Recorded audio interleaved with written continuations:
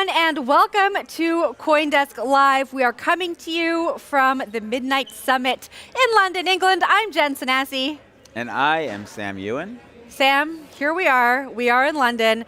For folks at home, the Midnight Summit is all about creativity, collaboration, and most importantly, privacy.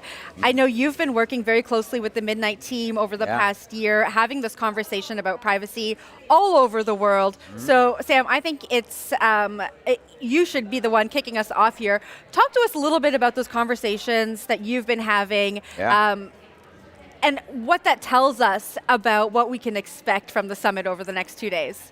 Yeah, well, Jen, today is Cypher Day, and this is really the summit that focuses on privacy generally as a whole. And a lot of folks are here from different ecosystems, but a lot of builders as well who want to build on Midnight. Midnight, which is still in its, it hasn't even had its TGE yet. It is really in the mining stage right now of Midnight, which we could talk about in a bit. But really, it's the idea that there's a privacy layer that you can put on top of right now 8 different chains that allows you to shield certain transactions. And the way that they describe, which I think is really interesting, is these days, if you think of what a Robinhood does or some of the other brokerages, people often will look at the signals of how trades are being done and then try to front run that information, right? We see that happen in crypto all the time. And so the idea could be that you could obscure some of that data, so maybe a big brokerage firm or a big VC or hedge fund may not want to signal what it's going to do beforehand. And so what if we could obscure that? Similarly, the way that you and I could obscure our personal data. Maybe I don't want my phone number or my passport out there. We could shield that as well. And so Midnight really is a layer that allows people to sort of make programmable decisions about what they want to be private versus what they want to be exposed, and then also be able to, in essence, burn those keys, right? I may give you something and say after 3 days, now it's enough, you've had enough time. It's something that crypto really is asking for, and we know, we've had these discussions. Privacy is at the front of everyone's mind right now with Zcash, Monero, Midnight. There's been a big sort of raise in the awareness of people wanting something that is core to the ethos of the crypto set, which was, let's not replicate TradFi, where they really just sort of milk and monetize our data. Own your own money, be your own money, and have control over how people are exposed to that data. Like you said, Midnight has not had its mainnet launch yet. They did have the Glacier airdrop, which was very successful. We're going to hear from some folks about that today. But the conversation around privacy, like you said, Sam, is super important. I think for a really long time, people felt like they needed to choose between privacy and convenience. And I think the conversations that we're going to have here today are really going to reveal that with good design, with a good technological foundation, you don't need to make that choice. That will be there for you already. It's interesting being here in the UK. I don't know if you noticed, but when I open my phone, I open the apps that I usually go to, the social media apps, whatever, the news apps. There's more, accept cookies, reject cookies. There's a lot more of that here in Europe than we experience in the United States. We're going to talk about that from a regulatory perspective a little bit later, but it's just all kind of coming to this conversation that is similar to the one that you and I have had at prior events, right? We're talking about the next iteration of finance, the next iteration of social, the next iteration of the internet, and I think that's all about ownership and choice.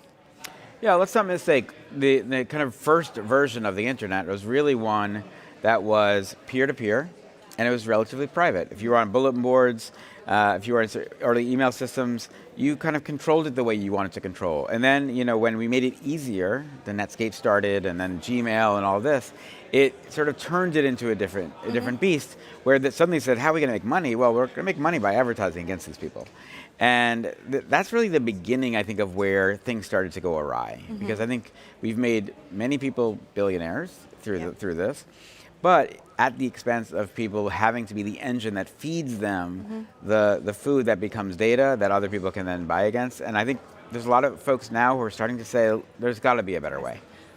Well, that's exactly it, right? In Web 2, data became currency, and a lot of people didn't really understand what they were giving up to participate in these platforms, right? And I think that it left a lot of folks feeling helpless, like stuck in a system where if I want to participate and do what everyone in my network is doing, I just have to give this up. And it's really nice to see that there are alternative options where I can now take the reins of my data. I hope we have a conversation throughout the day about the terms and conditions that a lot of the big Web2 players have. You know, there is a regulation like the GDPR here in the UK that says that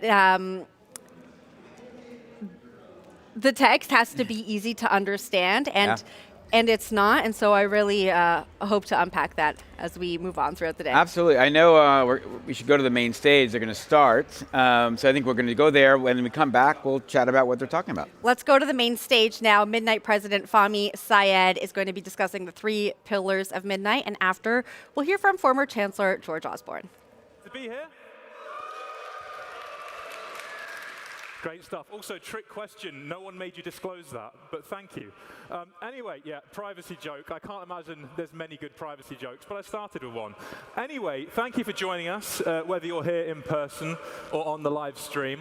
We've got a really diverse audience here of builders, ecosystem makers, influencers, all sorts. We also have a very international audience. This is such an amazing day, or 2 days, to have the Web3 ecosystem together around the topic of rational privacy. So, why are we here? I mean, we're here to explore the future of privacy, as I've alluded to a couple of times. We're looking at decentralized apps.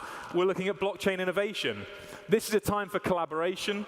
It's a time for community coming together, building together, testing the barriers of what's possible, and doing things that are new. We're here to learn, experiment, and build through code.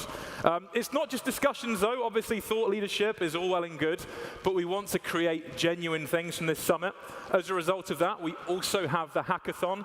This is more than just a side event. It's a really important part of the event, and we're going to build new code around AI, healthcare, finance, governance, and identity. So, it's now time for the agenda slide. Here's a taster of what's coming up. In fact, I'm not sure if you guys can see it on the screen. If that's coming through, you can just see me at the moment. But what I will say is that today is Cypher Day. That means we have discussions on privacy in blockchain, privacy for institutions, and privacy in public life. These are topics that are absolutely huge, and we're going beyond finance as well. This isn't just about DeFi. This is about the future of privacy rights and individual liberties. So really important and big stuff. Today, we're all about understanding and shaping the next generation of blockchain. We've got some big speakers coming up. Obviously, as many of you will be aware, we have a fireside chat later with George Osborne, former Chancellor of the Exchequer. We also have the main man, Charles Hoskinson, talking us through the roadmap for Midnight, so we know what to expect, what's coming up. We also then have a series of panel debates where we'll go into all the biggest topics in innovation, security, even stable coins. We'll look at the reclaiming the soul of the internet, some really, really important stuff. And for those of you that are here with us in person, we also have a bit of a secret keynote. More on that later. I can't disclose any information on it, such is the nature of this event and of that speech. So now on to housekeeping, the bit you were all looking forward to, the sexy, sexy housekeeping. What you need to know is there is no planned fire alarm at this event. So if you do hear a fire alarm, that means something is probably on fire, and you should make your way to the lower ground square lawn. So it's not like at school where you hear a fire alarm and there's no actual fire. Bear that in mind. Also, we want to know what you think about the event. So we have the QR code that will be on the screen at certain points throughout the day. I don't think you can see it now, but when that comes up, make sure to scan it and give us your thoughts on how the event is and what we can do to make it even better, because we plan to do more events just like this. So it's time to begin our content. This is content with purpose, content with intent. We're here to discuss rational privacy and building within an ecosystem that enables freedom by design. we're going to operate with this idea that privacy is power when shared. Now, what does that mean? It's quite a lofty topic. I think our first speaker will help us through that and help us to understand that. Our first speaker, of course, is the president of the Midnight Foundation. Ladies and gentlemen, please give a big round of applause for Fahmy Syed.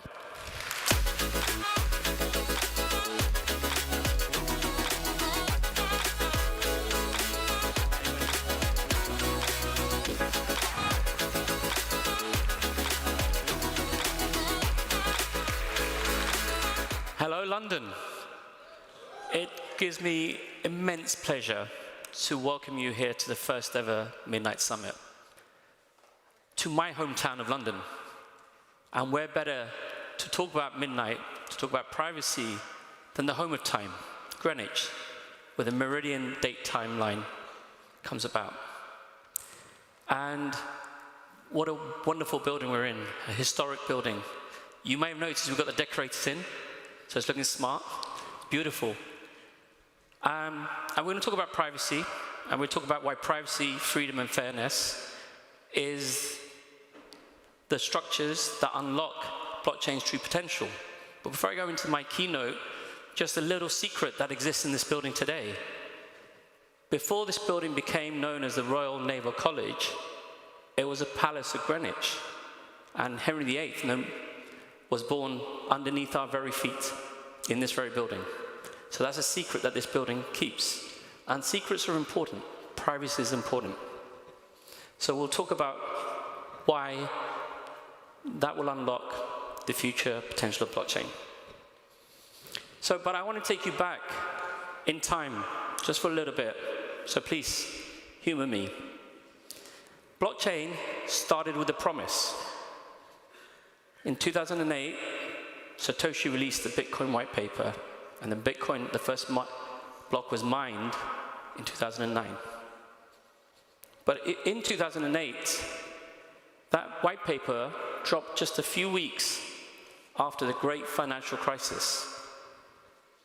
And if you lived through that period, then what that taught you was that the very money you worked very hard to earn, the salary that you put in the bank, the very assets you owned, didn't belong to you.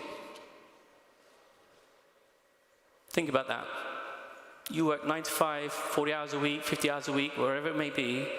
The assets that you saved were owned by the banks. The very financial institutions that were meant to protect you were gambling away those assets.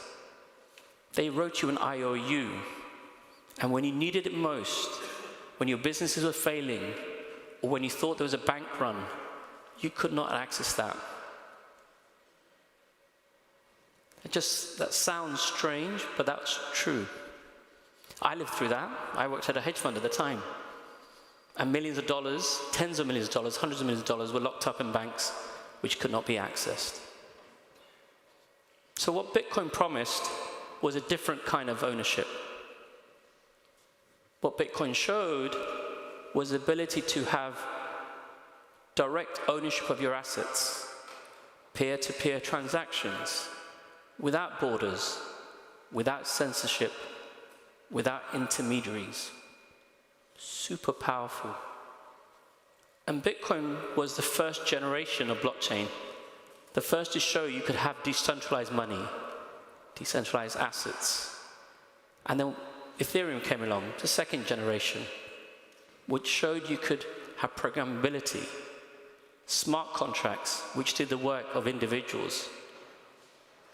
So that then unlocked more potentials, DeFi, NFTs, and far beyond. And then came the third generation, which was all about scalability and interoperability. Cardano, Polkadot, Solana. And when you think about those chains and where we are today, we keep talking about faster. Faster is better. But that's not always true, because even with the speed of some of the chains we have today, we haven't seen mass adoption. No major business is running their technology using blockchain. They may be tokenized here and there. No major asset manager is actually managing their wealth on-chain. And there's a reason for that, because all the blockchains that I've described came with a compromise. That compromise was transparency. Blockchains are a truth layer, but the truth was only possible because everybody had a copy. Everybody could see what you were doing, when you were doing it, who you were transacting with, and everything that you did was not only transparent, but transparent forever, immutable. And that transparency compromises your privacy. So we believe Midnight is the fourth generation of blockchains that brings privacy into this technology, that ushers in widespread adoption, because we believe that we are delivering the missing piece. And that missing piece is rational privacy. You've heard me speak about it before, but I'm going to just ask you to participate in a small survey for me, if you may. So, I would like you to raise your hands, please, everybody. Just put them up in the air. Just one hand is fine. And keep your hands raised if any of the answers to the following questions are true. And please lower your hands if they are false. Keep your hands raised if, during this next 2 or 3 days at the summit, you're willing to come up to me and tell me your name. So the majority of you. You're willing to tell me where you work or what you're developing. Great. You're willing to tell me where you traveled from. You're willing to tell me your salaries. Oh. You're willing to tell me how much assets you have in the bank. That is rational privacy.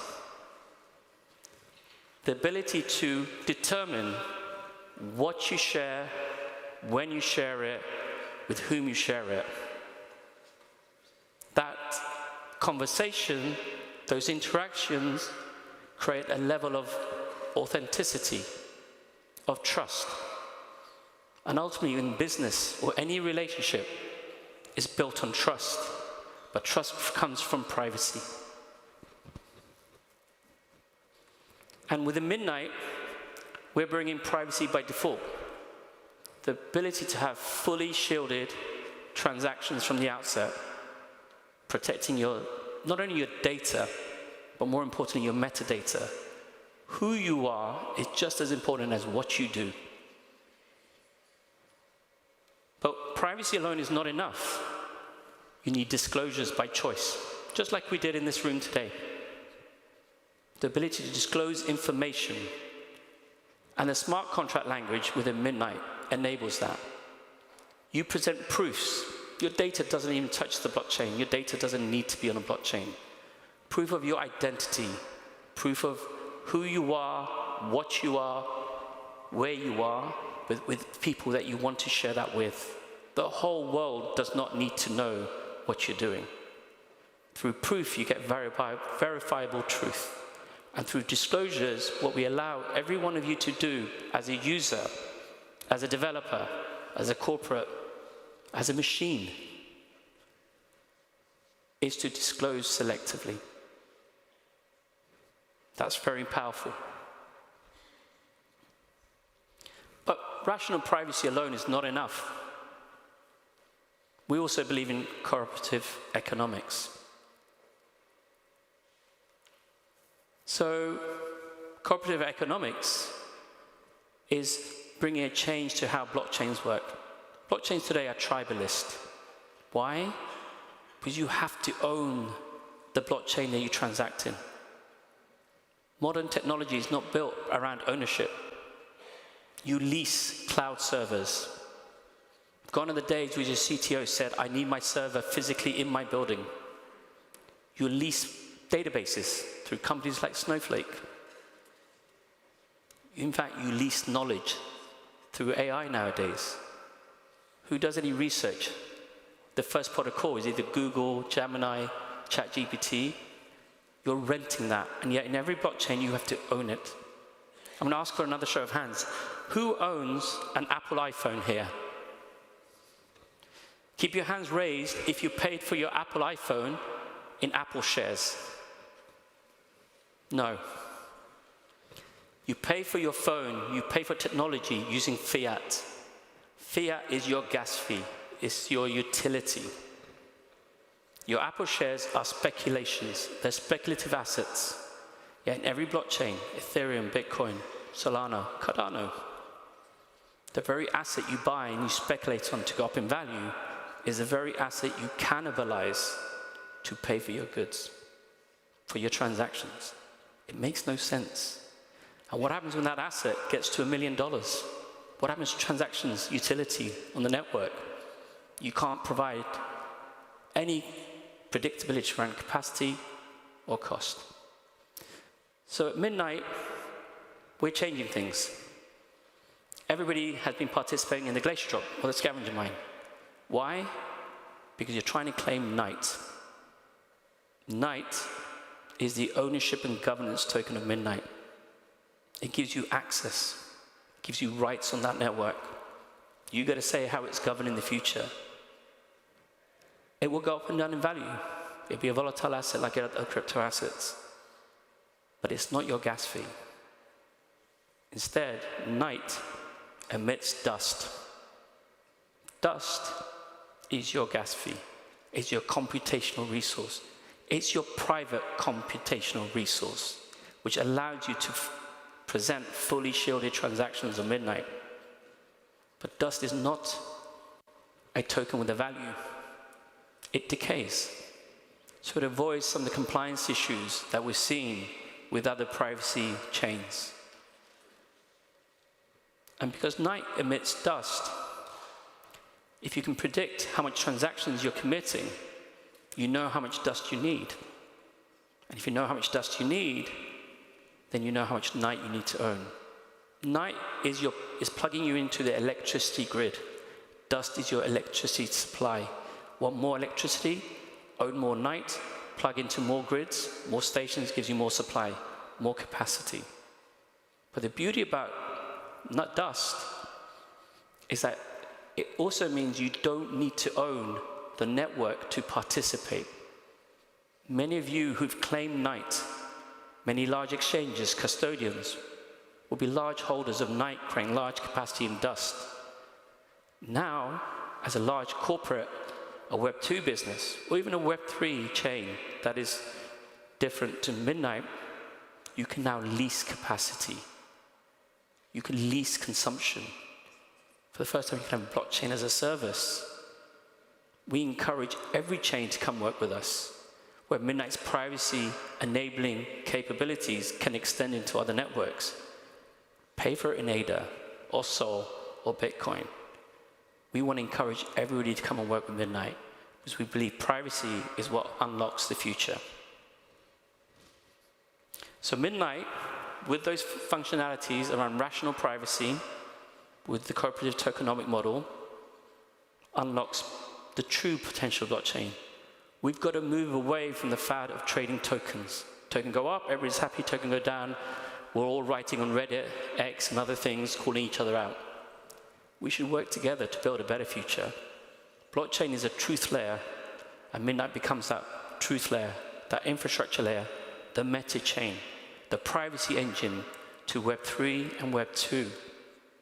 And over the coming days, you'll hear from many of our community developers who are working and coming to Midnight to build because of that potential. You'll hear from some of our partners, large collaborations, small innovative collaborations, who've come to Midnight because of what we can unlock. Cooperation, not competition, is key to widespread adoption. And underpinning all of that are the freedoms of ACE. The freedom of association without permission. Think about it. I'm sure we have many sports fans in here today. You should be able to associate to your team in a free and accessible way. You should be able to make comments about that team without getting ridiculed. That freedom is an important part of who we are, both as individuals and as nation states and beyond. We should have the freedom of commerce. So going back to the guiding principles of Bitcoin, that ability to trade with whomever you want, whenever you want, without restriction. I'm going to name a controversial person. Who's heard of Nigel Farage? So Nigel Farage is a right-wing politician in the UK. He has strong views about immigration and other matters. I don't personally agree with many of his views. But what I support him on is the fact that his bank decided to unbank him because of his political views. I don't know if he was a good customer, a bad customer in terms of how much assets he held, minimum transactions. But nobody deserves the right to be prevented from access to any kind of commerce because of views. I look around the faces here in this room. We come from far and wide, from many continents. We are all different. We should embrace those differences. And the last one is the freedom of expression without censorship. We should all have the right to express our views.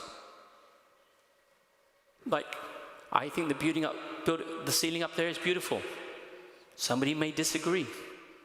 They might not like flying cherubs and other elements like that. But that's your entitlement. Too often, we are controlled by and gated by central actors. About a month ago, many of us suffered issues accessing websites or applications. Why?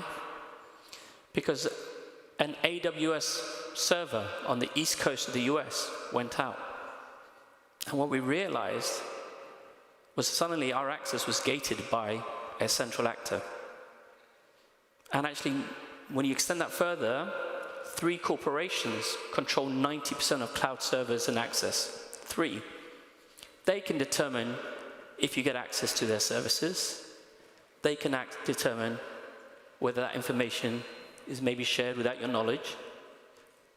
That's not fair. That's not right. I think many of you here today, you share those sentiments. So the freedoms of ACE are very core and very important to Midnight and what we are trying to present to the world. There is a different way, a different type of ownership, a different type of access. So the freedoms of ACE are critical to a fairer digital future. Sorry, I'm going to correct myself. To a fairer future. Because let's be honest, everything we do nowadays is digital.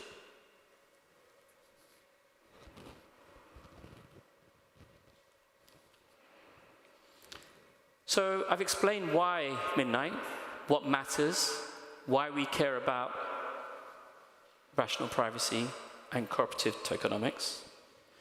But it'll be remiss of me not to talk about our fair distribution model, about the Glacier drop. The claim phase lasted for just over 3 months, and we're right now almost at the end of the scavenger mine. And we've been absolutely staggered by how people have come. We're looking at one of the largest token distributions in blockchain history. We had a story to tell. We thought privacy mattered, and we wanted people to have access. We believed so strongly in the technology, we gave 100% of supply away. And we said, come and grab it. Come and grab your stake. No different to the pioneers who came to the US a couple of centuries ago and claimed their stake in the land. We said, come and claim your stake in Midnight. And we've distributed, or by the end of the scavenger mine, which is in a few days, more than 4 billion Night tokens will have been distributed. That's a big number.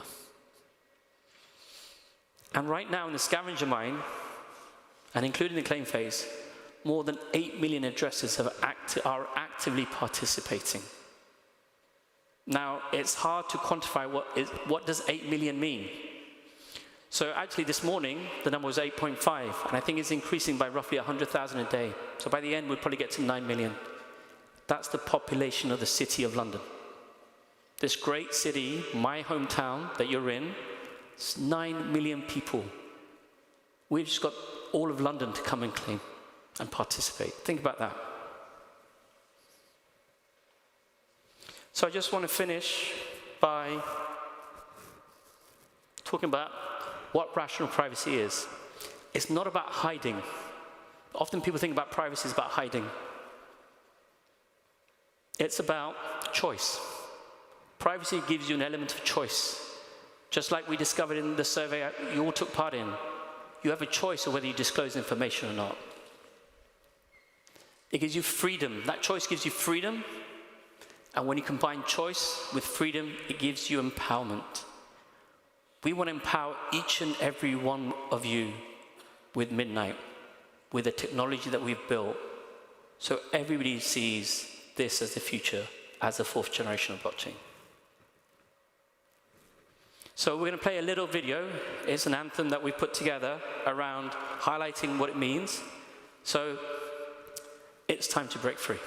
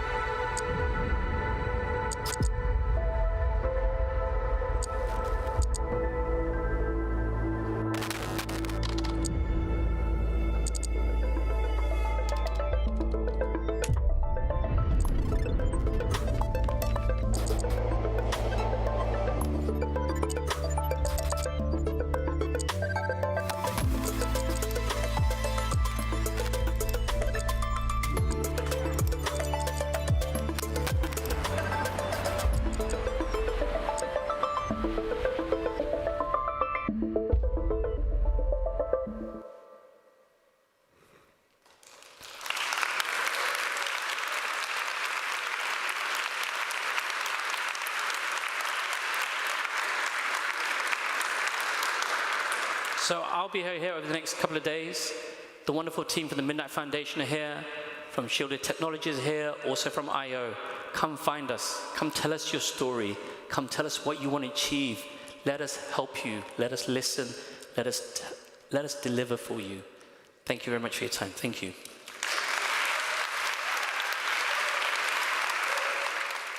Thank you, Fahmy. Thank you. Excellent start to the day. I kind of realized when I came out earlier, I didn't really introduce myself. I was too busy trying to make jokes about privacy. So quickly, just so you know, my name's Ian Horn. Some of you will know me as a former head of content at Money 2020, where I programmed Europe's biggest fintech agenda. I'm also the author of a book called Why DeFi Matters. And actually, the reason I wrote that book was very associated with many of the things that Fahmy was talking about there, such as delivering on the promise of Bitcoin and of decentralized finance. My background is also in the traditional finance world. I spent years networking with financial advisors and wealth managers.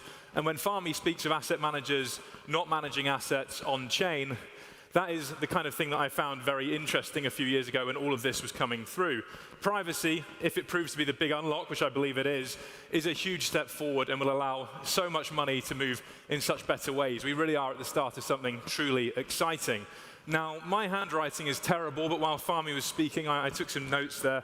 A few things that really stood out to me. I mean, firstly, what he finished with: choice, freedom, empowerment. These are things we all want to fight for, right? These are things we can all be passionate about.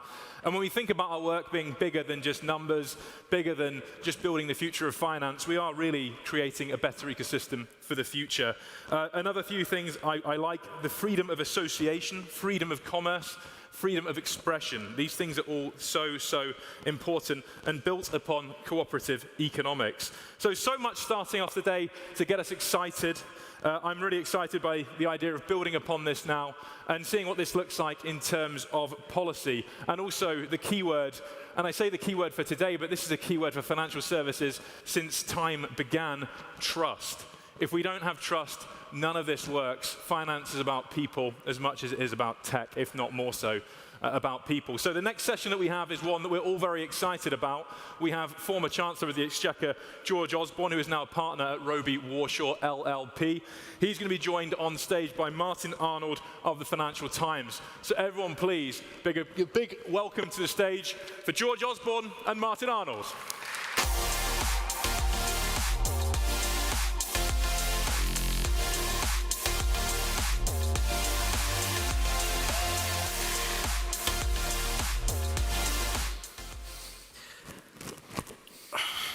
Well, hello, and it's great to be here. My name is Martin Arnold. I'm the financial regulation editor at the Financial Times, and the person you're all here to hear from is George Osborne, who of course was former Chancellor of the Exchequer from 2010 to 2016, and since then he's been the editor of the Evening Standard, he's been chair of the British Museum.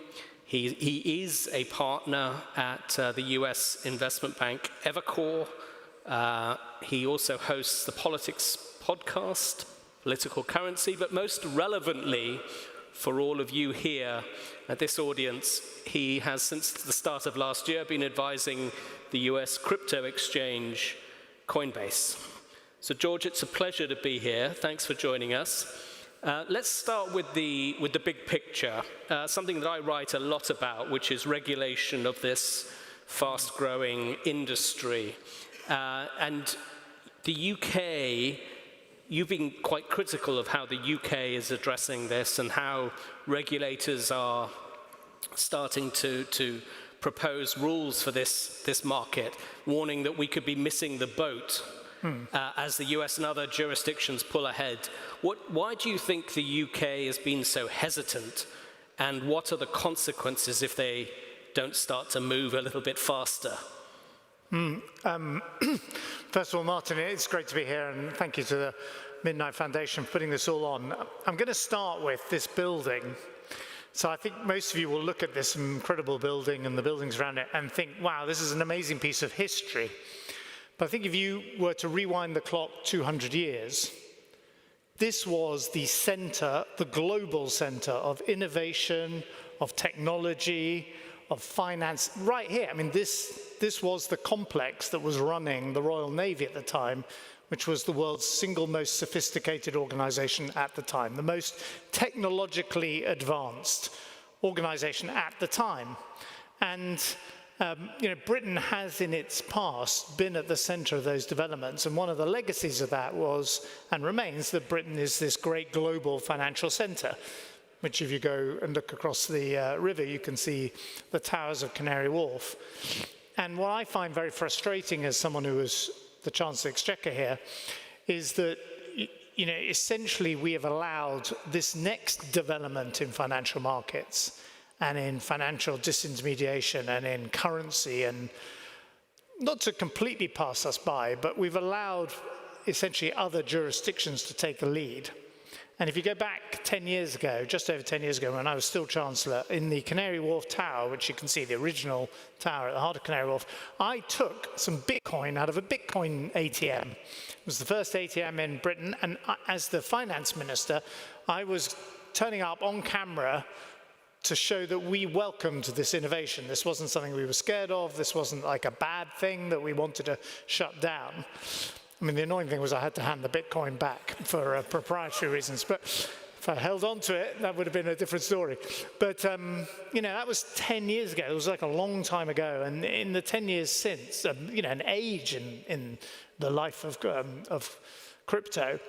And, we've gone from being a kind of front runner to now suddenly, like other jurisdictions, I'm not saying we're alone in this, playing catch up, particularly with the US. And I think there was a moment when we could have gotten, stolen a march a bit, established London even more so, because it's already got big advantages of the financial center it is, a lot of the technology that is done here, a lot of the AI companies, originated here, or some of them did anyway. And we've kind of now we're playing a bit catch up. Now, that doesn't mean everything's lost at all. It's just a bit frustrating because we've missed a few years when we could have made this the place where it all happens. Okay, I mean, as a former chancellor and now an advisor to one of the biggest exchanges in the market, you've been on both sides of this debate. So what would be your key message for regulators about how they can safely encourage innovation? Well, I think, you have to, there are perfectly legitimate things that governments, and governments are expressions of society, of all of us, have an interest in. They have an interest in financial stability, so we don't have big crashes that wipe out everyone's savings. We have an interest in consumer protection, so people aren't kind of ripped off. And we have an interest in, tracking down terrorist financing and stopping criminals, doing their business. So those are perfectly legitimate things that I think most of us would want to stop, or at least keep an eye on. The thing is, like a $20 bill is used in all those things already. So I think this, the idea that somehow crypto is a uniquely kind of bad instrument for those things, I think is nonsense. And if anything, I think, tokens and coins and cryptocurrencies give societies and regulators more powers, potentially, to... Because of the immutability? Well, and it's partly the immutability, although I think one of the kind of great innovations that the Midnight Foundation is working on is how you tie that in with privacy, because immutability brings its own issues, but it's also a kind of, there is at least an ability for transparency, which there isn't always in traditional finance. And so I think, if you're a regulator, you should lean into this. And the other thing is, if you're doing my old job as Chancellor, you've got this important consideration, which is the regulators. But you're also trying to run an economy where people are employed, the economy is growing, and there's enough money to pay for the regulators and the NHS and all the other things we want. And so, you need vibrant financial services, and that's around innovation. And the great mistake, I think, is to try and predict what a load of, entrepreneurs are going to be able to come up with. I mean, I remember, 10 years ago, everyone saying to me, we're not going to need any drivers in 5 years' time. Well, 10 years later, there's like a big shortage of drivers. So, governments are very bad at predicting where private markets and free enterprise will take things, but they can create guardrails. And there's a kind of curious paradox. I don't think regulation is always a bad thing.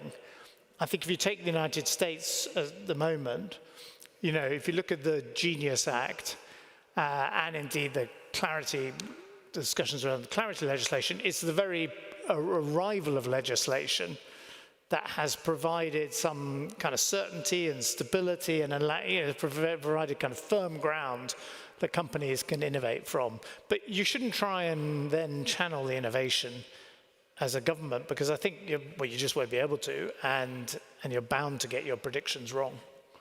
Do you think at the moment the proposals that we've seen most recently from the Bank of England, where they put out their proposals for regulating stable coins, and that included putting limits of £20,000 for individuals and £10 million for businesses on stablecoin ownership. Do you think that risks making the UK an outlier and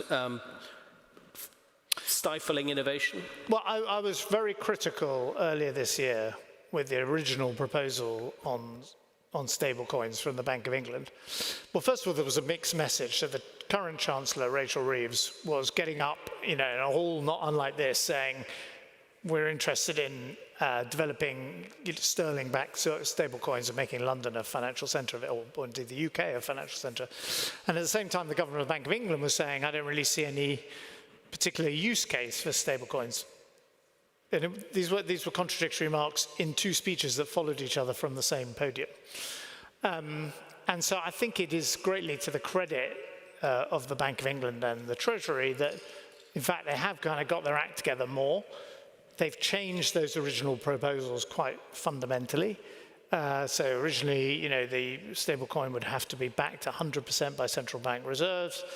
And now, you can have... Now it's only 40%. Yeah, and 60% can be in other, liquid assets or high quality liquid assets like gilts. So that's a big step forward, and I think it'd be really churlish to say, just focus on the remaining problems, because I think, and by the way, I think it demonstrates to everyone here who's engaged in the public debate in the UK, well, indeed globally, but we're here in the UK, and writes things and comments and posts things on, it has an impact. If you ever think like, these people never listen, nothing ever happens, well, the British state changed its view in the last few months.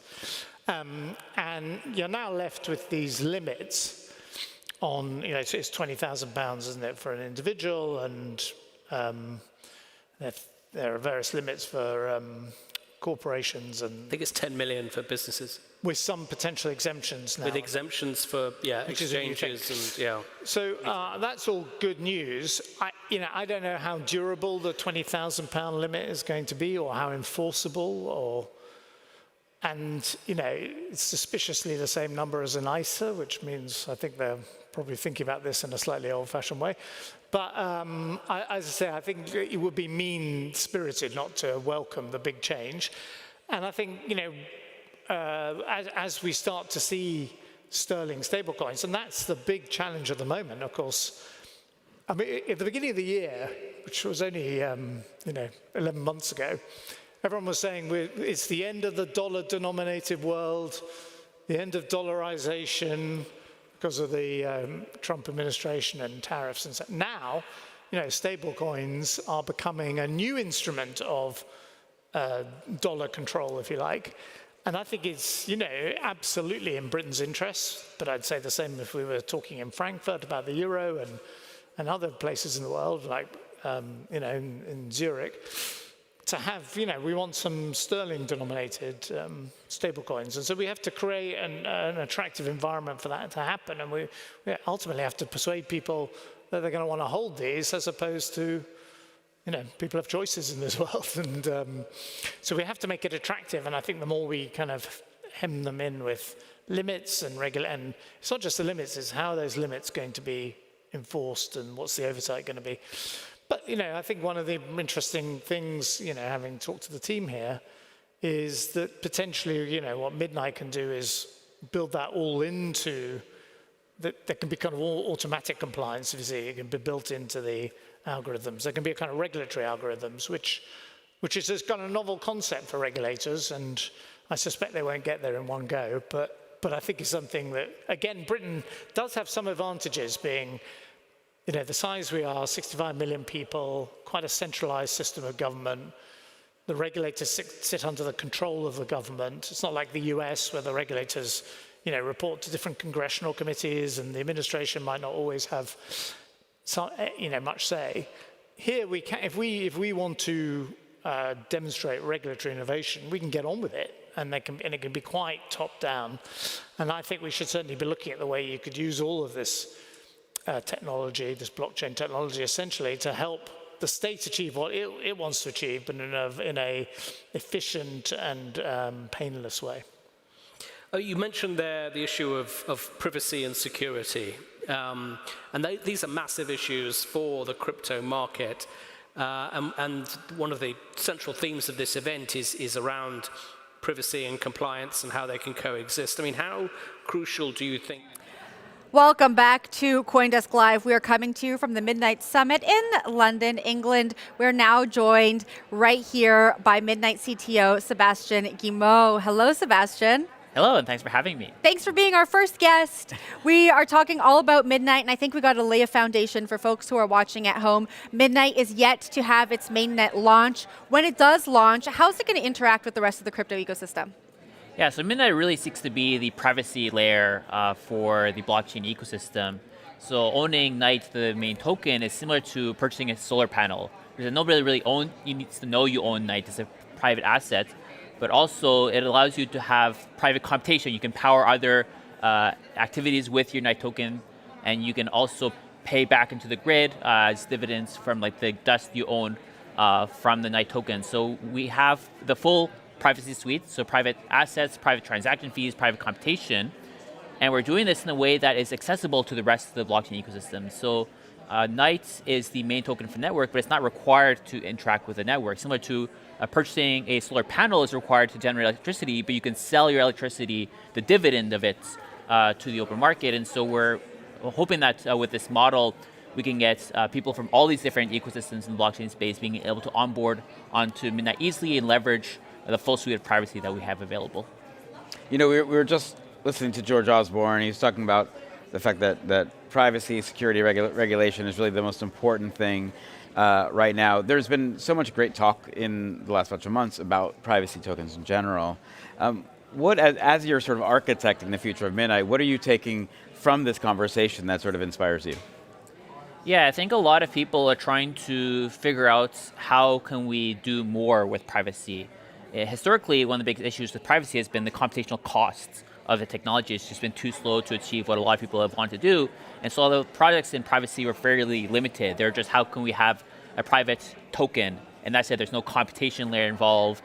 Oftentimes, even if there is private computation, there's a lot of missing features.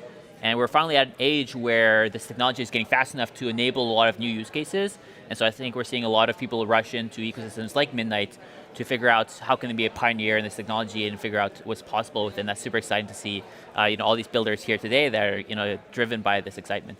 Sam and I were talking earlier about the general consensus around privacy. A lot of people out there feel like they need to make a choice between convenience and privacy. And I think that if this problem is really solved at the technological layer, consumers don't really need to make that choice. Developers don't really need to make that choice. I'm curious how you're thinking about it from a technical perspective. How do we build systems that think about that from the very foundational layer? Yeah, that's a great question, and a lot of this depends on not only productizing the research that has been done over the years in the privacy technology space, but also innovating on it. Because for this privacy, every time you reach one level of privacy, people always want the next level. Right, and so with Midnight, we're talking about private computation, private assets, and private so on. But people want privacy not just on their desktops; they want privacy on their mobile phones and on even smaller electronic devices. And so there's always the next frontier and adding different kinds of privacy. And so we're always looking at the research and doing the research ourselves and collaborating with the greater blockchain space and figure out how can we productize these ideas and bring this to entrepreneurs who want to build with it. And so I think that's why at Midnight we're one of the first projects to really productize this private computation concept. But we won't be stopping there. We'll be working on the future and trying to bring these ideas to market. Can you define for us what rational privacy means? Yeah, I think for a lot of people, they don't necessarily want to have 100% privacy all the time. They want to be able to share certain aspects about them. And I think a good example of that is, for example, if you have a private NFT, which would be possible on Midnight, you may want to selectively disclose you own the NFT to join a gated community and be part of that community. And so this is very common in both NFTs and meme coins and these kinds of spaces. There's also times where you want to reveal information about your financial history to get trust from a bank or a partner or a business or to get a loan. And so there are a lot of times where you want to reveal information about you, or your personality, your interests, your financial history, and we want to support this use case while also providing the people with the default, which is the privacy-first approach. Can you give us a practical example of the future you're building towards? Before we started talking live here, you were telling us that you think a lot about the future and what Midnight will enable. Give us a practical example. Once Midnight is fully functional and out there, what's that going to change for folks? Yeah, I think a lot of this is going to be trying to rethink how we're interacting with public networks. So one of the key difficulties in having private assets is how do you interact with people if you don't know their financial history, right? And you kind of take this for granted a bit in the public blockchains, which is you can look at the leaderboards of different protocols and know who's doing what and leverage that information. But when you have privacy first, all of this kind of goes away, and so you have to kind of reconstruct a lot of things people want kind of from first principles on this topic. How do we allow people to have shielded liquidity pools while revealing the amount of liquidity without revealing who's providing liquidity? And a lot of these things are not just technological problems, but also social problems as well, which is how do we kind of rebuild this kind of economy, DeFi that we've had in the public space. in the private space. And so a lot of what I'm thinking about these days is, what kind of primitives and what kind of features are needed to enable this in the Midnight ecosystem. And so we're doing this in a very customer-centric manner, which is we're talking to a lot of people about their vision, what they want to build, and we reverse engineer from that what kind of features they would need in the protocol to enable these things. And so we're really trying to figure out how we can solve all the social layers and the communication, the human aspect of finance, while also building this privacy approach. I think about back in the day when I joined like AngelList or some syndicates where there'd be this little checkbox that says, are you an accredited investor? And there is a definition in the US about what it means to be, but there is no way to check that the person actually is. It feels like when we think of the kind of the dual ledger architecture you have with a private and a public layer, that you can say, on the private layer, I could tie my assets to say I meet certain criteria, and the public one can just look and say yes or no. Is that sort of the right way to think about it? Correct. I mean, you can even go a step further, which is you can keep your assets private, but selectively disclose some part of your information to somebody else without making it fully public to everybody else. And so we'll see a lot of these things in stuff like KYC, where you might want to prove that you own a certain amount of assets or even your nationality without revealing that information to everybody, or just subsets of that. We're talking to a lot of different projects that want to do government ID, so they want to prove that they're over 21, for example, in the US, without having to reveal all the other information about their IDs. And so there's a lot of stuff like this where the hard aspect is no longer as much on the technology, but it's rather on these human aspects, which is how do we enable people to communicate with each other given this privacy-first world. There's maybe a misconception out there, I think, for new developers coming into the space. They hear about working on privacy and maybe their brains go to what happened with Tornado Cash and they get scared. They don't want to build in the space because of regulation. They don't know what's going on with regulation. But I think what we're speaking about here is different. Can you just differentiate how what you're building at Midnight is different than Tornado Cash and why developers maybe don't have to be concerned? Yeah, so a lot of the demand for privacy these days actually comes from large companies and governments. The reason why is because a lot of people are seeing the growth of this technology and want to take part in this in some way or another. You see a lot of governments announcing, pro-crypto policy, including, of course, the United States, and they want to be an active participant in this. But at the same time, there's a lot of government regulation that says you cannot reveal certain information publicly for privacy regulation purposes. And so they're kind of in this weird place where they want to adopt more of this blockchain concepts and blockchain technology, but they cannot do this while also being in line with their privacy laws at the same time. And so a lot of the demand for privacy is not coming just from the consumers, but also from the corporates and the governments as well, who are trying to figure out how to adopt this technology while also respecting the privacy regulations that exist in the market. And so a lot of what we're doing is trying to figure out how to merge these two worlds together, which is what rational privacy is all about. You have this privacy by default, but you have this optionality, this way of speaking with other people about the privacy that you have to be able to build large applications or consumer products that are compliant with any government regulation, and also make people feel confident about leveraging your product as well as building the product itself. We're here at the Midnight Summit, so I got to ask you, what are you looking forward to over the next 2 days? Yeah, it's really interesting to see how many builders we have coming out here for our hackathon. And I think what's the thing that's really important whenever you're working with new technology like this is trying to be super customer obsessed, right? There's a lot of ways this technology could evolve. Nobody knows exactly where it's going to go. And the best thing you can do is be really on the ground floor with the builders and figure out what kind of problems people are trying to solve, how to enable them to solve these problems. And so I think being here at the event and getting to people in person, having in-depth conversations with them about the features that they're looking for us to provide is super important feedback, and that's always something that I'm looking for. Sebastien, thanks so much for joining us and kicking off the day with us. Yeah, of course. That was Midnight CTO Sebastien Guillemot. We are going to take a quick break. We'll be right back. If you're a builder, now is the time to come to build on Midnight. Midnight is here. Now is the time to jump in and start learning with everyone else. Super excited about ZK. ZK, for those who have not been following, gets 10 times faster every year. So it's never been a better time to get involved. Developers have so many different opportunities to get started building on Midnight right now. We are always running hackathons virtually. We have them in person. We have our academy to teach you how to interact with the system and how to build your first smart contracts. We have the forum, a Discord.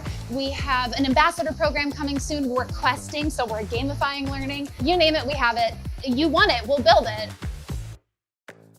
You're looking to get into developing on these kind of newer technologies, make sure you're very patient, make sure you build really good mental models of how things are working under the hood, because things are going to happen that challenge your assumptions, and you're going to have to be very flexible and thoughtful about investigating those issues. The big thing I want to highlight is to leave as much feedback as possible. We have a lot of potential to create innovative solutions that allow for use cases that have never been done before. Midnight's here for everybody. It's not built for a specific use case per se, but Midnight does have that secret sauce. It's the beginning, right? We're not even at mainnet yet. Those who are here now, they're the OGs. Our community is reshaping what Midnight will become together. Come get involved. Everything's out in the open, so it's up to you. Come on in.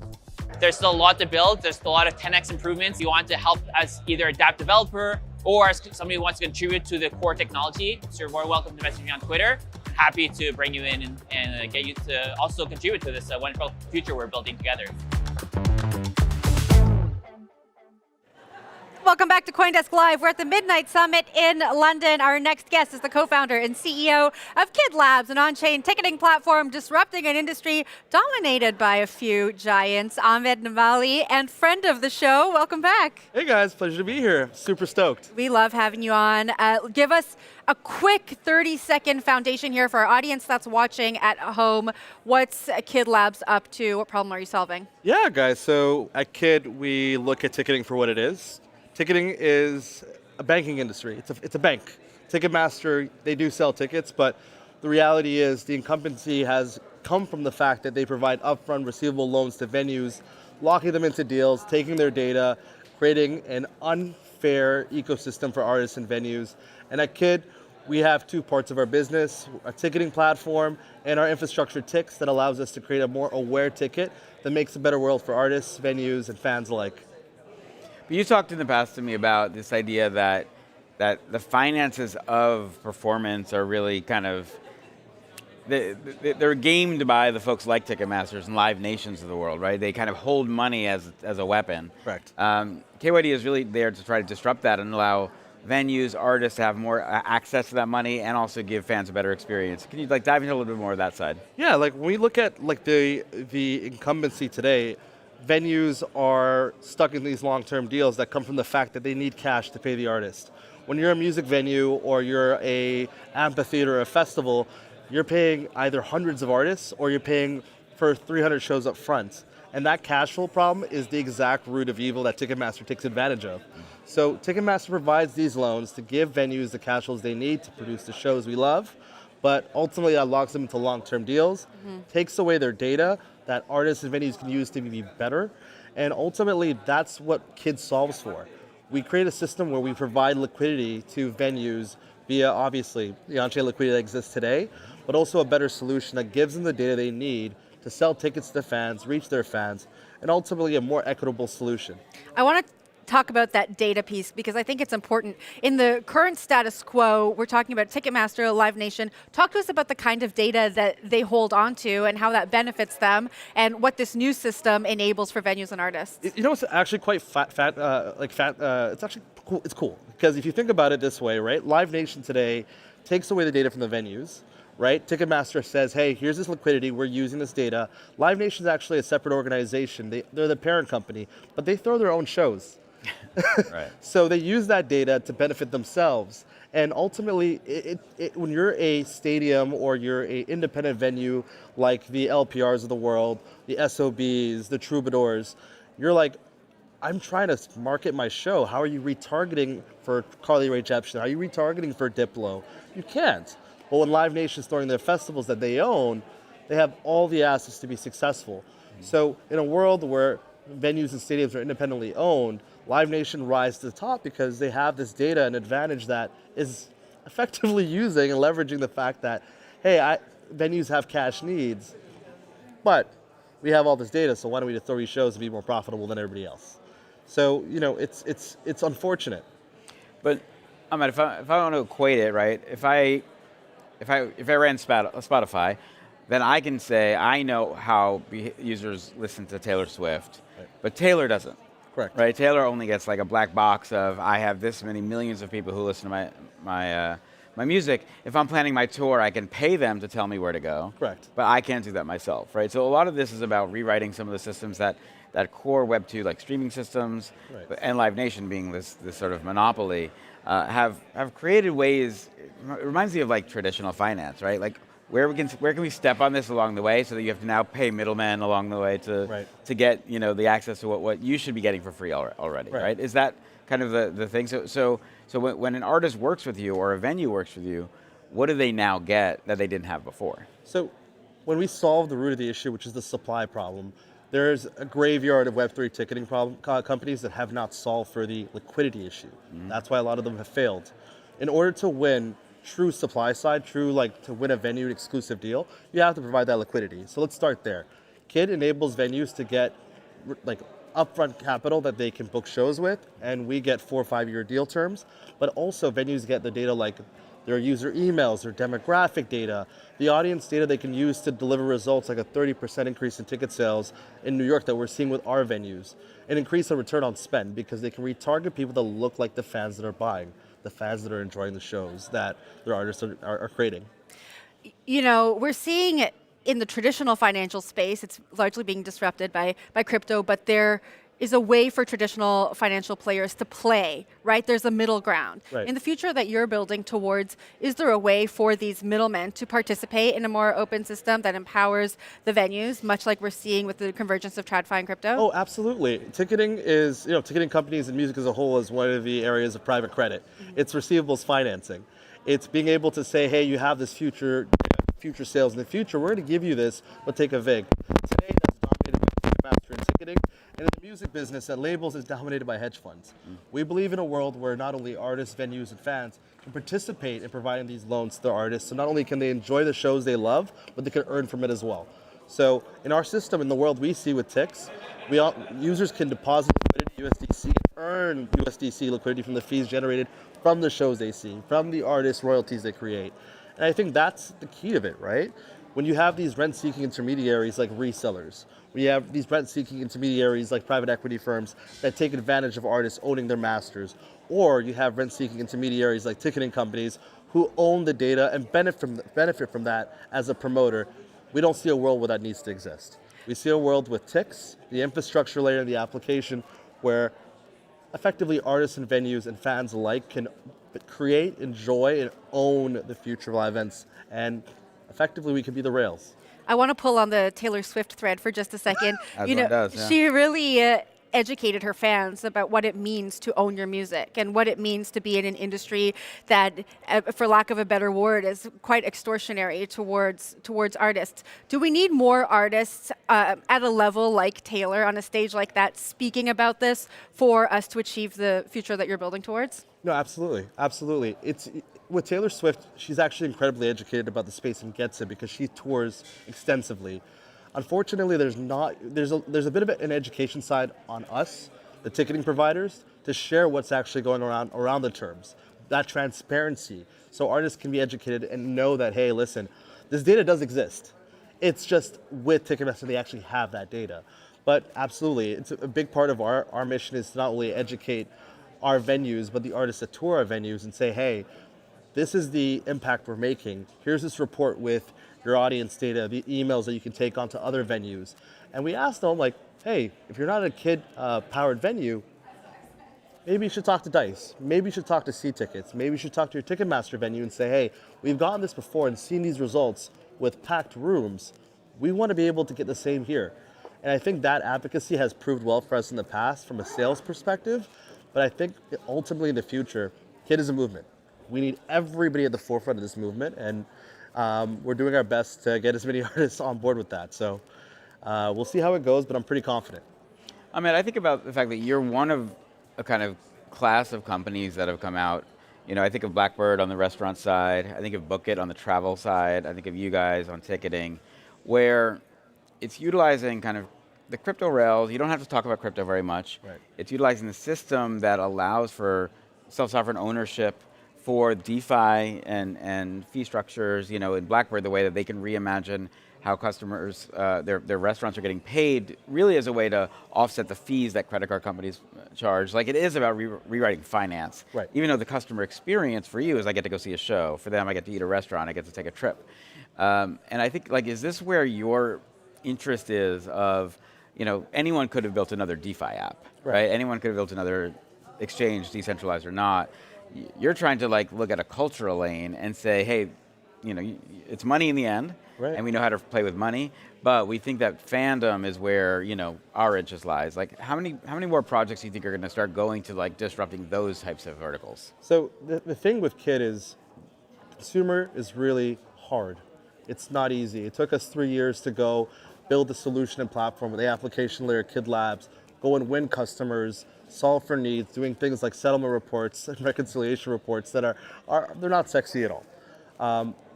You really benefit from that finance layer once you have product market fit and solve a specific problem. Then you can scale. And here's what I think. I think when you look at the finance layer, that private credit layer, that's where the excitement is. Instead of depositing money into a DeFi protocol that earns you 67%, where you don't see the impact, with Kid, you deposit that, and you can see the shows being created. You can see yourself earning from, your Charlie XCXs, your Dylan Francis's. By the way, 22nd Dylan Francis at LPR. We'll see it. But it's yield with impact, and that's the future that we enjoy and we believe will intermediate people like Ticketmaster. For every $1 of debt Ticketmaster puts out, they make 30 cents, $1.30, 30%. It's a payday loan to music venues. And that doesn't make sense. It hurts the ecosystem, and we believe in a world where everybody should participate in providing this liquidity and seeing the impact of that. Like the feeling of being able to go to Coachella and say, hey, I saw, I'm here and I paid an X amount for a ticket, but I'm making X amount being here, and I'm supporting this happening. That's what I see as something that keeps me up at night, and I thoroughly enjoy. Really a cooperative economy. We heard Fayed talk about that on stage this morning. Yeah. Ahmed, thank you so much for joining us. It was a pleasure. Yeah, absolutely. Love being here, guys. Thank you. That was co-founder and CEO of Kid Labs, Ahmed Nali. We are going to take a quick break. We'll be right back.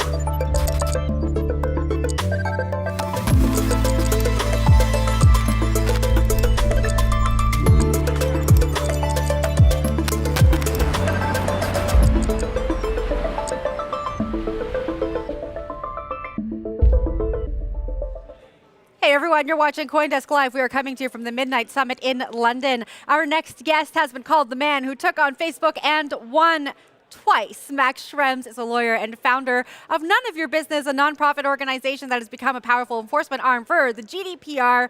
Max, welcome. Hey there. All right. Lay a foundation for us. Talk to us about your passion for privacy and what drives you to take on these huge corporations, really in the fight to protect folks and their data. I think on a high level we can say we move into an information age, and then the big question is who has power over that information? Is it like a couple of guys, or does everybody have some power over its own information? And at least in Europe under the GDPR, but that's part of the Charter of Fundamental Rights to be the lawyer here. So basically our kind of amendment to the Constitution in the US setting. We know that we do have this right to privacy, the big problem, and to data protection. Big problem in reality is that almost none of the companies actually comply with any of this. That's what I was going to ask you about. And that is why it's, from a legal perspective, quite interesting. It's probably one of the most under-enforced rights we have. To give you an idea, in Europe, if you bring a complaint to a data protection authority, statistically 1.3% of the time there's a fine in the end. So we joke in Vienna, my hometown, we have, I think, 7,000 parking tickets for wrongly parked e-scooters per month. European governments are able to do that, but in the whole country of Austria for a whole year, we have 55 GDPR fines. So that is what Neub as an organization does to try to kind of push forward enforcement there. Max, I want to go backwards a little bit. I was reading yesterday about you and the movement that you're part of, and it sounded like you were a lawyer training in law school, trying to figure out the areas you wanted to focus on, and then you sort of noticed in a course, right, that there was something happening that you started to think whether Facebook was misusing your data. Yeah. You then request it. You get this trove at some point of redacted information, and that really starts the journey. But I guess what was it in that quintessential early moment? What was the thing that you said, wait, what's going on here that made you want to even start on this? I think on a personal level, there's a couple of other things. I mean, for example, I'm gay. I was coming out when I was 14, so I was always easy with that. But you have a lot of friends that are not out and that are like, oh, I have like some part of my life that I really want to keep away from the job, or in a small town that you just don't talk openly on the street. And that is probably elements where you realized, okay, even though I probably don't care about this privacy issues, other people do. Mm-hmm. And privacy is oftentimes very personal, like things that I find super easy to talk about, other people find super private. And then you realize that. I think that's probably the first element. Then I went to law school, started 2007. That was still like after the 9/11 decade, so to say, where suddenly there was more and more surveillance by government sides. And then obviously these big tech companies started to become a thing. And we all kind of wondered what's going to happen there. And that is then combined with the legal side. In law, usually, I mean, if you do mergers and acquisitions, there's just so many mergers you can do and so many interesting legal new questions. And in privacy, it's quite interesting because it's really a totally new field. Like, it's really something that was not litigated before much. Which is also interesting if you have a bit of a tech background. I mean, I only had like 4 years of programming in high school, but that's already much more than most lawyers. So you at least understand technology to a certain extent, and you can bridge these two things a little bit. I think that's all elements that made it quite interesting. At the same time, being that fast moving and being that ignored is also super frustrating every day. So a lot of people are like, in the legal bubble is like, how the F can you still do this? Because, you bring cases over and over again, and then regulators are just like, political influence, rather not touch it. And that can be quite frustrating as well there. Mm. I think a lot of people watching would love to hear from you how you live your day-to-day when it comes to protecting your data, because you're so educated on it. I mean, how do you live your day-to-day? People look at terms and conditions pages. They're hard to understand. Yeah. They're 50 pages long. To read something, you just choose to accept all and move on. What do you do, and how should people at home think about it? I think we have to fundamentally change the narrative around a lot of that. What we have here is a lot of responsibility shifting to, like, let's say my grandmother wants to see pictures on Instagram, which is never, I mean, we litigated Facebook for 15 years. I do not fully understand how Facebook works. And I think most engineers there do not fully understand how the whole system works, because they work on one little piece of the whole system. And I think that is something where saying that the consumer should fully understand that and really, make informed choices is just absurd. There are parts where you cannot be totally stupid. Like, I mean, don't put your, naked pictures online level, where we're like, okay, obviously. But anything that goes a little bit below that is usually something where I think in a developed democracy, in a developed country, we need regulators. We need people that really understand that really also regulate that. To give an idea, I'm going to take the high-speed train to Brussels tonight. I have no idea about train engineering. I have never checked that the Channel Tunnel is actually safe to go through. I just expect that someone took care of it and I can hop on a train and move on. And I think that is how we have to look towards technology in the long term, to just be sure that if you're not totally stupid and crazy what you're doing, that you're protected, and not that the other way around. Basically, a company may do whatever it wants to do because it put it somewhere in the terms and conditions. And to put that in a bigger perspective, when I was studying in California, I realized, obviously, in the US, there is a very different approach to terms and conditions. Like, we all know the jokes about Apple's terms and conditions that are all over the place. In Europe, we have a different tradition on that. Ever since the 90s, for example, you cannot have unfair terms. You cannot have something hidden in the fine print that is not to be expected. And generally, the GDPR is regulated in a similar way. It's quite reasonable the way it's regulated. What we really have a problem is enforcement, and that is where a lot of the perception comes up that the law doesn't work, is not because the law is bad, but because the enforcement is bad. It's like not that the murder charge is wrong, but if no one ever goes after murder, you feel like, what is this good for? So I sometimes recently now talked about saying, maybe we're a bit in a kind of digital failed state. So we do have the stuff on paper, but not in reality in the end. In the UK, the ICO is probably the best example. They have official statistics of enforcement. I think there's one case that ever got enforced on the GDPR. So a lot of that is really compliance theater and keeps a lot of people employed, generates a lot of costs for business, but doesn't really deliver for people. And I think the answer must be that we move forward on that and not backward. Max, we live in a very surveillance-focused life, right? And whether it's governments, we know some of the crackdowns that happen here in the UK. Certainly in America, it's not the best time for freedom. Then we look at what companies do, like you've been focusing on the Facebooks, the TikToks, Twitters, Google, everybody, and really the idea that they are often mining our data for advertising, but one could look at it also for harm. You mentioned being gay and whether or not Facebook knows you're gay before your parents do. And then what can happen with that? Before yourself, or maybe yourself, right? But I guess how do you look at what not really what's most dangerous, but how does one as an individual reconcile the fact that we live in a state where all of our information is really taken, processed, and we're trusting today with the idea that, well, there's so much that why are they going to look at me, right? But then I look at some of the work that like a Palantir does, and some of this, and sometimes you start to say we're getting towards a point where everyone can actually be profiled and signaled. So how should we look at the reality of our surveillance state? Yeah. I think realities can be changed as well, and I think that's important, especially in the US bubble. The discussion is probably, the feeling is not there anymore that we can change it. And we used for a long while, at least in Europe, have the feeling, yes, we can change that. There is a democratic process, and we just prohibit certain things and say we don't want that. And we do that with chemicals or other stuff as well. We're like, okay, that's cancerous, we don't want that. And some of that, beyond what you just mentioned, is like this personal issues. We also have societal problems that come from it, obviously. All the democratic problems we have if you have hyper-personalized advertisement for political interference, Cambridge Analytica and the like, there is a much bigger problem we're facing. And I think right now we're a bit in this time of panic and angst and economic problems, and we don't know what's going on. I think especially for European side, it would be interesting to kind of be that continent where there's a third way, where we don't have the Chinese surveillance state or not the American, the big tech is just taking over and democracy is kind of giving up versus the lobby power of them, that we are maybe that place that has a third way. And we did that in other areas. We still have much stronger, employer protection, consumer protection, and so on. I think what's important is how we do that in a smart way and not just in ways, for example, in the GDPR where there's a lot of paperwork that doesn't help anybody. And that is legitimate criticism against bureaucracy because it really doesn't deliver. On other ends, there may be actually more regulation that we need. Best example in the GDPR fine is 4% of your global turnover, which sounds a lot. But if you make billions on this, it sounds like a 4% tax, really, and you just pay it and you walk away. And that is something where, for example, profit skimming could come in to say if you really make illegal profits, we take it away. Also, as a matter for fairness in business, that companies do not just run away with the profit and succeed after all.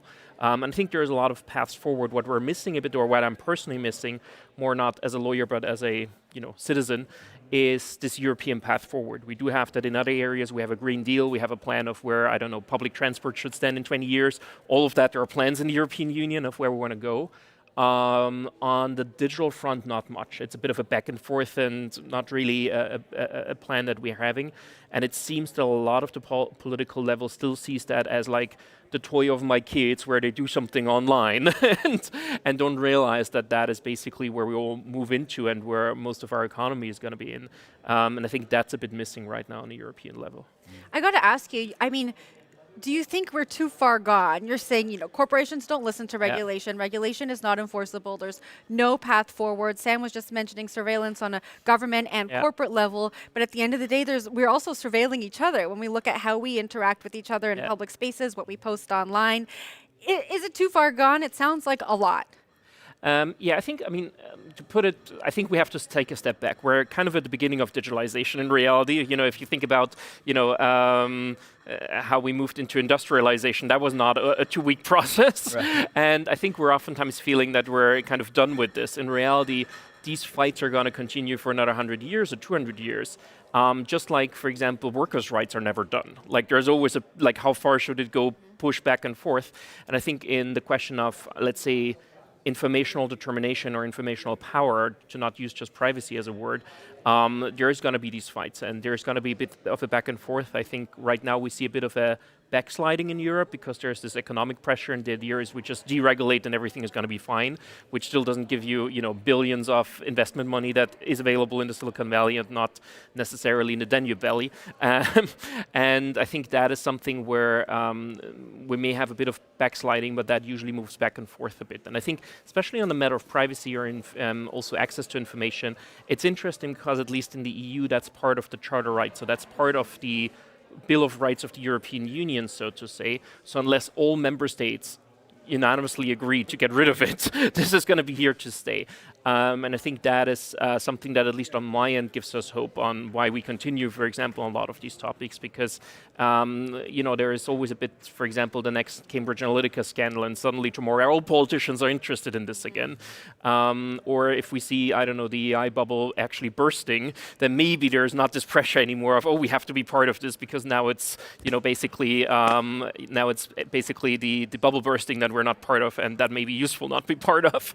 So I think a lot of that is a bit dynamic, and as long as we're in the democratic process, we should have instruments to actually enforce that and say, if that's the public will. Give an example, we ask in Germany, 6% of people actually want Meta to use their data for AI training.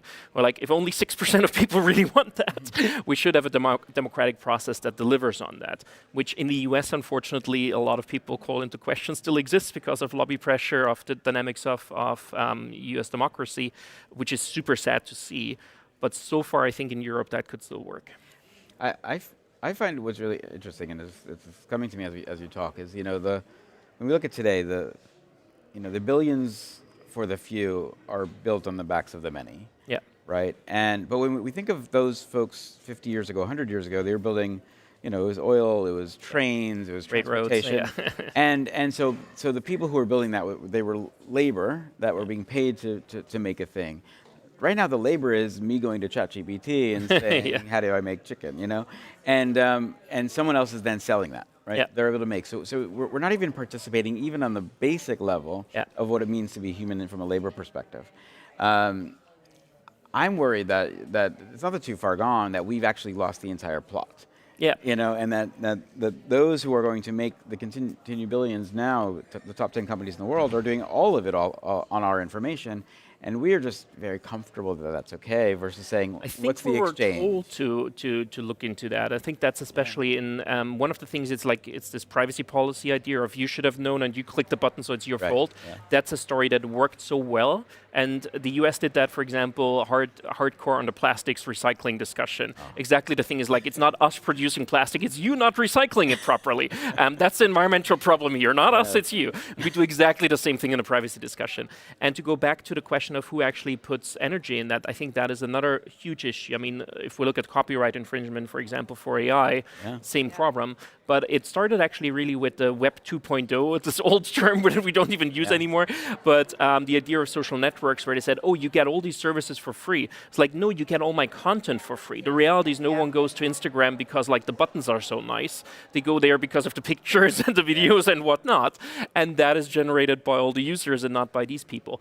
Nevertheless, they make way more money than any, for example, New York Times website that actually produces quality content and quality journalism by just providing the platform. And there is fundamentally a question of, economics of who gets which share. Because, we do have a capitalistic system to kind of reward people that work and reward people that actually, do something nice, not just because they put themselves in a monopoly position that everybody, needs to use them and not get around them anymore. That's not anything we actually want to reward. We want to reward people actually doing, for example, quality content. And the question is really, right now, is that a fair bargain? And we, for example, looked into advertisement dollars of where that goes in and out. And it's amazing how normal websites that produce content themselves get way less revenue from advertisement than any of these platforms that just use the content of someone else. And that is something that really needs to be said more and gets out of this narrative of, oh, they're so smart, they're so great, and the oldest revenue is really fairly given to, the Zuckerbergs of the world or the Elon Musks of the world. I mean, CoinDesk isn't ad supported, so. We got to go, and I want to ask you this quick. I know there's no short answer to what I'm about to ask you, but the future you're talking about is a digital one, right? And a digital future has no borders. We're talking about regulation here in Europe, but the reality is European citizens travel all around the world, and how do they remain protected when they do that? And so do we need regulation that is borderless to really start to address this? I think a lot of that, ideally in 20 years, yes. And I think the first step would be to at least agree among, let's say, Western democratic countries, however you want to call it. Are we going to agree about privacy rules with Russia? I'm not sure. But I think that could be a first step to say, at least among democracies, so to say. What's important here is we're moving in the opposite direction. We're seeing localization, and many areas that will just happen. And that is part of democracies as well. If different countries have different rules because they're different majorities, some people just find something more important than the other, and that is then the majority in a country, then we somehow have to regulate that. And there is usually then international law treaties where you say, okay, here is the end of the, regulation by the Germans, and here is where France starts, so to say, or ideally in larger blocks where we can say at least the EU is one block that is somehow manageable as one thing. But if we look at the US, we have exactly the opposite trend, that now we have 50 states starting to regulate because the federal government doesn't do it. So it's even more interesting that partly we get more and more fragmented outside of the European Union than in the EU. Max, thanks so much for joining us. This was a very insightful discussion, I think the beginning of many, so thank you very much. Thanks a lot. That was None of Your Business founder and CEO Max Schrems. We are going to go over to the stage now and take a listen in.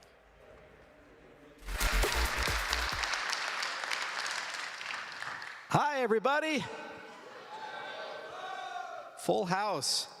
So this is a first in my career. There's many things I've done, but I've never had the former head of MI5 open for me. So thank you, Lord Parker, for coming. Strange bedfellows, these decks. So let's see if the slides are working. I don't normally do PowerPoints or Keynote or whatever these newfangled technologies are, so we'll see if we can get them working. Well, thank you all for coming. This used to be the center of the world about 200 years ago. And actually, there's so much history in this square mile. King Henry VIII, I think, was either born or died here, but I'll just go with it. The Tudors used to have their castle somewhere around here. And this was the epicenter of naval technology, and as mentioned by Minister Osborne, that was the most sophisticated organization of the 19th century, which allowed the British to have an empire. It's also where GMT came from. You guys know GMT, 0, 1, 2, and so we have a time-based product. We called it Midnight, and we said, hey, it'd be kind of clever to rent this place. And gosh, it is just beautiful, isn't it? I'm so proud that we were able to bring everybody together. Thank you for coming. Okay, so there's some gobbledygook here. It says like, privacy accelerates into the main, I didn't write this slide. Privacy accelerates in the mainstream. The Midnight Network is a radical shift, breaking free from something, something. I'll show you the slide I wrote.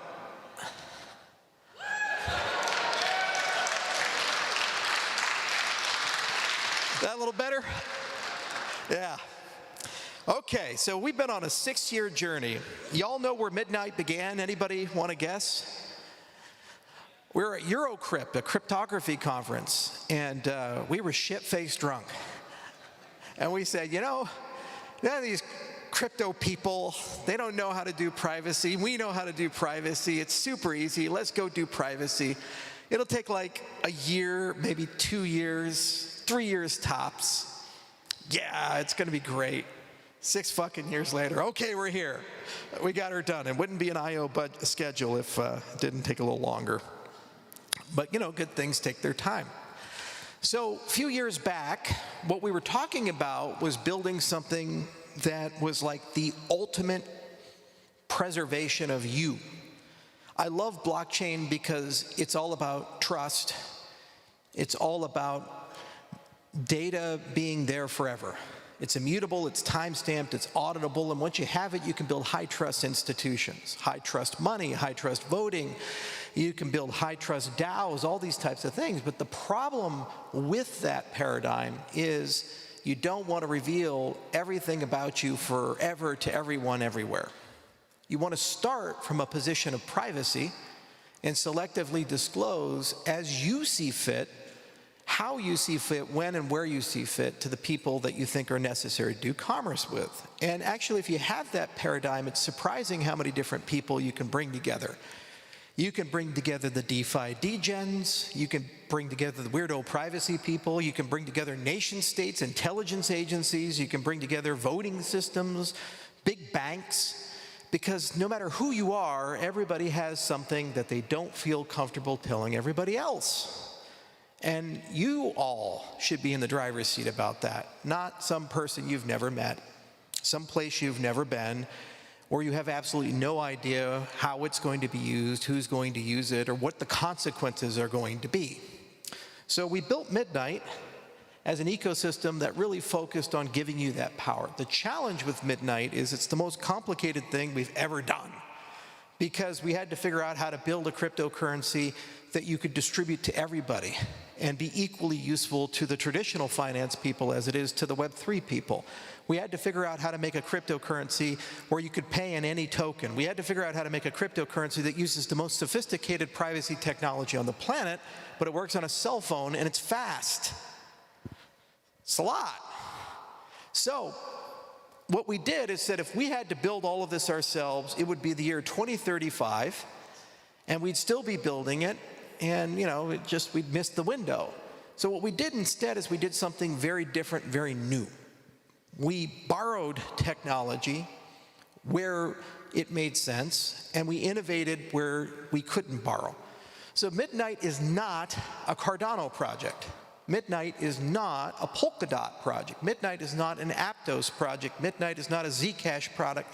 It's a combination of all of the above.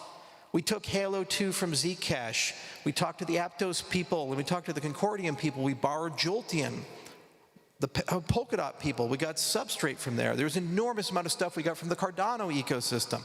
There are more than 24 cryptocurrencies represented in the code base of Midnight and the papers of Midnight. So there's a little something from everyone everywhere.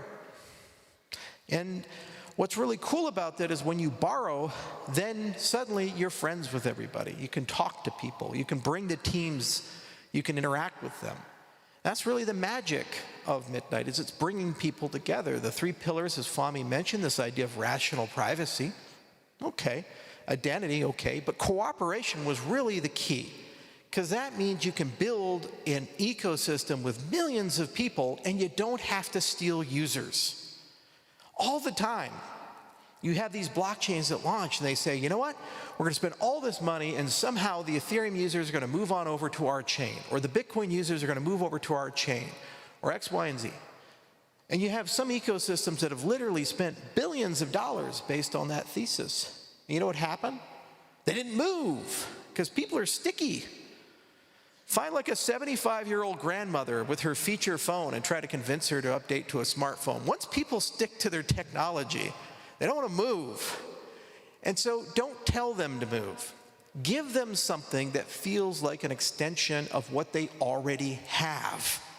Let them pay in the tokens they already have. Let them use it as if it's an extension, a layer 2 to everyone. That's it. Simple premise. So we did that with the Glacier drop, and we did that with this concept of hybrid apps and all these other things. And now we stand at a precipice. Midnight, it's been cooking in the oven. We're 6 years pregnant. That baby's got to come out, and it's going to be a little ugly. It's been in the oven too long. So let's talk about how we're going to ship it. All right. So I was born in Hawaii. Some of you may know that. So technically, I'm a native Hawaiian. Technically. And I know I was born there. My grandfather delivered me. So I said it would be really cool if we had launch dates and a roadmap kind of named like Hawaiian stuff. All right, so Hilo. That's the beginning of Midnight. It's 4 stages, 4 gating conditions. The very first thing is you got to get that token out. That's the very first thing. So Hilo is about what you guys have done going to reality and actually being able to trade it on actual exchanges. You guys actually receiving it, fucking around with it in the wallet, and complaining about something, because you always complain about something. So the night launch on the smart contracts on Cardano, that's the very first stage. You may have noticed that this stage has already been happening. Smart contracts have been built. They've minted the Night token as a Cardano native asset. Y'all are participating in the scavenger hunt. You're doing the Glacier drop, all of these things. And then when it turns on, the tokens start thawing day by day, week by week, month by month. So you need to open it up and let people just kind of turn the network on. And what you do is you always do this in a systematic and safe way. So Cardano is the most secure network I know of. I'm not just saying that because I built it. I'm saying that because it's been running for 8 years, 24 hours a day, 7 days a week. It's never gone down. It's never hacked. It's a damn tank with weird formal methods and Haskell and all this other stuff. So if I'm launching a token, it probably makes sense that as it's turning on, it turns on a network that doesn't go down. It turns on the network that doesn't have any experimental new technology. It's reliable, and it turns on a network that's already listed on 200 plus exchanges, from Binance to Coinbase and everything else. So it's easy for them to list that. It's easy to get liquidity. That's your starting point. So this phase will last a little bit. And then we have kukolu, another one of those nice Hawaiian words. And that's when all you builders who have been on the testnet, who have been doing amazing work and amazing things and really pushing the limits of what privacy can do, can turn on your dApps. So there's a theme here. You start somewhere safe, and then you leave port, and it starts getting a little riskier and riskier. You start getting more things. So you launch Kukulu. And this is going to be the federated mainnet. Just like when we launched Byron, we had Byron then to Shelley. And that'll happen in Q1 of 2026. So in Cardano, we had like a 10-year roadmap. With Midnight, we get to shrink it significantly, okay? So you had this lovely thing, the tokens launched, you started trading, people are like, wow, Midnight's a real thing.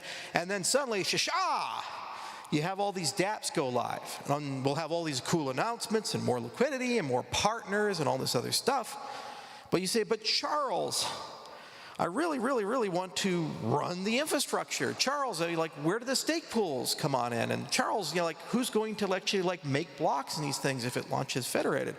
Well, just like we did with the incentivized testnet, we'll have an incentivized mainnet for Midnight. And in Q2, we have Mahalu. And this is where the SPOs come on in. We turn on the capacity exchange. We turn on a lot of these features. And we let the Cardano SPO start making blocks gradually. And instead of it taking years and years like it did with Cardano, it's a quarter-by-quarter thing. You start safe with liquidity. Then you get a federated mainnet. You turn on all the dApps. If any of them are weird and disturbing and the network breaks, you don't lose your liquidity because it's on a safe network. And then once you're pretty confident that that federated mainnet's working, then you have a parallel companion network that you run to test out the new algorithms, like Jolteon, super fast algorithm. In the lab, 5,000 TPS, sub-second block times. Those Aptos people are onto something. They're really smart fellows.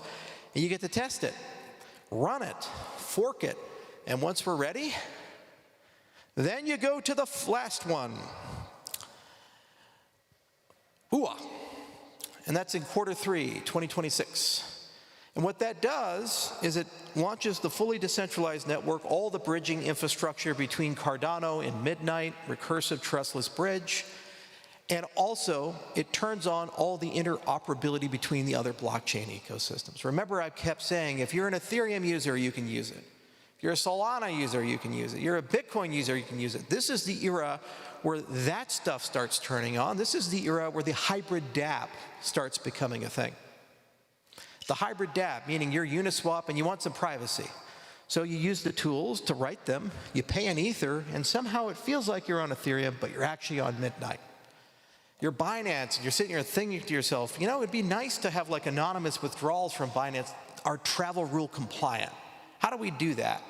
This is the era where that actually happens. for any of the exchanges and dApps and DeFi applications that want to participate.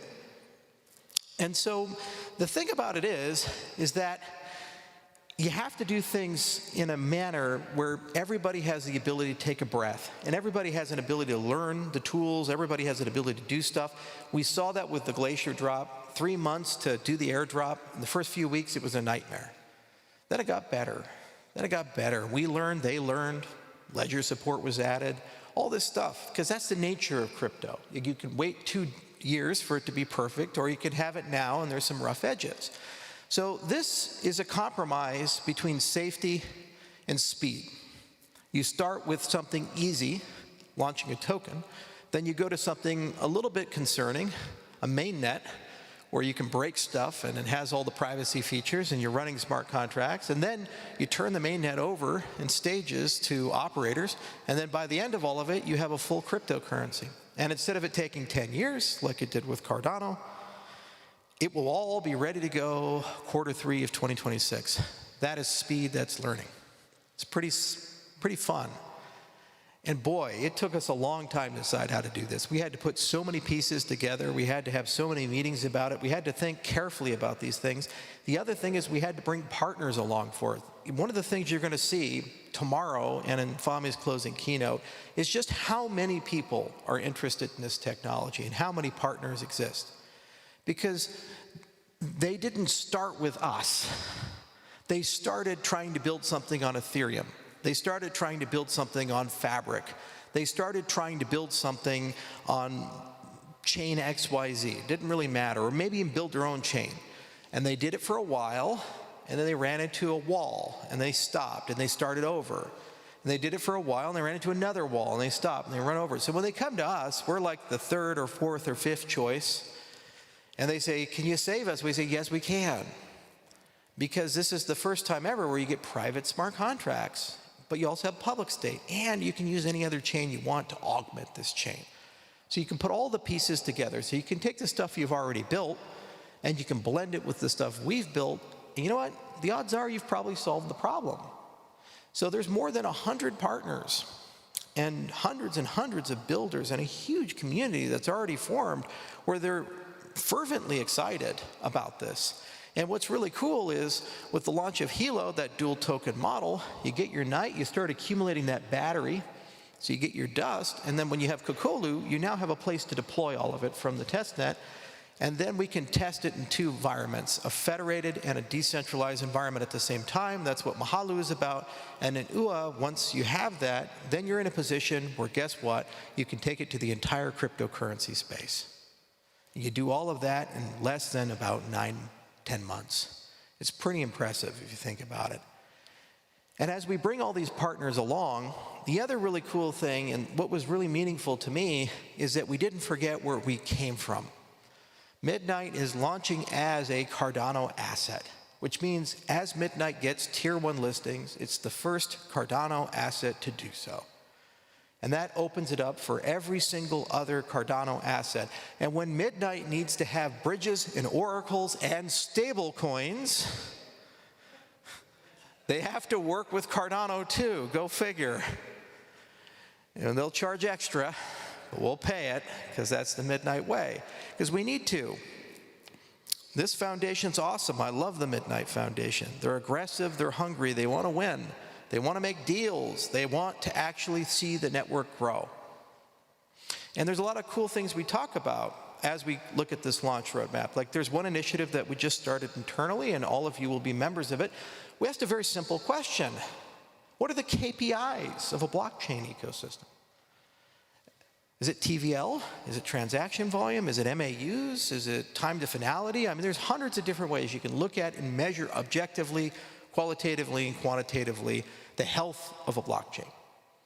Wouldn't it be nice, starting in January, we just publish a report and say, these are the KPIs, and you have a dashboard, and then every month or quarter, or whatever your cadence of measurement happens to be, you get to see if they're going down or up. It's pretty simple, right? That's called transparency. That's actually like not even selective disclosure, that's just proper disclosure. Well, guess what? Midnight's going to do that. It's going to embrace a KPI-driven way of doing things. There's every single person that's part of all the organizations, whether it be SHIELD or the MF, they have KPIs, and they care about the growth of the system, the youth of the system. They want Midnight to be the most used cryptocurrency on the planet. They want it to process all of the private transactions for all of the networks, for Bitcoin, for Ethereum, for Solana, for Cardano. We don't discriminate. And we can measure that. We can look at that. It's the first time I built something where we've been building the layer 2 and the layer 1 at the same time. And on the layer 2 side, we've been getting amazing experiments, but we thought carefully about how do you build a technology so that we can use Microsoft's backend and Google's backend. You may have noticed that Google Cloud came in and said, we'd like to be part of this. Why? Because if Midnight works, all those billions and billions of dollars of computers that they have can be used to run the proofs. It's money for them. And it's the same for all these Fortune 10, Fortune 15 companies. That's what cooperation is about. It's about having a seat at the table for everybody. It's about measuring such things, and it's about everybody agreeing on a strategy for how do we push forward. So there's a lot of really cool governance innovations. You know, another thing that's really cool is that DAOs, they don't work right now.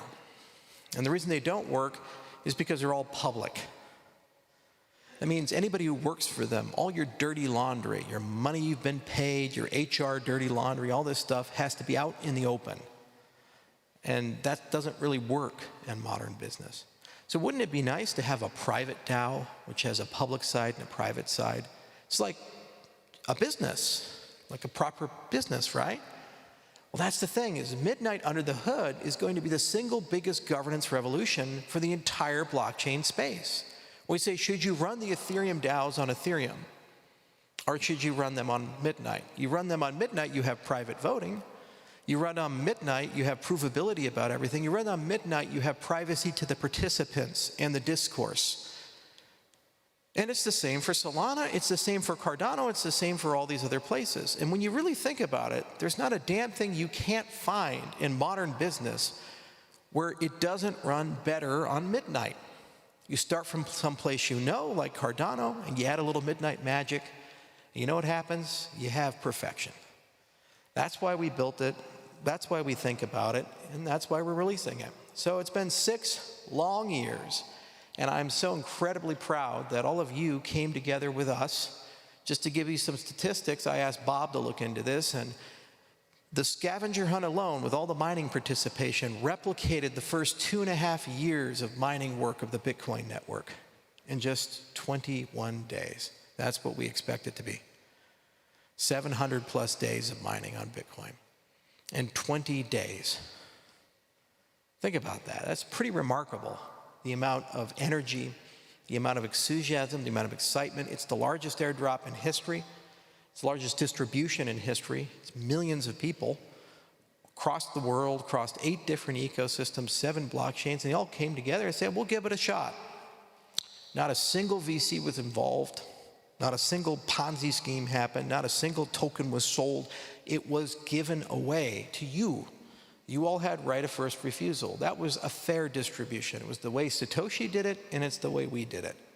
Because we know when it's in your hands, you'll care about it. And if you care about it, you're going to keep it alive. You're going to build on it. You're going to make it work. And then you're going to give it to everybody else. There are countless thousands of creative, incredibly fun and special experiences that can and will be built on this platform for everyone, everywhere. And the fact that we can bring this to bear and add governance to it, add identity to it, and have an adult conversation about how these things should work in the 21st century, where everybody has a seat at the table, is a pretty special thing. The world right now is sick. It's unhealthy. Everybody hates each other. There's no trust anymore. The institutions are crumbling apart. There's so much cynicism. The press, we hate them, they hate us. Every time they hear something, their first thought is skepticism and cynicism. The first time you see something is skepticism and cynicism. And that, frankly speaking, is because the institutions lost the right to lead. because they don't have any objective reality at their core anymore, and you don't understand the incentives. So the blockchain space, we created this industry to restore that. But you can't have a stool that's missing legs and expect it to stay true when you sit on it. You need identity and you need privacy for that stool to last. So what Satoshi gave us is good money. What Ethereum gave us was programmability. What Cardano gave us is the third generation of interoperability and good governance. And we learned how to do scalability, and boy, that's going to be fun with Hydra and Leos. And what Midnight gives us is our identity and privacy back. So thank you all so much for being part of this revolution. Thank you all so much for being here at this lovely place. Thank you for making the scavenger hunt and the Glacier drop the largest airdrop in the history of our industry. And next month,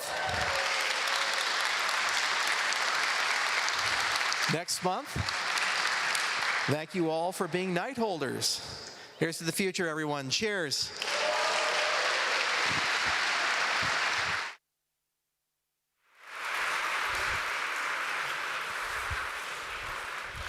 Thank you, Charles, and a great assessment of what's to come all the way through to the end of next year. As some of you have already figured out, we're about to move into the coffee break, which is in the catering zone. Make sure you're back here for 3:15. Hey everyone, welcome back to CoinDesk Live. We are coming to you from the Midnight Summit in London, England. Everyone at the event is taking a coffee break. You can get a coffee at home. Sam and I are here to talk you through that coffee. Sam, we've been talking about privacy all day. At the beginning of the stream, I said, it's also about creativity and collaboration. And something that's really standing out for me is if we want to get to a future where privacy is central, we need to collaborate, we need to work together, and it's not going to be easy. It's a long road ahead. It is a long road ahead. I really loved when we were chatting with Max because here's someone who is so far focused really on how do we ensure data privacy. Yep. And the thing that he really said that stuck out to me is even when we win in the courts, we don't really win because they can really muck up the process of what it means to actually pay, how they manage the fact that we won here, but now this thing happens and two jurisdictions away. We're also in the same kind of legal battle. It's just delay, and obfuscate. And I think what's really interesting about that is when we talk about privacy at the crypto level, where you can build privacy in by design, you don't have to worry about that anymore. That's exactly what I thought was interesting about it too. Yeah, like we suddenly get the choice to control what we can see, what we cannot see, what others can see. When we want to nuke the keys, we can nuke the keys. To me, it's why everyone's so excited right now, is because they're seeing their rights being taken down day in, day out by these big tech companies, and they want an alternative, and there really isn't one unless we have layers like Midnight, Zcash, Monero, some of these other folks working in the space. I think it's an exciting time. It really is the power of decentralization, right? It's taking ownership back into our own hands. It's giving people the authority to make decisions on their own behalf. And it really starts with education. And so I think that's why it's important to have events like this. That's why it's important to have the conversations that we're having here on the stream, because you can't really act on it. You can't really go to the corporations and say, like, I actually want things to be different. You can't opt out of systems if you're not aware of what's going on. Opting out of systems is really fascinating, because when we were talking to Max, I made that analogy to the old sort of oligarchs, if you would, who built the train systems and the energy plants and the banking system. And a lot of these folks were making their money because we were participating. We were riding the trains. Exactly. We were putting the money in. We were doing this. Now someone can look and say, I've done the engineering and see there's an area to disrupt around pet food, and I can now build an app that is built on the fact that I can gamify your obsession with your cat, and it's just none of it. It feels like everything is just a data play. Everything is the idea that I can exploit the little bits of data and information you give me, and it can be around dating, it can be around culture, it can be around working out, all of these areas that people are just constantly looking. And all of it, though, to me has this almost like insidious layer where every one of these are just data plays. Every one of these are just how much can I scrape and how much can I sell for that data. And it's kind of the world that I don't think any of us really want to live in. I think that's why it's important to have the conversations, right? It's the world we don't want to live in, but a lot of people don't even know we're living in it, right? They feel trapped in it. And so, yeah, I think, like I said, when we were talking to Max, like, are we too far gone? I think it's easy to listen to some of the conversations we're having here and feel like, oh, woe is me, what do I do now? And so it will be interesting to see how these systems get built out and how they integrate back into convenient, user-friendly applications that people can access, right? If they do, I think, my hope is they do. In the Privacy in Motion series that we've been doing with Midnight, we talk to a lot of people in the streets, and most of those people say, yeah, they're using my data too much. But a good chunk of them say, oh, they can use my data because they give me a better experience. And they recommend the things I want. Exactly. They show me the ads that I want to see. And I think it's just such an odd, to me, that's just a propaganda machine doing propaganda work, right? Yeah. It's like, we have told you, we have given you something that's so valuable to you that you can't turn your eyes away from, and therefore we get to do whatever we want with it. And people are like, great, take more because I want an even more personalized experience. And I just feel it's the wrong way to look at this. Yeah, I agree with you. And you and I spoke about last week when we were really focusing on the traditional financial system that we're kind of moving towards a world where there's options, right? As people become more educated, as they start to learn a little bit more about the alternatives that are out there, they'll have the option to make a choice to, again, opt out of these systems. And I think that's a great place to be. Speaking about great places to be, we are at the Old Royal Navy College. Is that correct? It is correct. In Greenwich. Yes, where GMT comes from. I did not know that. GMT, Greenwich Mean Time. I was just outside doing some more stuff with Max that we're filming, and I didn't realize how gorgeous this campus is. I think this is such a cool spot that Midnight chose. Not only for this is the time, like the center of time happens right here, but it's also, I love that it's a place of education. I love that, maritime was how people traveled the world. Now they do it on the internet. There's a lot of really interesting connections here that I find very fascinating. Well, Charles Hoskinson was just talking about that on stage, and he's going to join us right here. We're going to take a quick break. We're going to find Charles, and we'll be right back. If you're a builder, now is the time to come to build on Midnight. Midnight is here. Now is the time to jump in and start learning with everyone else.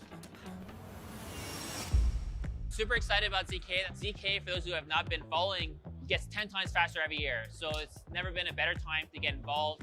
Developers have so many different opportunities to get started building on Midnight right now. We are always running hackathons virtually.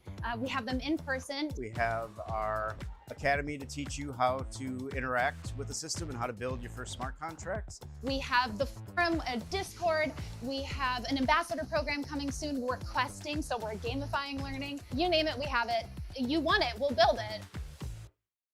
If you're looking to get into developing on these kind of newer technologies, make sure you're very patient. Make sure you build really good mental models of how things are working under the hood, because things are going to happen that challenge your assumptions, and you're going to have to be very flexible and thoughtful about investigating those issues. The big thing I want to highlight is to leave as much feedback as possible. We have a lot of potential to create innovative solutions that allow for use cases that have never been done before. Midnight's here for everybody. It's not built for a specific use case per se, but Midnight does have that secret sauce. It's the beginning, right? We're not even at mainnet yet. Those who are here now, they're the OGs. Our community is reshaping what Midnight will become together. Come get involved. Everything's out in the open, so it's up to you. Come on in.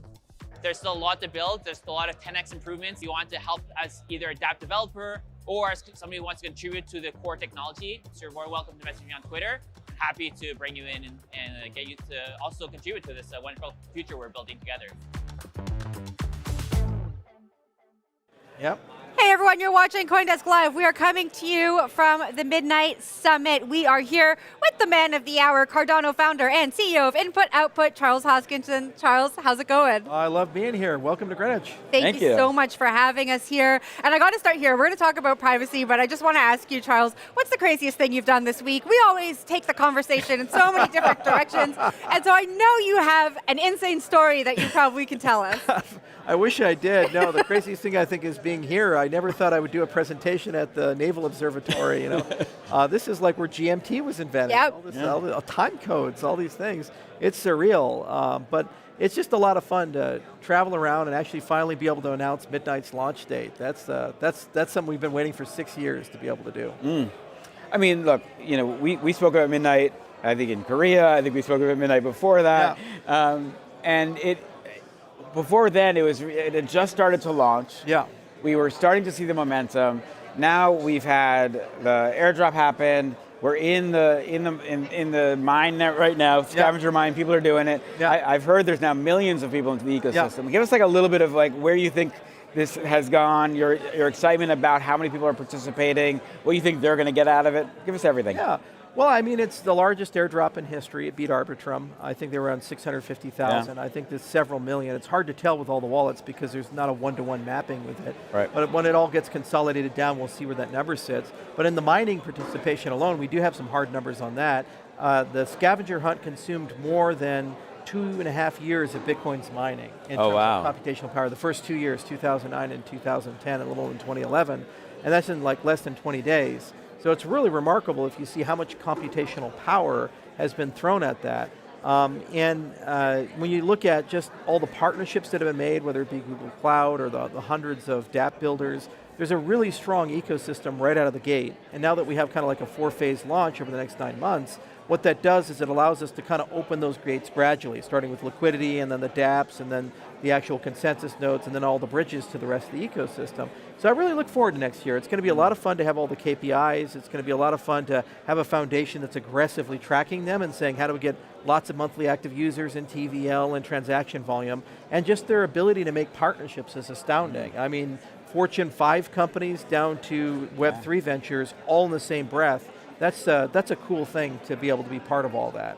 Jen, have you been in the scavenger mine yet? I've not. Okay, I will say it is fun. You get these problems put on your computer, and it takes, depending on the difficulties, it can go from very easy, I've seen up to medium. So it's very easy. I need it to be very easy for me. It is very easy. Well, but the problems are, and then at some point you just see your computer going, and then you get a green bar, and it says you have successfully mined and solved the solution. Yeah. And it's very rewarding. I've been having a lot of fun with it. I'm going to do that later tonight and report back. The 21st day is browser only, so all the APIs get turned off, so it's like for the little guys. It's fantastic. So that's the time to do it. Charles, I'm curious about this privacy moment we're having right now, right? The narrative around privacy really seems to have taken off. Zcash is the only token that's pumping in a sea of red. Why do you think now is the time that everyone is so focused on this privacy conversation? I think people are starting to realize that it's getting real, and they're not really comfortable with everything you own, everything you say, everything you know being forever recorded and transparent and accessible by everyone everywhere. They're saying, well, maybe we should have a system that's like private by default, and then I can choose whether to disclose it or not. That makes like more sense. So the Zcash guys are awesome. Zuko's a friend of mine, and they've done some phenomenal things, and it's a great ecosystem. And you know, it's really fun to watch them grow as they have and watch the price appreciate as it has. It should have happened a long time ago. And so we always bet big on this, but we say it's not good enough just to have rational disclosure. You also have to really think carefully about how identity is going to work and ultimately the cooperative model. Because the thing is, network effects are network effects. And if you go in and say, well, this is Zcash versus Ether or Zcash versus Bitcoin, you're fighting 550 million users there. Right. You have to say, how do I get Ether or Bitcoin to be recognized on the network as a first-class citizen and used to pay for transaction fees and fuel? And then you have something that feels like an extension of Bitcoin and feels like an extension of Ethereum. And that's what we've done with Midnight, this whole concept of cooperative economics.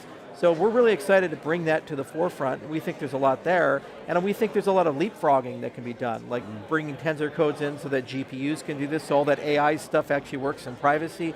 So you can have these giant data centers that actually can do the proofs for it instead of having to build ASICs. And the other side of it is also thinking about unifying all the privacy primitives like homomorphic encryption and multi-party computation together. So there's a lot we bring to the table above and beyond what's currently in market. But the first step is you got to get it out there. And that's why Glacier and Scavenger was so important. And we went the opposite way. Everybody raised money from VCs and did the Ponzonomics and things like Zcash and us, it was a fair distribution. People mined it, people mined ours, and it was an airdrop, and everybody had right of first refusal. There was no ICO, there was no venture capital investment. So in many ways, it was kind of like a return to first principles for the market as a whole, because most people are just fatigued. There's too many tokens launching, there's too much big money coming in, and a lot of retail users are kind of bitter. They feel like they've been screwed by the big guys. And that's why the sentiment is so bad, despite the fact that the market is advancing so well. People just are tired of the markets kind of moving into odd patterns against them. And you mentioned the idea of cooperation. The initial drop was across 8 different chains. And it sounds like the opportunity really is to say, hey, we want this layer that really can ride above. That just says you have selective privacy, you can program it how you need it to be, and whether you're in Solana, whether you're in Cardano, doesn't really matter, right? But be private, play in the sphere. And then the idea of selective disclosure, the ability to turn off and on what you want. It's amazing to me that people don't ask for this from their normal apps, from their normal airlines, from their banks. They just, they almost expect, they're almost like, take it all and do what you want with it, as long as I get to do the thing I want. We do the labor, they get the profit. It does feel like this is a reversal of model. Yeah, well, people are starting to realize, especially in the age of generative AI, how bad of an idea that is. All these artists are saying, hang on a second here, now we're using AI to make songs that sound like me, or all these celebrities are saying, hey, that sounds like my voice, or remember it was the movie Her with Scarlett Johansson, and then suddenly OpenAI releases a voice assistant that sounds suspiciously like Scarlett Johansson. So that's the problem, that when you turn over all your data with generative AI, you turn over you. You turn over your likeness, your voice, your mind, all of your contributions to people that you have no control over. So people are starting to realize that they, by design, need privacy back, and they need sovereignty over their identity and their data. So when we built Midnight, we said we wanted to have a layer that could work with the legacy world and the DeFi world alike, and it can act as kind of that regulating layer for AI, regulating layer for finance, regulating layer for compliant activities, where you're in the driver's seat about who gets to use that, under what terms and conditions they get to use that, and ultimately where the fruits of that economic labor go. So Midnight is kind of the first major step in that direction. There'll obviously need to be lots of upgrades and things to fully realize the vision, but ultimately I think it's the only choice, and it's the only option, especially in a world with generative AI. The other side of it is that we used to believe in rules-based international order. The nation states would get together, they'd make a deal, they'd get a treaty, and the World Bank and the IMF and these other institutions would kind of figure it out. But that doesn't work when you have China and Russia and America at each other's throats. The minute whatever their geopolitics demand get in the way of an international agreement, like look at the tariffs, for example, they just throw it all up in the air and say, even though we have a treaty, we're just going to tariff you or do this thing. So if you're a business, you get whiplash, because you say, wait, hang on a second, I built my entire business model based upon this rules-based understanding, and now it's been ripped up. Am I just going to shut down and fire 200,000 employees and I can no longer do this? So a large amount of business is going to move into the digital commons, and it's going to move into the blockchain commons, and you can't do that on a Cardano or Ethereum or Bitcoin because they don't have the privacy component. You need to be able to balance what's private, what's public, how it's disclosed, what the regulatory schema is, and we think that the way we design Midnight, it's the best option because it doesn't require Ethereum to change or Bitcoin to change or Cardano to change. It just gives that capability, and it acts kind of like a layer 2 to everybody. So it's neutral, you just pay in the way you want, you call it in the way you want, and that's really the vision, and once it's fully realized, I think there's no going back with it. Charles, you were just describing a future where AI really takes your whole identity, and I think that's a future that we are barreling towards. It reminds me of a Black Mirror episode when you describe it, and I think folks watching at home feel like there's not really anything they can do about it. We were talking about this earlier. It might be too far gone. Just connect the dots for our audience here. How do we opt out of that future and leverage some of the technology that we're talking about? Well, it's super hard because you have these multi-trillion-dollar companies that are so powerful they kind of run the government. And what they're doing is they're kind of pushing us there. So the first step is you economically opt out. So you get into systems where they're not beholden to that, and then you build more and more of your digital life in that purview. So eventually Midnight can run things like a trustless Google. Midnight can run things like a trustless Facebook, these types of things. And yes, even the AI agents can be brokered and live on Midnight, where the semantical value of them, getting them to know you, can be preserved without them actually knowing your personally identifiable information or being able to replicate or copy you. So we think we can get there in 5 to 10 years, but the first step is the opt-out. You have to move out of the old economic system and into this new system. And once you're in the new system, then there's an inevitability, because we already have strength in numbers. There's 550 million people that use crypto. And we're going to be at 1 billion people that use crypto by 2030, and probably 2 to 5 billion by the end of the 2030s. So we have the people, and we have trillions of dollars of raw value inside this ecosystem. We just have to take the next step and say, well, what is required to make this system work with all the cloud infrastructure? What's required to make this work with all the privacy-preserving infrastructure? How would regulations work in an automated way in the blockchain space so that we can get it all sorted out? And Midnight's kind of our experimentation to pull all that identity, computation, data into one place, and then build it in a way where no one has any incentives to compete with it. They say, well, I don't care if Midnight's successful because it works with Ether. I don't care if Midnight's successful because it works with Bitcoin. It's like an extension. My currency is compatible with that. I know I'm never going to be shut out of that system. You know, it reminds me of, 2 days ago you did a kind of turned on your camera, did a great kind of long talk with Twitter about people who are paper handing their crypto. And I heard about it from a lot of people I know in the crypto space. They were like, this is when we love Charles being Charles, right? You turn on, you just go. But you really were making this argument, which was, are you participating in the fiat system where you are the victim of these governments, the victim of anyone who can affect the quality of your money, who could deplatform you, who could debank you, or do you want to play in the system that is in your advantage? And crypto is the system to play into. And you're really making the argument for why crypto itself, as a core technology, is about freedom, it is about personal decision making, it is also about the idea that you get to own what you have, and really every dollar you put back into fiat, you are giving that up. Yeah. And this reminds me of it because in the sense that when we think of TikTok, or we think of OpenAI, or we think of Twitter or of Google, in essence we're giving them the same thing. Every time we don't use a crypto app that can do the same thing, we are allowing those people to make more and more money off us and not allow our humanity and our individuality to be valued because they just see us as raw data to sell. Is that the right way to think about it? Yeah, and unfortunately it's so far gone. It's just difficult to sort fact from fiction anymore. I mean, this is a weird world where if you're a parent, Google will know that your daughter's pregnant before you do. Google will know that your wife has cancer before you do. It's such a crazy world about how much we've actually disclosed and how much of our sovereignty, our self-sovereignty, has been basically turned over to a handful of very powerful companies. And by extension, those companies use that to run the government. Can I interrupt? It's not even just that they will know that you are gay before you're telling your parents. Yeah. It's that they are actively funneling you towards the alt-right, the alt-left. Oh, yeah. They're radicalizing you to places that make them money. That's the next step, is that there's this algorithmic tyranny, because once they know everything, you will use them as a companion and ask them questions like, what should I do with my life? Where should I go? Where should I go on vacation? Well, is it Lake Tahoe or Lake Como? Depending on who pays more, it's Lake Como or Lake Tahoe.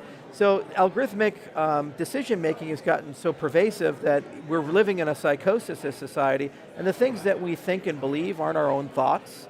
We just get irrationally angry at things, and we don't really know why, and we get because we've been propagandized by the algorithms, and those algorithms are there to increase more engagement and incentivize more clicks. They have nothing at all to do with us being free-thinking humans. So that's a meta problem of society. And again, the opt-out, and this is what I was saying in the video, is you've got to get to a system where the fruits of your labors are at least not subject to that.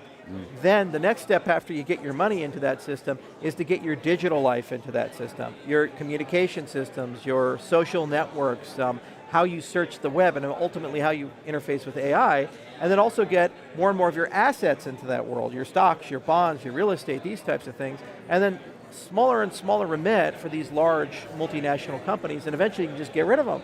Because at the end of the day, they're middlemen. Google doesn't usually create the information, they just help you find it. Facebook doesn't figure out what cats you're going to take pictures of and take those pictures for. You take the cat pictures. They just create the fabric upon which the cat picture gets transmitted to your friends and family. So you can replace them with decentralized protocols, but you can't do that unless it's self-sovereign infrastructure, and you can't do that unless it's economically sustainable infrastructure. So we have to figure out how to do it at scale. And I think it's not about displacing Google and Microsoft and from the perspective of shutting them down. They have hundreds of billions of dollars in data centers.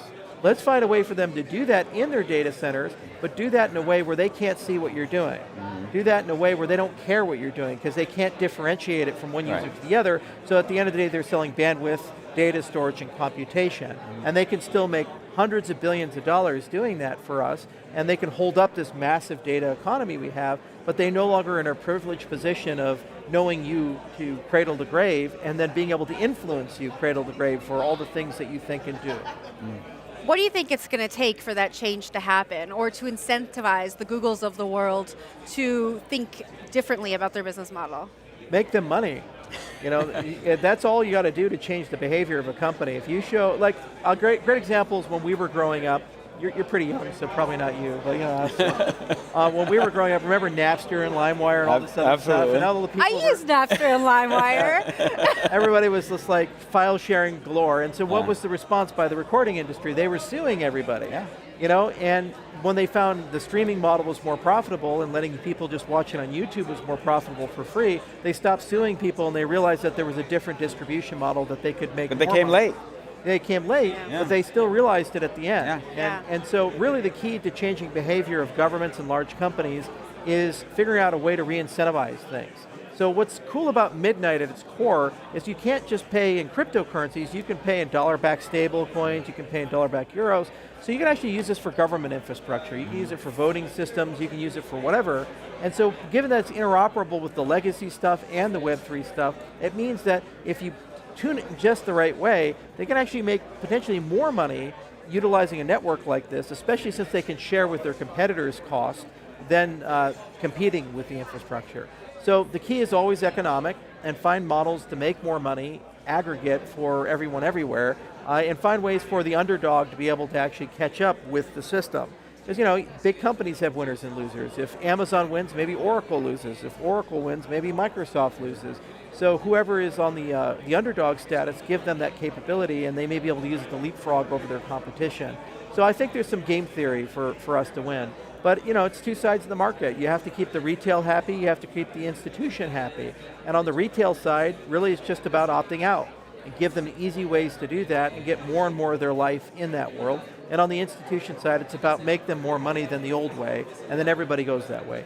Like the same for solar. People say, how do we get rid of all the coal plants? Well, if you can make solar plus the batteries cheaper than the coal, everybody just do solar. It's not because they want to save the environment, it's just because it's cheaper at the end of the day.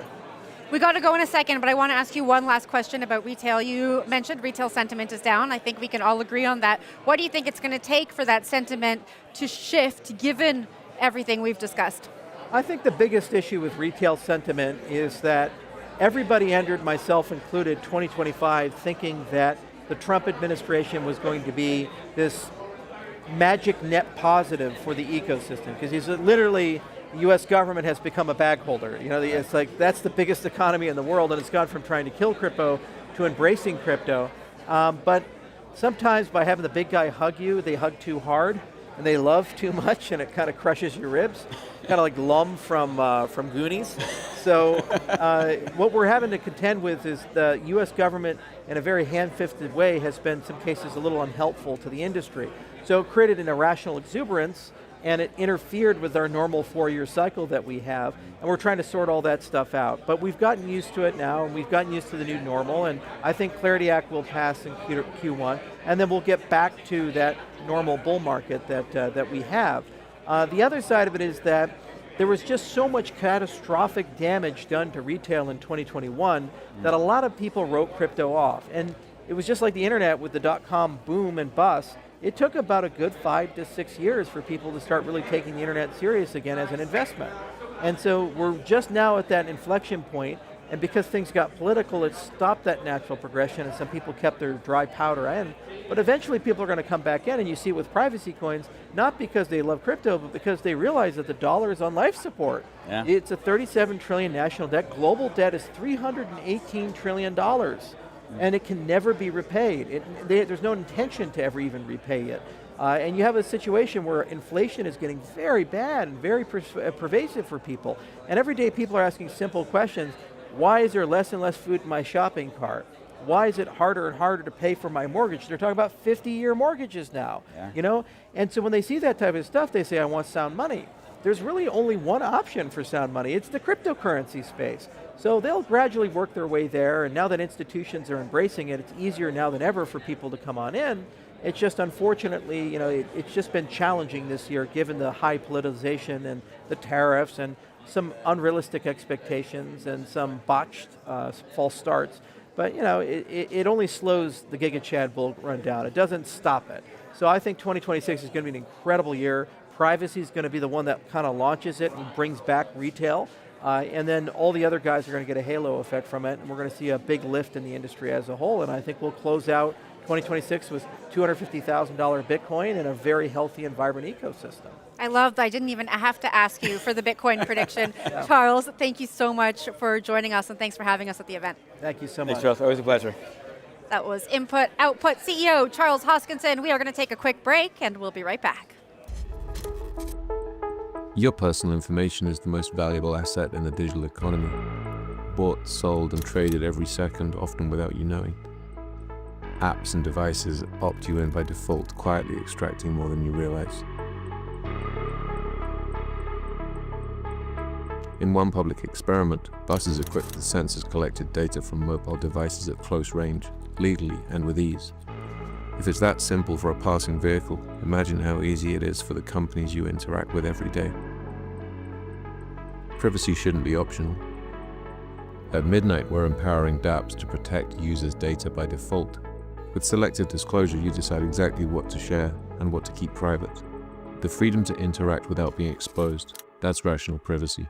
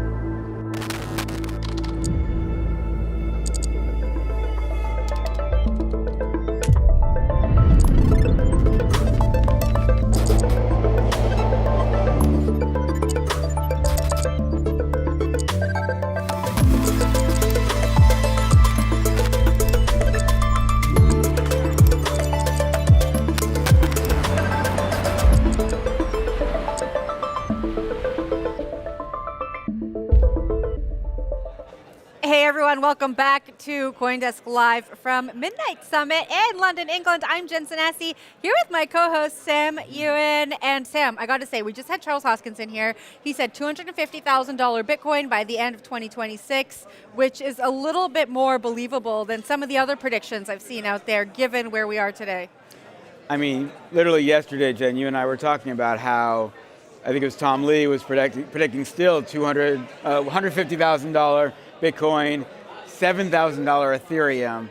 Things were just a little exuberant for the moment in the market that we are in right now. I got to wonder if some of these figureheads that we have in this industry say numbers a little bit for the shock value, a little bit for the entertainment value, and we got to know. Maybe a little bit for their own bags. We take it with a little bit of grain of salt. I think it is a little bit for their own bags sometimes. I like you say bags because it's Canadian. Bags. It always makes me laugh, yes. All right, well, we are here at Midnight Summit in London, a real privacy-focused event here. I got to draw on what Charles just said, too. He thinks that the privacy narrative is going to pull us out of this little lull that we're in, but you have a game to tell us about.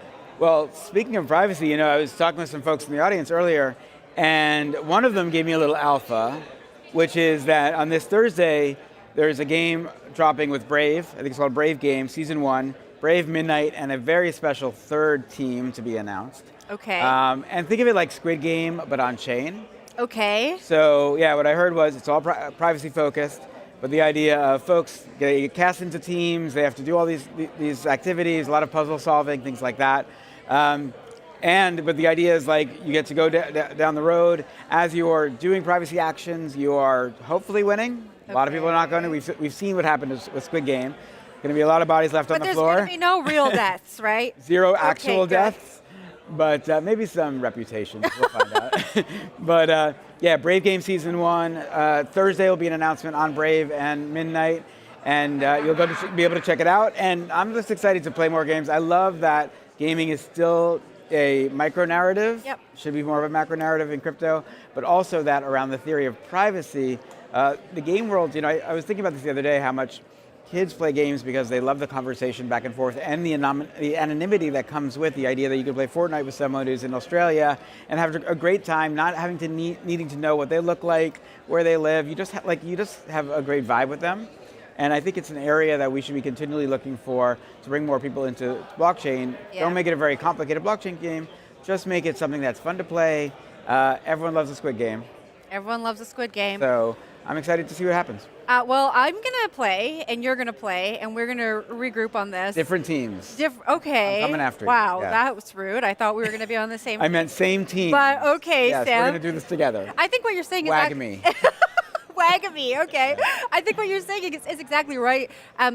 Games are more social than social media, right? There are real connections that are made in games, and I don't think that the Web3 gaming narrative has gone away. I think some elements of what folks were trying to build and some narratives that folks were trying to push maybe have gone away, but I completely agree with you. I think if we look at what the younger generations are doing, gaming is not going anywhere. It really is their way to connect and interact, and we're seeing economies being built in the likes of Roblox and virtual Fortnite. economies, absolutely. True virtual economies. Yeah. And so I think gaming will continue to iterate, and we will get there, and that narrative will definitely be back. Well, after our conversation last week at Chainlink, I wrote a post about the metaverse, as we were talking about it, but this idea about that there's generations of millions and millions of kids who grew up with virtual economies, understanding what it meant to exchange digital value, and the idea that along with that tokenization brings digital twinning, whether to your house, your car, your stock portfolio. And this is really just the macro game of the internet. Packy McCormick wrote about this a very long time ago. But we're seeing it actually play out in a way that I think is really dramatic. And the gaming industry itself is so big, we just know people love to play. And so the fact that Robinhood is what it is because of gamification. Pump Fun is because of gamification. I just think this is a macro we're going to see more and more, and that we want to see how people, I think, are going to engage in real life, knowing that achievements, unlocking the badges, taking on the big boss is all just part of life these days. So it's going to be a fun one. I agree with you. We're seeing a bunch of crypto companies also vie to be that next big super app, the WeChat of the West, if you will. And I think the one that's going to win is the one that's going to have some kind of gamified element in it. And so I think that you're exactly right. Any predictions there? I don't want to make any predictions live on air. I'm often wrong. Nothing wrong about being wrong, as long as you admit you're wrong. I'm going to say that the super app is not going to be X. I don't think it's going to be TikTok. Should I make my prediction? I want to say it because I think maybe I think it's going to be Coinbase. The Coinbase. I think Base is what's gonna push Very Coinbase super app. I could be completely wrong. It's as good a guess as any. Tell me yours. Oh, I don't know if I have one yet. I think that for me, I think that the thing that I think people don't get is games, social media. And the internet in general is really about a way for people to just have chats. Yeah. Right? And so the thing about a Coinbase, which is a great example, is it doesn't yet have the human-to-human element. I think they're going to get there. And they may get there. But when we look at Farcaster, we look at some of the like Nostr, some of the sort of core Web3 protocols that are built with social in mind, they haven't really gotten it right. Yeah. And so I think it's a big leap to think, Coinbase is a fantastic app. It's a big leap to think that they become the everything app, but again, I would be happy to be wrong about that one. I have no idea. I probably am wrong. But we are going to continue the chat right here. If you're just joining us, this is CoinDesk Live. We're at the Midnight Summit, and we're going to welcome our next guest with us now. We have Marek Flamant. She is the co-author of Euro Stable Watch. Hello. Hi. All right, we are talking about privacy, as you know, and we can't have the privacy conversation without talking about stablecoins and CBDCs. I want to start with the digital euro. I want to talk about the progression there. I think the digital euro is supposed to come out by 2029, which seems like a really far time from now. Talk to us about the privacy conversations that are being had around there and what people should be thinking about as this conversation is had at a governmental level. Yeah, well, I think what's actually very interesting first is that every government is taking a different stance on that, right? So you mentioned the digital euro, which is a very European way of framing the conversation, which is a lot around CBDC. The European Central Bank is actually looking at two CBDC. One is wholesale, which they don't really talk about, but that's the real one that's being tested, and there is actually pilots and things that are going on there. And then there is the other one, which is the digital euro, which is the retail CBDC, which is pretty not coming before 2029, as was recently announced, for which there is very, very little details, but also like very little appetite for do we actually really need it? Because we are, after all, in a world which has stable coins, which has tokenized deposits, which has a whole bunch of other things, and therefore the question is like, should this really be the priority of the central bank? So yeah, not much detail, a lot of questions around privacy. Do we really want central banks to actually own everything and be able to look in details into our own wallets and have an oversight of that? Personally, I don't. But again, because it's 2029, we don't have that much details. Marika, you spend a lot of time in this space, not only what you're doing now, but at NEAR and I believe Circle before that. You understand it better than most. When you talk about CBDCs, a lot of us in the crypto space are skeptical. And I think I wonder how much a central bank wants to think of its money being utilized in a micropayment in LATAM or in Africa. And is that a barrier where Tether and USDC see this as a tremendous opportunity? So how do we get the banks thinking about that, or do we really want to say stay out? Well, I think actually what should be realized that the money stack as we know it is being reinvented. And when I think of it, I think of interoperability between different instruments, right? And so there is different way to tokenize fiat, one of which could be CBDC. And there might be a place for actually CBDC amongst central banks themselves or amongst banks and central banks, but not touching the end users, right? There might be a place for tokenized deposits for banks and large businesses. And there's definitely a place for actually, end users, wherever they are in the world, for actually getting access to a fiat currency. So in my mind, the conversation when we talk one or the other is actually very wrong, because it actually could be very much a stack of different things that enable different use cases and that are needed in different circumstances. And that's where it's actually this idea of this new money stack that's starting to emerge. Can you give us an example? Because I've heard a lot of folks say if we have stable coins, we don't need CBDCs, and if we have CBDCs, we don't need stable coins. Can you talk to us about a world or give us an example and where we would need both? Yeah, absolutely. So I think actually in the Genius Act, for example, stablecoins are backed by treasuries, but that might not be the case everywhere, right? And so you definitely need an instrument to go back to what is it backed by. And for example, under MiCA, you could say, well, actually, stablecoins could be backed in particular by other fiat that are issued by the central government. So that's where you would have actually a stablecoin that is a DOS in part, not all of it, but on CBDC, and where that actually makes sense. Now, does it make sense for when you go and buy your bread to do that with CBDC? If you get in that world, do we need banks then? Do we actually need intermediaries, or even do we need fintech? And so I think that's not a world where you can distribute power and ultimately like different use cases. So I think that's a good way to think about it. But again, not everything is necessarily like the Genius Act is, which is backed by treasuries, and not all governments will be in that situation, which is why the US might not need CBDCs, but other countries might actually need that. Well, but I think what's interesting to me is, we've been traveling a lot around the world and having these conversations.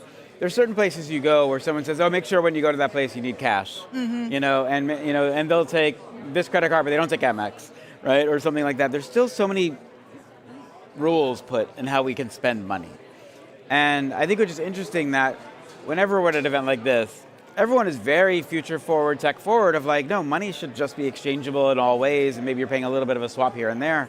I think the way you talk about a stack sounds right to me, because it does mean, okay, maybe you have all these things and these little interoperable middleware that just converts, but I wouldn't have the issue I had in Korea where I couldn't take money out of the ATM, right? But I do think that we know money is also power, right? And so a lot of folks look at money as being power, and they say, the minute I give up what my dollar means to me, is the minute we as a country might be done. So is it some of it the sentiment within the governments themselves, which is to step into the future a little bit and say, you know, Facebook didn't kill your community. It may have made a difference, but is it time to adjust to what my Facebook strategy would be? Yeah, 100%. And look, I think actually one of the things that we're trying to raise awareness on is, number one, 99% of stablecoins today are in US dollar. And I think a big mistake that is very often made by many governments is like, yeah, but stablecoins are just for crypto trading. They're not. Stablecoins are absolutely way beyond that, and they're actually in very large use in different countries across the world, whether it's for cross-border, for intra-payment, or just because there is too much inflation in your country.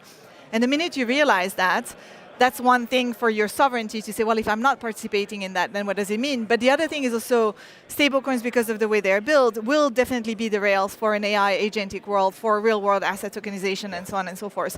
And so I think it's having that level of conversation to say, well, actually, that's why you need, as a country, everybody needs to think about it, but also looking at the stark reality in which we are, because as you say, money is power. And I think actually, if you think of the dollar dominance world we are in today, stablecoins being 99% of denominated in dollar, that dominance will just continue. And there might be actually an opportunity for different countries to step up or to rejig things or to do things differently, and the moment is now. Well, I mean, would you say then Europe might be a little bit asleep at the wheel when we look at how the new financial rails are being built really on the back of these huge US dollar denominated stablecoins? What needs to happen for Europe to catch up?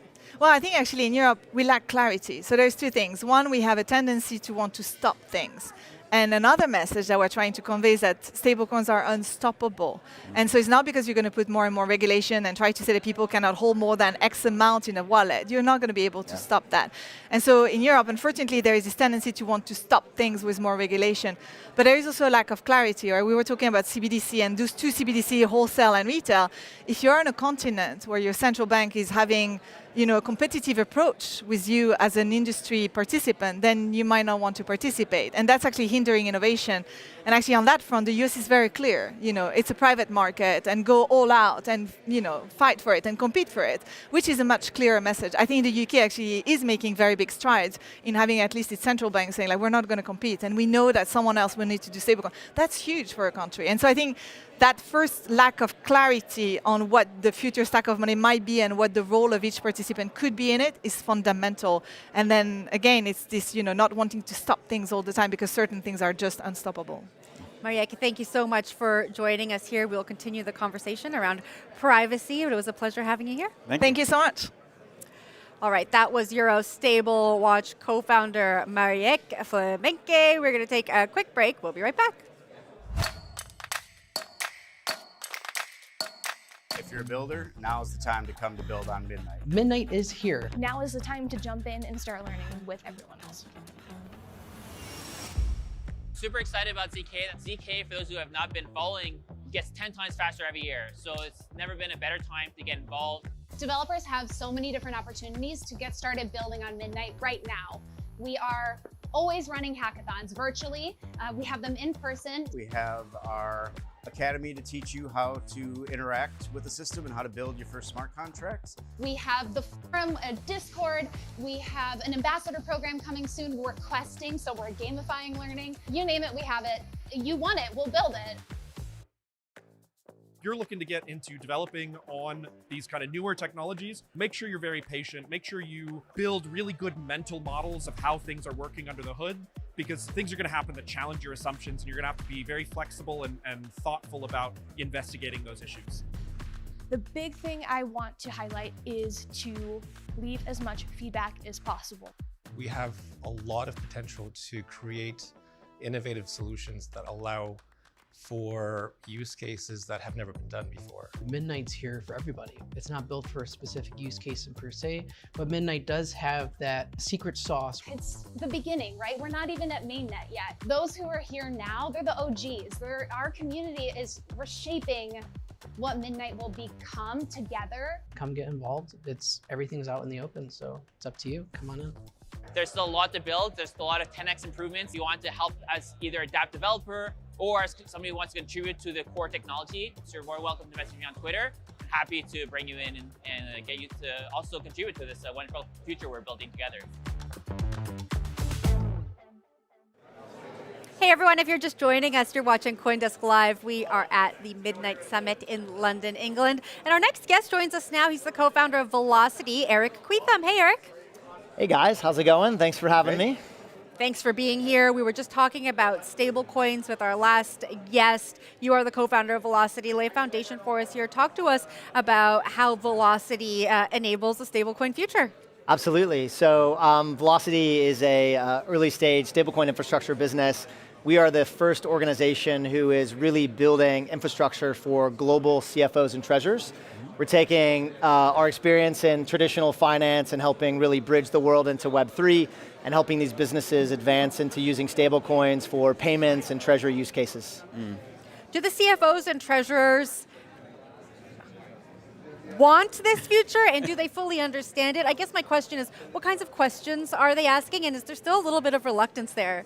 There is, which is natural. I think in any kind of new emerging technology, anytime you challenge the system someone's built, which today is built off the back of traditional fiat rails and the banking partnerships that they've forged and the payment institutions they're working with, they feel, they feel like they're doing a pretty good job. And so I often like to start these conversations with treasurers, which is, anyone who in particular feels like they've built the perfect fly trap, tell me a little bit about where you're pre-funding. And they're like, well, I am taking a $100 million credit line on Thursdays for this reason. Tell me a little bit about your FX fees and what you're paying, and tell me a little bit more about the capital efficiency you have and how you're structuring your internal organization around the world and getting capital to the right places. And as you start to, I think, kind of dig in and even get one layer deeper, they really start to open up and their eyes light up about, wow, didn't know you could do that, that's really interesting. There's a lot of impact there, maybe I am interested. And so it's a slow moving kind of ball, but I think the momentum is building, and certainly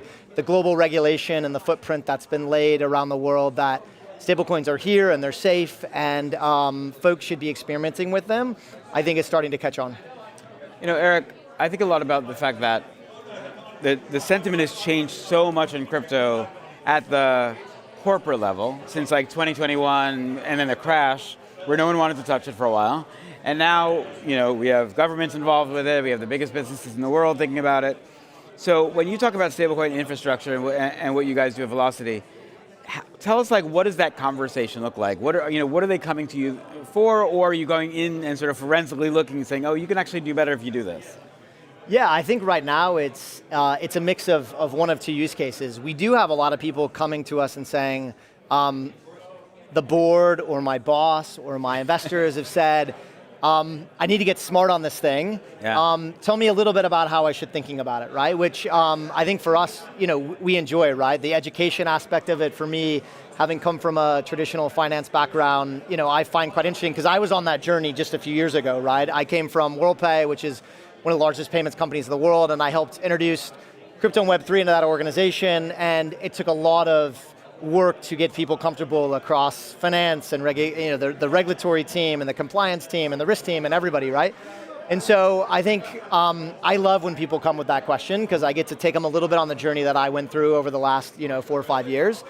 I think you also then have a lot of people who are ready to buy, who have said, hey, I saw my peer, or I talked to my peer who's a treasurer or CFO at this organization, and I understand that they're now using stablecoins for collection in these 5 markets, and they've now gained this amount of efficiency, and it's a big win. It's it's hitting the bottom line is the reality. And so I think what you had originally and a few years ago is of people building infrastructure for edge use cases, which is people who couldn't get access to traditional payments or banking rails, has fundamentally changed.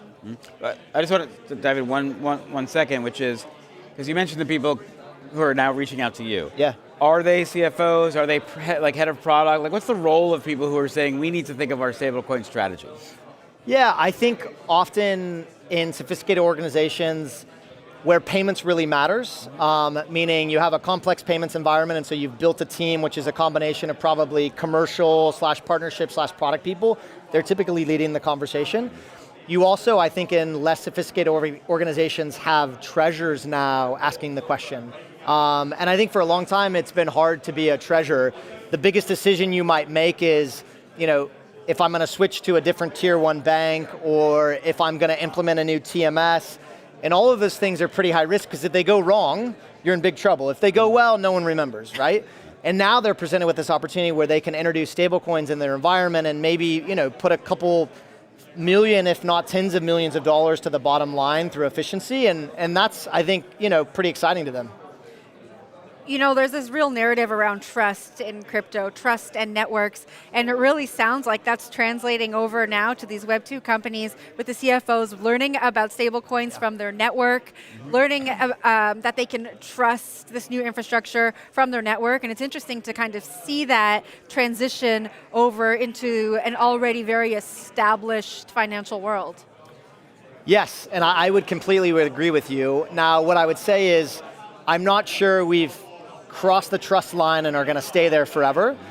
I think there could be another big event, right? There could be another, downturn, privacy issue, something, right, that happens that makes the ecosystem kind of go back and say, all right, we haven't quite cracked it perfectly and we have additional work to do. But I do feel like most people are across that line now.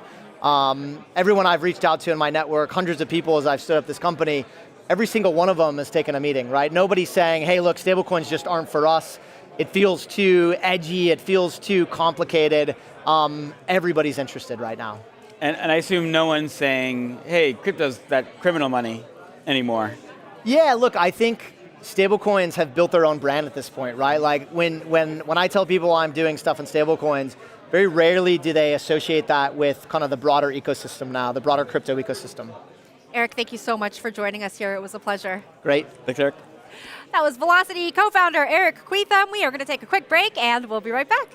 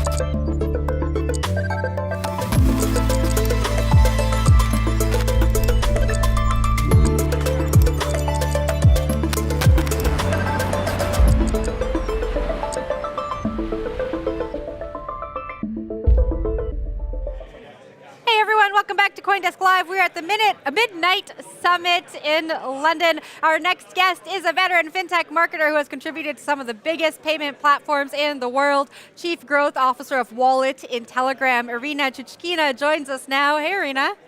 Hi, great to meet you guys, and thank you for having me. Thanks for being here. Now, we were just talking about the Everything app, super apps, and now we have you here.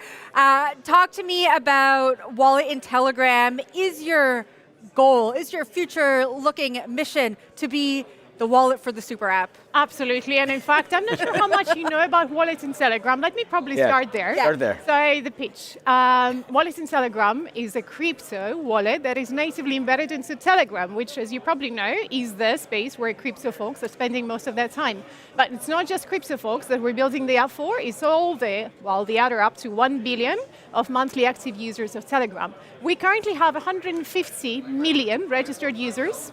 Not a lot of them are in the UK, so if we might be living a bit in some sort of a bubble, but in the emerging markets where Telegram is the internet, that's where we have a lot of traction and presence. What are they doing, this 150 million users? How are they interacting in the app every day?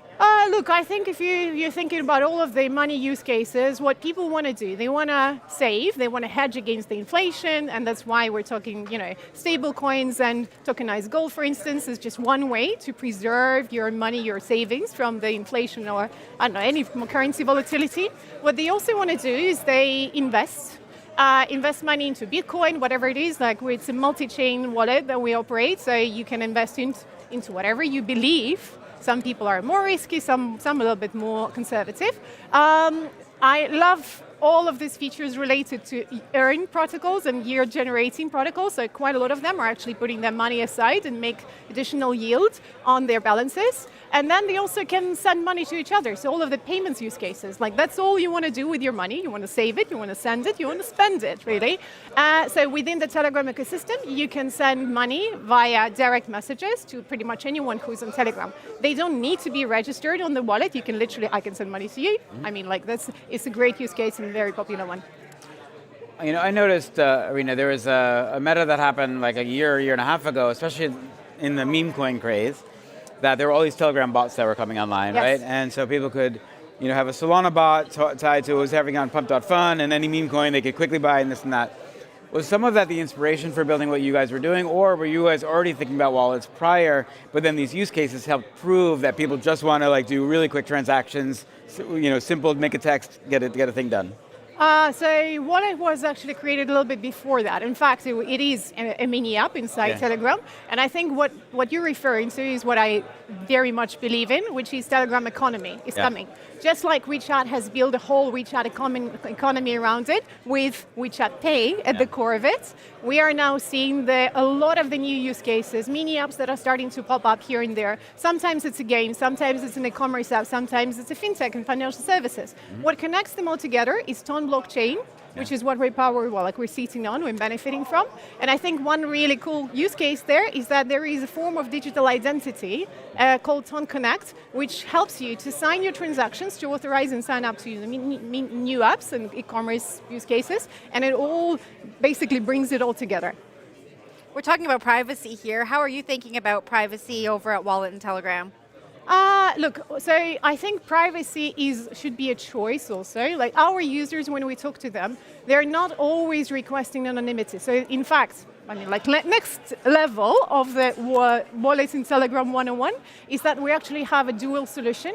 One is a custodial solution where we take responsibility over your money, but people have more access to the broader features, they can do more. But then the other option is actually the self-custodial solution, which is the ultimate blockchain-enabled interface, really. And that's whoever comes to Wallet in Telegram can choose. So those people that want complete privacy and full control, they select the self-custodial solution. Crypto wallet is for those, the custodial one is for those that actually want to have, a broader range, but they're okay. What we see is that we don't want to force feed one of these options onto or force it on our users. We want to give them the optionality. Some critics, when we talk to them, talk about the idea of there's so many people coming into moneyed systems that don't have the education of what it means to be responsible about the money you hold, right? And so I do worry about not Telegram specifically, but whether it's WhatsApp, Telegram, Twitter. We're constantly being DM'd, we're getting SMSs from people who are trying to scam us out of money. How do you believe we should allow protections in place to ensure that we can create a trusted environment where we can transact comfortably? Look, I think, I can only speak on our behalf, really, on behalf of my own company. We do there is this kind of concept in the UK called consumer duty, which I love, actually, which is something that we're trying to embed into the interface and communication, making sure that we are as transparent as possible about the risks, that we educate our users on the possible risk, on the value and the power of diversification, on what can go wrong and how to protect themselves from scams and scammers. So those are the things that I believe again, sustainable companies would want to do, because ultimately, if people are, if we enable some negative experience for them, they would not trust us with money. So we would need to make sure that we create that at the core level, the fundamental level of our relations with the users. Sam and I were speaking earlier about this social element that makes crypto a little bit more accessible. We were talking about it in the context of gaming. I think we can translate that over to this conversation as well. Is your vision for Telegram, for the wallet language to almost go away, this to become the financial layer of the app, and for folks to be social about their investments, what they're trading, and what kind of money they're holding? I love that you're bringing this up, really. I do agree. In fact, I think what we're trying to enable is not for the crypto to become the way to pay. It's like to make it almost irrelevant. The word, whether it's crypto or any other, whatever, like, or fiat money, people want to manage their money. So if we enable that within their familiar native social environment, if we make those transactions between people in their, I don't know, family groups and chats with their friends, if we enable those things, it doesn't matter whether it's crypto or fiat. But yes, those social use cases are native and are, you know, these are the things that we believe in. This is how many of the households and communities help each other. There is, I think, a whole bunch of, the whole opportunity behind the creator economy, communities that are led, that could benefit from a bunch of payments services and features. And I actually think that there is a lot of power within, again, like the Telegram economy use cases, the games and other things. Ultimately, we're all human beings. We want to connect. And sometimes in those connections, there's room for the payments and money. 150 million users, you said, over 1 billion folks on Telegram. Yeah. What do you think it's going to take to get the rest of those Telegram users using this? We are using sometimes this milestone. By 2028, we hope to bring up to 30% of the Telegram users onto our solutions, give them access, and we're gradually rolling out more and more markets. So there's probably about 15 or so markets that will be launching in the next 18 months or so. We're applying for licenses for the custodial solution wherever we can, wherever Telegram is number one or number two. So yeah, stay tuned. There's going to be a lot more. Irini, you were at Visa beforehand. I'm interested in what you've brought in from your knowledge working at Visa. Now you see this thing which is, finance and payments on steroids. When you think about your past and your training at a place like Visa or at Grab, what are you applying those in terms of how to grow this audience? Well, Visa is a very special place for me, and I totally believe that payments are the core component of the global economic growth, really, and that payments should be, access to payments, access to money, is one of the basic human rights, really. And I think I've seen how in some markets it's taken actually really creative approach to bring that into the, into the communities. So what I learned there, I'm now trying to successfully bring into my wallet and Telegram experience. I'm one of the internal sort of advocates for the payment use cases, social payments, P2P payments, e-commerce, these types of things. And what you were referencing another company that I was part of, at Grab. I'm not sure if you're familiar with Grab. Grab is Southeast Asian super app. Yeah. And that's also where I sort of grown so much fond of the super app philosophy, really, building. And what I realized there, one of the takeaways, is that at the core of any super app is the wallets. Because in order to enable all of those new verticals and new use cases, you have to have a transaction layer. You have to have actually two things. Digital identity that connects it all together. And then the second thing is the payment method. So wallet is precisely the core, hopefully the heart of all of the, enabling the Telegram economy and the creativity behind, the new ways to create experiences within Telegram. Let me ask one question, which is, you must have so much interesting data. I can only imagine with 1 billion users, and you guys already have 150 million wallet users, you know more about how people are utilizing the future of money than most people. Are there any insights that you can share with us? So we don't have access to Telegram users' data. Like, again, no one has that, and I don't believe anyone could actually I meant more payments data. But on the payments data, anonymized aggregated data, yes, we're looking at quite a lot of different sort of slices of them.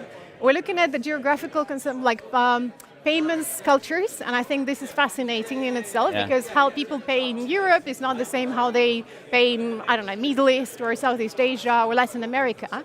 And I love seeing and learning from those things. Usually the emerging markets are much more creative, but much more hungry as well. There is much more speed in terms of adopting new services and new use cases. What I love, what are the types of things that I learned so far? We've recently launched tokenized assets and stocks and ETFs, basically the ability to start investing from $1 into the US equities.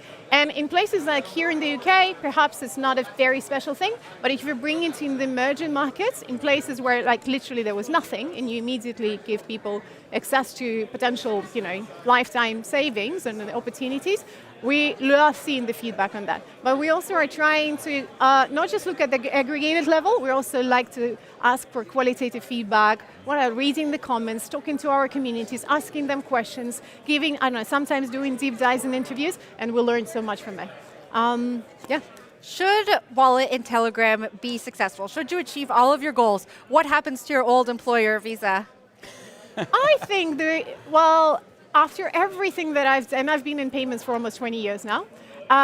One thing I learned is that we can only succeed if we partner.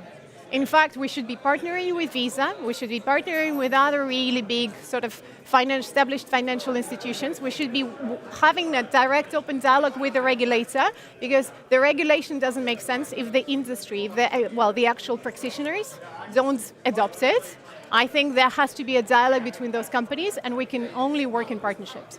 There is if you think about the world, there is not a single system that will be omnipresent and ubiquitous around the world. And it's not even Visa with its resources can do everything to cover the whole world. So we need to work together. Are you seeing appetite from players like Visa, or are they really wanting to build within their own ecosystem? Oh, very much so. 2025, I'm saying that 2025 has been the year of stable coins, and it literally has been the wake-up call. In every discussion that I'm having with my old colleagues and my, people from the banks, everyone is starting to develop a stablecoin strategy, and crypto is a form of stablecoin, or it's the other way around.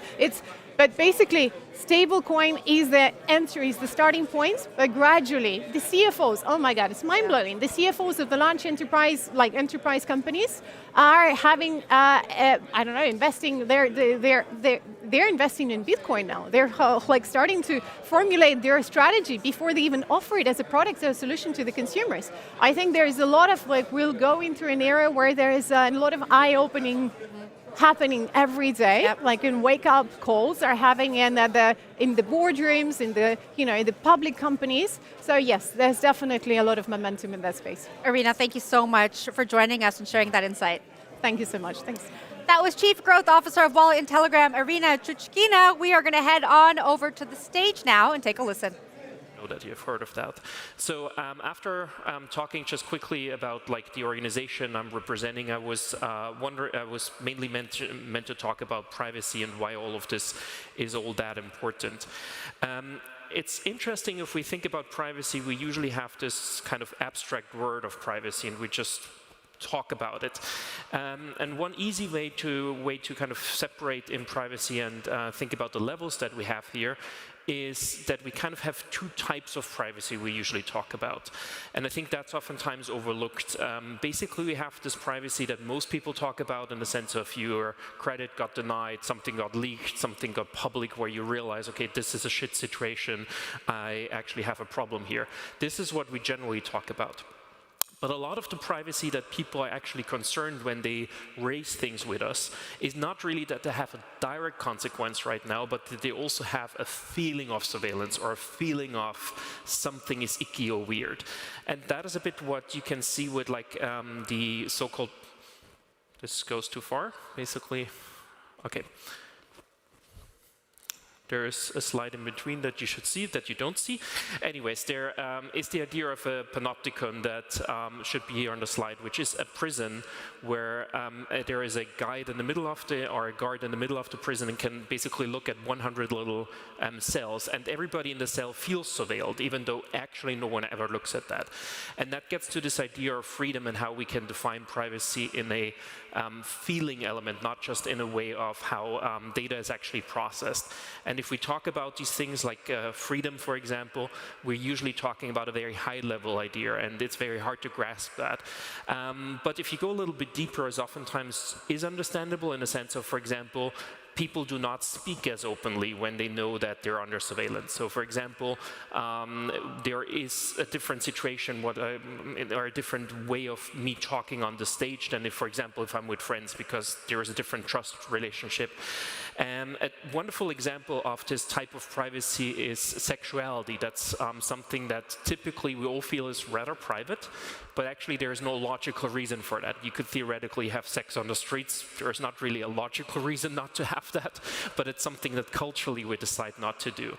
There's other elements where privacy is kind of understandable. A typical example that we have is kind of the privacy in the voting booth. So we do know that people vote differently than they previously say. So for example, when Trump got elected the first time, there was this huge discussion about, oh my God, people didn't really say they're going to vote for him, and later the results were totally different than we previously thought from polling.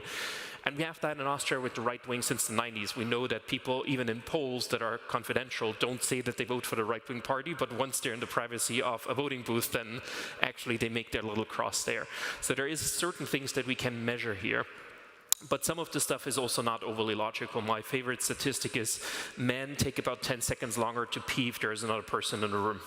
Who knows why, but there is certain elements like that where privacy is very much cultural and very much psychological, and I think that's what I want to kind of highlight here, is we don't always talk about, oh, can this data really have a consequence in reality, but we oftentimes talk about a feeling of surveillance that interferes with our lives so that people are less free if they feel that someone is actually tracking them. Obviously, a lot of the discussion moves on to the question of power, who has power over information, and moving into an information age. Obviously, if you know what the other side has in their cards or what options they have, then you have a much higher chance of winning or losing. So a lot of this information age that moves on to having data or not having data suddenly allows you to get a deal or get a better promotion or whatnot if you have that information, or the other way around, the other side has that information. So there is a lot of these power dynamics that privacy can deal with or not deal with. One other issue, if you talk about privacy, especially on a global level, it's really interesting because a lot of that is extremely cultural. So things that some people find super private, other people do not find private at all. To give you an example, in the 20s, this was overturned later, but the US Supreme Court was for the first time asked, is there privacy in telecommunications, in phone lines? And one quote from that judgment is that the wires are not part of the house or office any more than the highways along which they are stretched. So it's quite interesting that back then they said no privacy in communication outside of your house, goodbye. So that was basically the idea. That was overturned later in the 60s. But at the time, that was the thinking in the US. If you look at, for example, Germany, they already in the 80s promoted the right to self-determination as a constitutional right. So even these thinkings are very different globally. But the problem that we're running into right now is that we have a globalized internet and a globalized system. So we do run into the problem that even though we have different cultural feelings about privacy maybe, and even within Europe actually there is a lot of different feelings between, I don't know, Scandinavia and Austria, for example, my home country. So we do have to manage this now somehow, that we have very different feelings around that. And a lot of that I personally look a little bit into, or I personally think about not just as privacy as a topic, but as a bigger topic of informational redistribution. If we move into an information age, who has that information and who actually has the power over that? We could have the situation that we have the big tech companies, so to say, for example, having all the information, using AI to kind of process all that information, and thereby have a lot of power over our economies, but also over our societies. And theoretically, the right to privacy should give you that possibility to protect a little bit, to say you can't get everything of me and you can therefore not influence me all that much. There are counter rights, for example, the right to access to your data, which the other way around gives you information downstream, so to say. So you have freedom of information, for example, versus the government, or the right to access of your own information that allows you to counterweight that information flow and say, I also want to get some information to kind of the smaller guy and get it back down. If we now talk about these right to privacy, I'm a lawyer, so I usually come from the legal side of it all. It's quite interesting because it's oftentimes discussed, are we going to keep that? Are we going to be possible to actually have that? At least for the European Union, there is not really any way around it, because we do have these rights in the Charter of Fundamental Rights, which is kind of our European Bill of Rights, so it's part of the Constitution. And unless all the member states jointly agree that we're going to abolish it, this right to privacy is going to be here to stay. There may be times where there is kind of more interest in the public and less interest, but the general principle is not going to go away anytime soon. What is interesting is when the European Union had to decide about how to regulate all of that, we did get the GDPR that I think by now everybody is more than well aware of, and it actually had a huge backing at the time. So this was the election results actually, or the voting results for the GDPR in the European Parliament. Basically everybody was for it. Later, this was massively talked down, especially by a lot of industry lobbyists, by a lot of the cookie banners that everybody started to hate. So it was interesting that there is a dynamic that changed a lot in this right to privacy. Now, this is the law as we have it. It may change. We right now see that there is attacks on it. But what we mainly deal with is actually the enforcement question. It's wonderful in Europe that we have all these rights and that we have all of them on paper, but the reality is our phones are not much less surveilled as an American phone, for example. So what's the impact of all of that? And the impact is largely an enforcement issue. And before I talk further, it's obvious that there's never 100% enforcement. Law students, the first time they're in law school, they're like, oh my God, no one follows the law in reality. That's normal. No one follows the law 100%. But the question is how far the distance is between kind of what we have in the law and what companies, for example, do in practice. And in privacy, that's mind-blowing. Like, there is hardly any area of the law where the discrepancy between what theoretically should happen and what actually happens is that big. We recently asked a couple of data protection officers, I think it was 500, to actually tell us if they think that there is loads of non-compliance. And the question we asked was, if a data protection authority would walk into the door of an average company tomorrow, would they surely find relevant GDPR violations? So we already said average, relevant violations, not tiny stuff, and so on. And more than 70%, as you can see on this chart, basically said yes, you'll walk in and you'll find something right away. And a big reason is that privacy regulators, as we had them for a long while, looked like this. This was the Irish Data Protection Authority that used to regulate Google, Meta, Facebook, all the LinkedIn and Microsoft and so on. And this is all the supermarket, and on the very back end, that's kind of the entrance. There used to be 20 people or so. And that is how in Europe we then, in reality, try to enforce anything against any of these big companies. Now, after we put this picture throughout the international media, they got a bigger office and more staff and all of that. But for a long while, that was kind of the type of enforcement we had. Very analog, very traditional. And typically, these big companies just have more lawyers than the enforcement team of any of these regulators. And that's not just an Irish problem. We have the same issue, for example, in Luxembourg and so on. And it's not just a privacy problem. It's a much larger ignore the law problem. They also don't pay taxes. They also don't pay their employees fully, etc. So there is a bigger attack on the rule of law, so to say, and a larger ignorance on that. So as an NGO, we're even smaller than these regulators. We try to find ways of being able to enforce anything and also not having any investigative powers. And one of the things we thought about, for example, was how we enforce speeding tickets, in Austria at least. We have these speeding cameras, and that's a fully automated system that just checks your license plates, finds out who is the owner of the car, sends the ticket there, and you get a code to pay your fine, and that's it. Like, no one ever touches that. In most of the privacy litigation, it still looks like that. Like, most of the lawyers are doing digital enforcement in paper. So the most digital that we usually have is Word. And that is kind of how a lot of these problems work in practice. We did manage to enforce some of these things digitally as well, and I think that is something that a lot of the regulators could take on to actually get stuff going and scale up.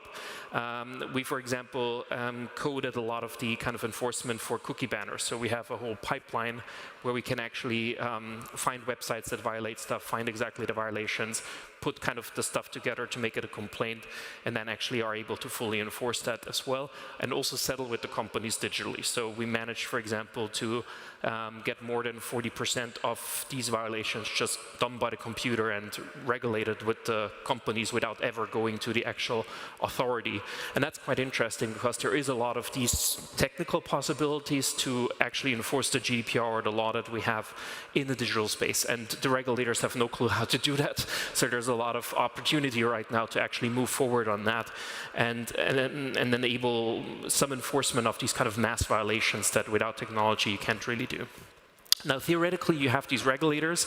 The reality is, I don't have it here in the slides, but on average, on one complaint or on complaints in Europe, you get 1.3% of the complaints that ever see a fine. So in reality, the regulators look the other way, don't do much, try to find a way not to enforce it.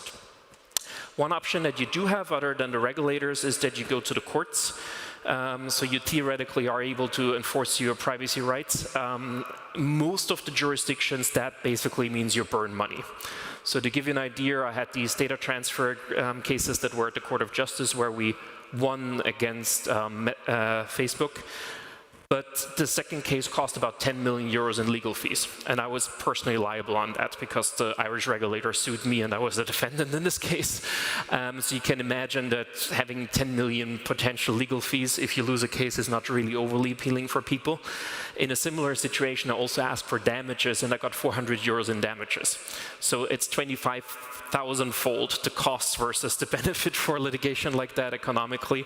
And that basically means no one ever brings a privacy case in a normal court. What, however, does come up now, and that could be a game changer on a lot of that, is that Europe now allows kind of class actions. They now call it collective redress. And that could change a lot of the game, because suddenly you can group 1 million people together, and then the 10 million euro legal fees is just 10 euros per person, and then suddenly all of that makes much more sense. And that could actually change a lot of the legal dynamics around privacy and around how we do that in the European Union. What are the current cases that we're looking into? Right now, I think what comes up on our desk a lot is the question about global data transfers. This is a geography map, a democracy map of the whole world. And we now see more and more of these data transfers, for example, not just going to the US, but China, for example, where it's going to be really hard to make sure that any of your data is really protected from the government. That's a lot of the stuff we're looking into right now. There is more and more political targeting. A lot of the data that we want to protect for privacy reasons are later used, for example, to influence democratic processes and decision-making.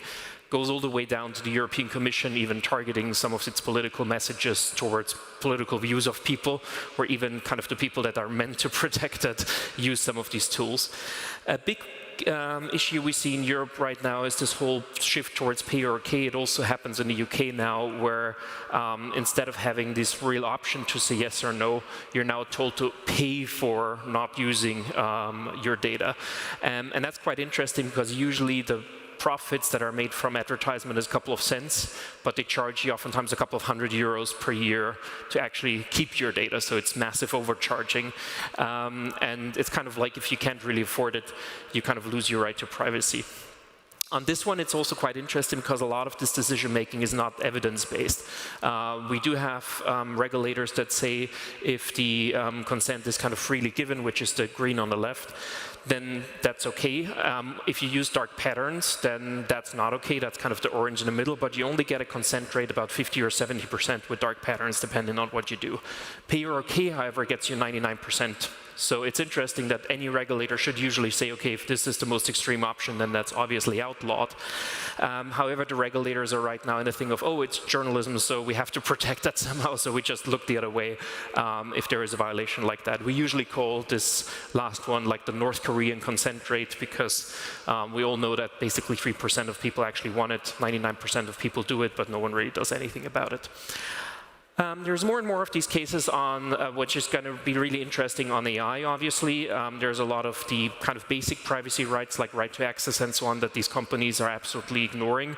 Even if you just do a very simple request, basically that's ignored.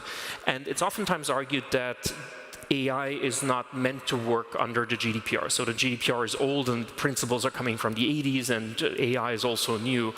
If you actually dig into it a bit more, it's interesting that when they drafted a lot of these GDPR principles, that were actually meant to cover the big algorithm that is going to come in the future that sucks up all the data, is going to make weird decisions, and we need some right to, for example, defend against that. Now where that actually became a reality, suddenly the argument is, now we need to change the law. So it's quite interesting that a lot of this law that we have there is actually preemptive and was foreseeing the future, and now where the future is coming closer, a lot of the narrative goes around to say now we have to get rid of the law. I sometimes joke about that, is like if we have a speeding limit while we still had horse-drawn carriages, and now where the Porsche comes around, everybody's like, let's get rid of the speeding limit. That's a bit what we're doing here in this discussion. But a lot of that has rather serious consequences. So we get more and more complaints where people are, for example, accused of sexual molesting kids with their real name and kind of identifiable to that person. It's obviously some hallucination of the system, but it can be repeated. It comes up as the first answer for people, and then the question is, can you delete it? Can you get rid of it? Can you get that rectified somehow? And right now, most of these companies just say, nah, we can't do anything about it. That's just how the system works. And that is obviously not really acceptable. Another one that was quite interesting is this whole Meta is just sucking up all the data out of social networks. That came up a year ago, and now basically everybody followed suit. Again, something where the regulator just looked the other way, and then everybody just followed and said, okay, then LinkedIn, we can take the data as well, and we can take it from Android phones and whatnot. So it's quite interesting how a lot of these barriers we used to have in the law are kind of falling bit by bit. Now, if that's a bit the situation we have right now, I would just talk about the future for 1 second at the end. What are we going to see probably the next couple of years, or at least the next couple of months even? Obviously, we now have this huge argument about kind of the economics of data and how much we have European tech startups or not, and how much we have to change because we do have regulation, and that may be the big reason why we don't have the Googles be in Europe. My personal view is that's not really because of regulation. I've hardly seen a specific product that didn't work with the GDPR, because actually the GDPR is quite permissive in a lot of normal data processing. There may be much more reasons about investment and financials and so on, and not having a big market. But what we see is that in politics, we now have kind of this hysteria of like, oh my God, we need to do something to allow more technology. And there would be two ways. One way would be to kind of go into more of an evidence-based approach and say, okay, what is really elements that we need to cut back, that we can simplify, and so on. Or the other way is just to take a lawnmower and just go over any law you find. And unfortunately, it looks like the European Commission is kind of going the second way. A big argument on all of that right now is usually the Draghi report. So a former Goldman Sachs banker and later central banker wrote a wonderful report where the GDPR is, for example, mentioned 2 or 3 times with 2 or 3 footnotes, not really what you would call evidence. But that is now used as an argument why we need to cut back on all of that. So it's a lot of these principles we used to have for the last 20 or 30 years are going to be pushed on hard the next couple of years. A lot of that is then used by the lobbyists to kind of really take these reports and say, oh, obviously we now have to move because Draghi said it. We'll see on Wednesday, so in 2 days, that the European Commission pushes out a new kind of amendment to the GDPR or changes to the GDPR. And the version that was leaked before shows kind of the thinking. And basically the thinking here is a bit like we want to have AI and we just cut through anything to get to AI, and basically what's cut through is, to a large extent, the GDPR. So we're basically gonna see a law potentially that just abolishes principles we had for 30 years to just say this may get us to the wonderful world of AI. Interestingly, it doesn't really manage that, so you can't even use AI with these new laws, but there are people in charge that oftentimes don't really know how the structure works and how these laws work, that just change a lot of these laws within really weeks, not even longer processes that we have. It's going to be interesting how the European Parliament is going to react to that, how the political landscape reacts, but we now see the... That's your camera, it's going to be looking at you anyway. Hello and welcome back to CoinDesk Live. We are coming to you from the Midnight Summit in London. Our next guest is the Chief Technology Officer at Shielded Technologies, Bob Blessing-Hartley. Hello. Hi, how are you? I'm doing well. I'm doing awesome. Shielded Technologies is building the technological capabilities of the Midnight Network. We've been talking a lot about what those are here in this stream, but just give us a quick introduction to Shielded Technologies and the roadmap ahead, and then I think we're going to get into a fun conversation about the scavenger mine that's happening. All right. Sure. So Shielded Technologies is a relatively new company. We spun out of I.O., Input Output Global, as did the Midnight Foundation. So I joined a year and a half ago in the Midnight tribe of Input Output, and then this summer, as we were getting ready to launch the chain, we separated those two entities. So we have been focusing on building the core capabilities, the dual state ledger, working on the tokenomics, working on the compact programming language. So we created a novel domain-specific language for the Midnight Network that's TypeScript adjacent, so we can have a broad audience of people who can actually read the language. Those are the things that we've been working pretty heavily on. Now we're shifting over to how do we actually get the thing up and running in the public. We're have a new test net rolling out imminently that has the basic core functionality. Up to this point, we had only the shielded functionality, the private stuff, without the tokenomics, but now we're rolling out the full tokenomics with the unshielded, which means public state, and shielded private state ledger. We were talking a little bit before, you guys do this big airdrop, and a ton of people claim it. Then you open the scavenger mine, which is the idea that you can sort of mine your own, use your own compute to mine more tokens, in essence. And you gave us a crazy stat before about how much compute has been generated in the like 12 days since it's been open. So why don't you just tell us that? Yeah, so 12.6 days, that's the last time I did. So first of all, let me say the response has been so huge that these database queries take a long time. So, and I have to replicate them out so that I don't cause bad stuff to the system. So Friday I did it, 12.6 days into the program. And 12.6 days into the program, we had as much compute power as the first 2.5 years of Bitcoin.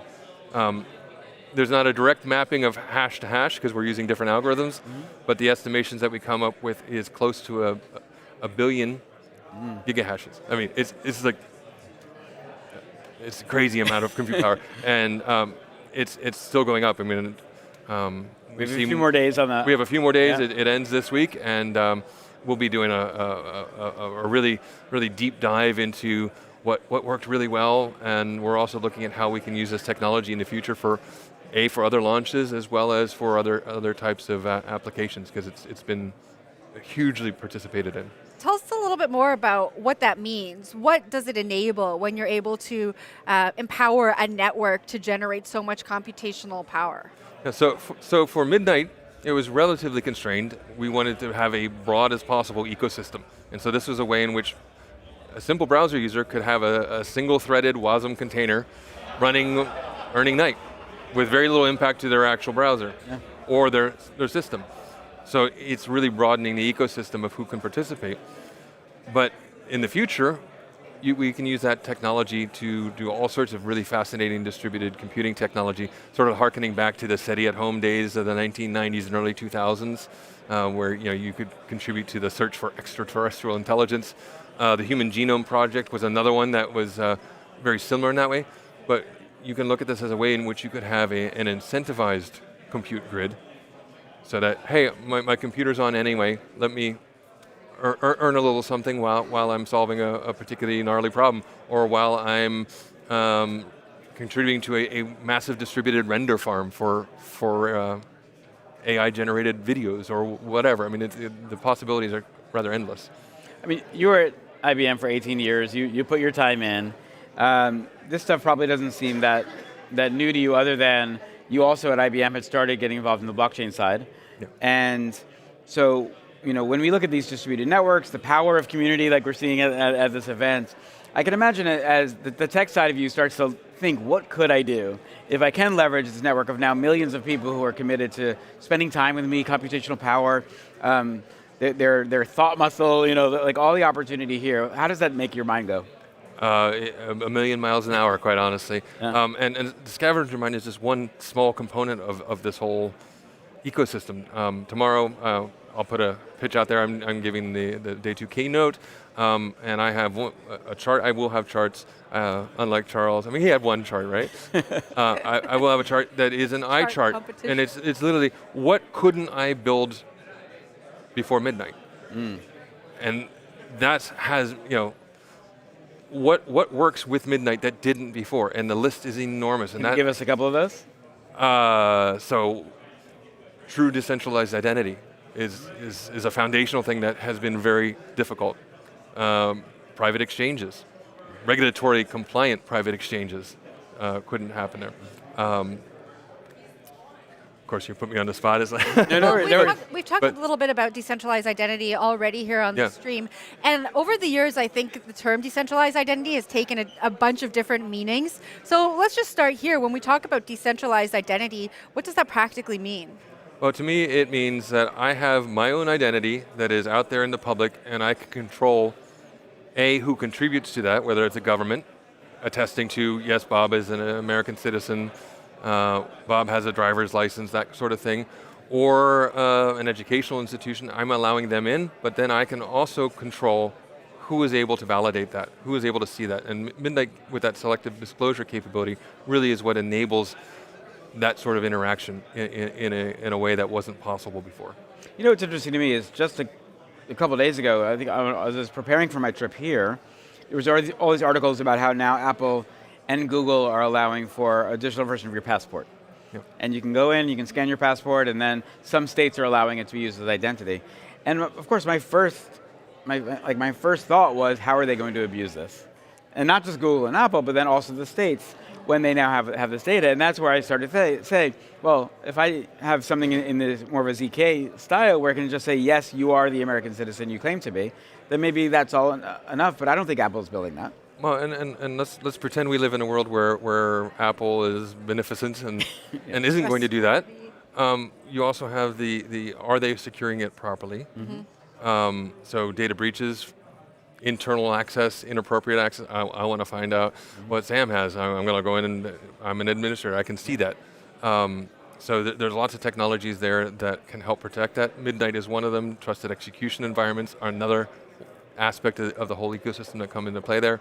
But ultimately, owning and easily being a steward of your own identity, easily, I want to really underscore that. So that you don't even know Midnight's there, you don't know there's a trusted execution environment, you don't know any of that, but you have the assurance that you own your data and choose who you share it with, and revoke it when you want to. Mm-hmm. You know, you've worked in the technology space for a long time. You said you joined the Midnight ecosystem just a few years ago. What made you want to work on this foundational privacy problem? So while I was at IBM, I was the IBM Systems CTO for blockchain. We launched the IBM blockchain platform, a permissioned blockchain, based on Hyperledger Fabric, which is pretty cool, but it is a walled garden. We ran that in a trusted execution environment, the world's largest trusted execution environment. Really cool stuff. We had a way in which we could say at IBM, our cloud administrators can't see the data that's running on this network. Mm-hmm. Fast forward now, 10 years later, we can say that at Midnight with a public network. Mm-hmm. That's what excited me, was the ability to say, this is all coming together now. I mean, there was the battle in the 2016 to 2020, public-private, all that kind of stuff. This is them all coming together.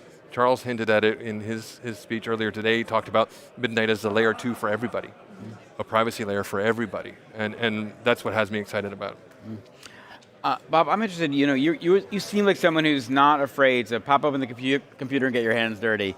You have a hackathon going on here around Midnight. What are the types of things you expect to see coming out of that hackathon? I haven't dug into it. What I'm expecting to see come out of it are absolutely crazy innovations, because once again, we have technology that's coming out there that hasn't been there before. So I am looking forward to see, I'm going to go down there today and after we're done here and do some poking around. That's what I expect to see, is show me something I haven't seen. And it's not just on the privacy level. There are economic things that can be done with Midnight, with its dual token, the night-dust relationship, that really turn the economics of blockchain on its head a little bit too. So, and tomorrow we'll have a partner up who's doing one of those things. But I expect all sorts of things like that to come out too. That just it's a great time. Bob, thanks so much for joining us here on the stream. Have fun at the hackathon. We know you're going there right now. It was a pleasure having this discussion with you. Likewise, thanks for having me. Yeah. That was Shielded Technologies CTO Bob Blessing Hartley. We are going to take a quick break, and we'll be right back. If you're a builder, now is the time to come to build on Midnight. Midnight is here. Now is the time to jump in and start learning with everyone else. Super excited about ZK. ZK, for those who have not been following, gets 10 times faster every year. So it's never been a better time to get involved. Developers have so many different opportunities to get started building on Midnight right now. We are always running hackathons virtually. We have them in person. We have our academy to teach you how to interact with the system and how to build your first smart contracts. We have the forum, a Discord. We have an ambassador program coming soon. We're questing, so we're gamifying learning. You name it, we have it. You want it, we'll build it. If you're looking to get into developing on these kind of newer technologies, make sure you're very patient. Make sure you build really good mental models of how things are working under the hood, because things are going to happen that challenge your assumptions, and you're going to have to be very flexible and thoughtful about investigating those issues. The big thing I want to highlight is to leave as much feedback as possible.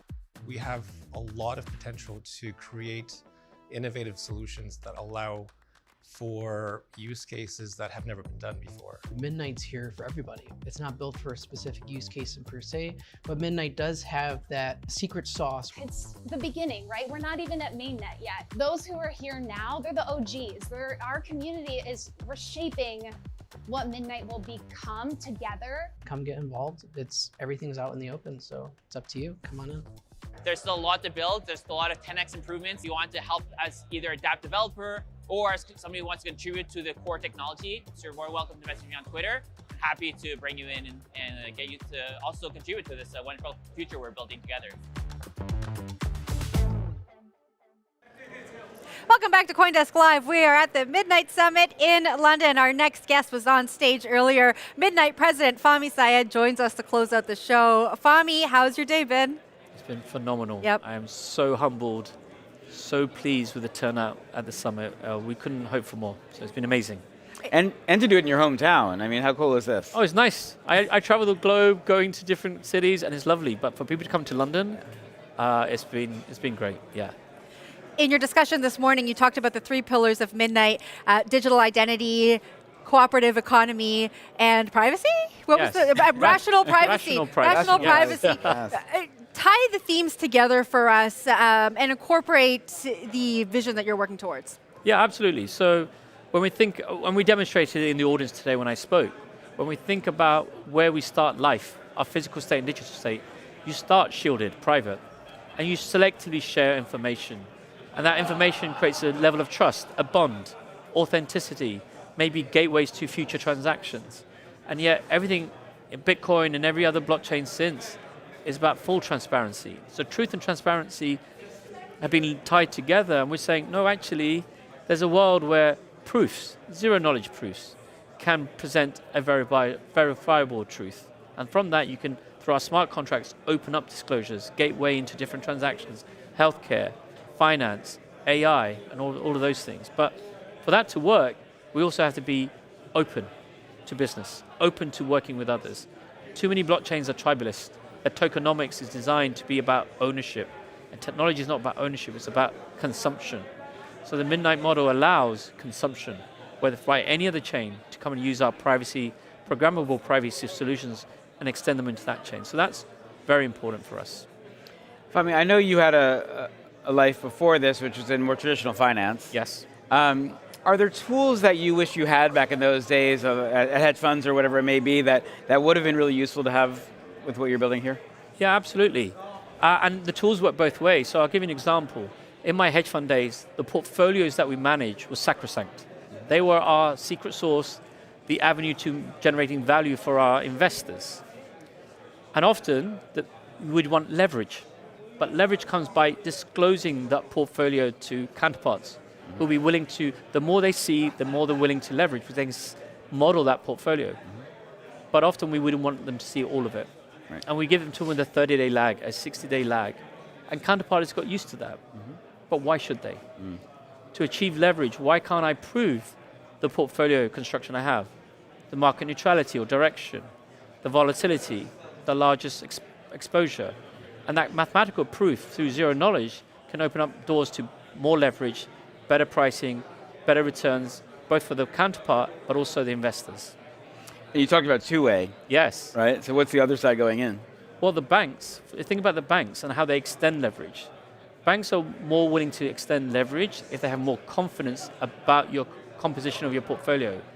If you only show them certain parts, then your leverage will be restricted. And what the banks don't see is what's happening in the other part of the portfolio. So by providing proof of the totality without disclosing secrets in that totality, gives a bank's comfort around protecting their risk and their clients' risk. So there are two ways to that truth. Truth is not a single dimensional, it's multi-dimensional.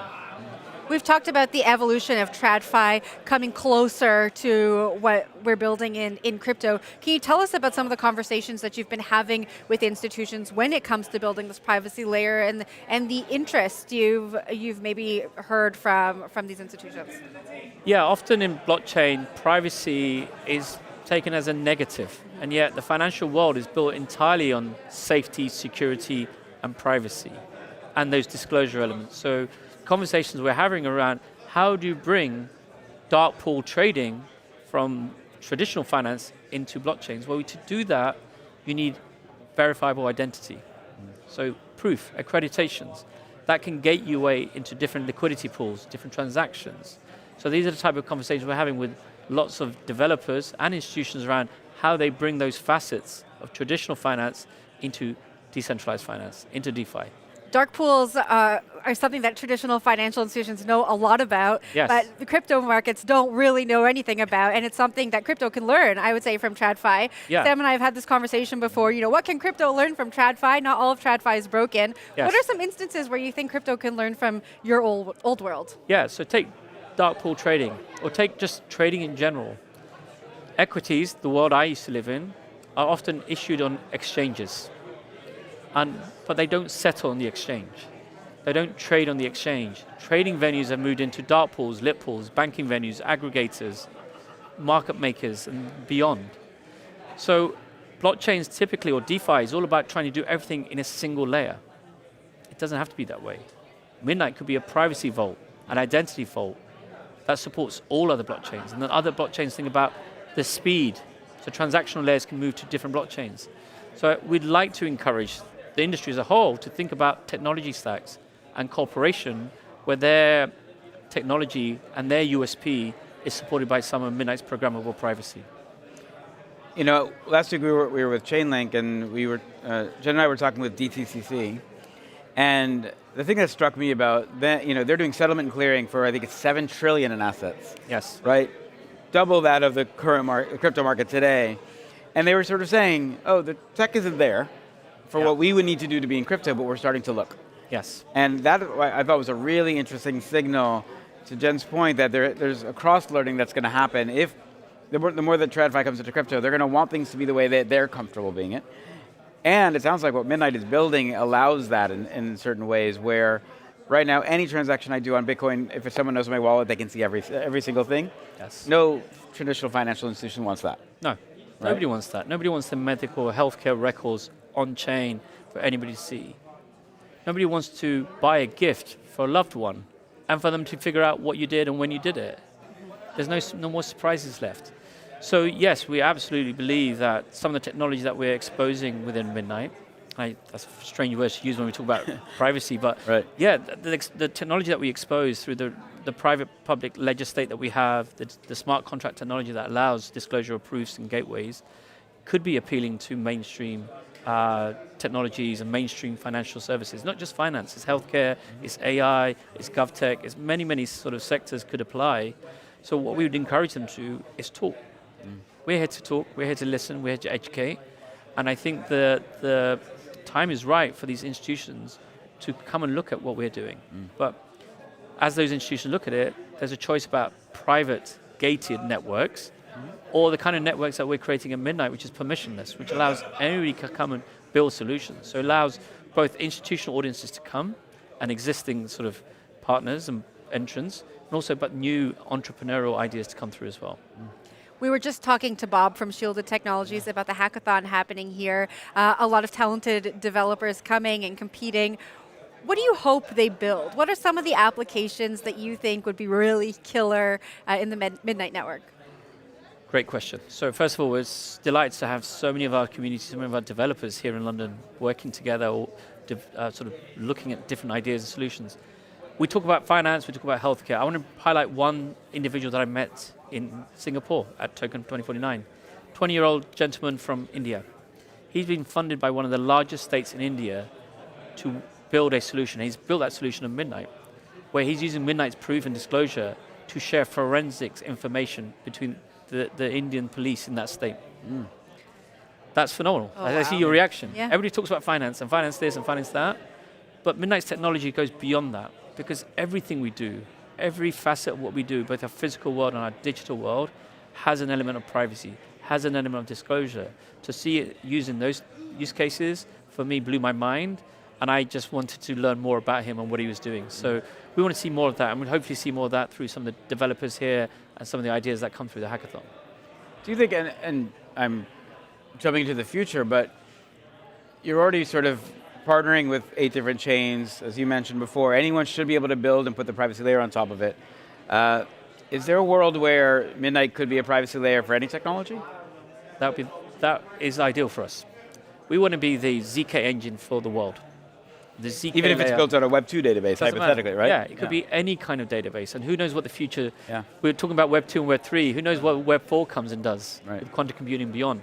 We think of ourselves being an authentication layer, a privacy layer for everyone and anyone. You can build natively, but again, our economics allows for it to be consumed by other chains.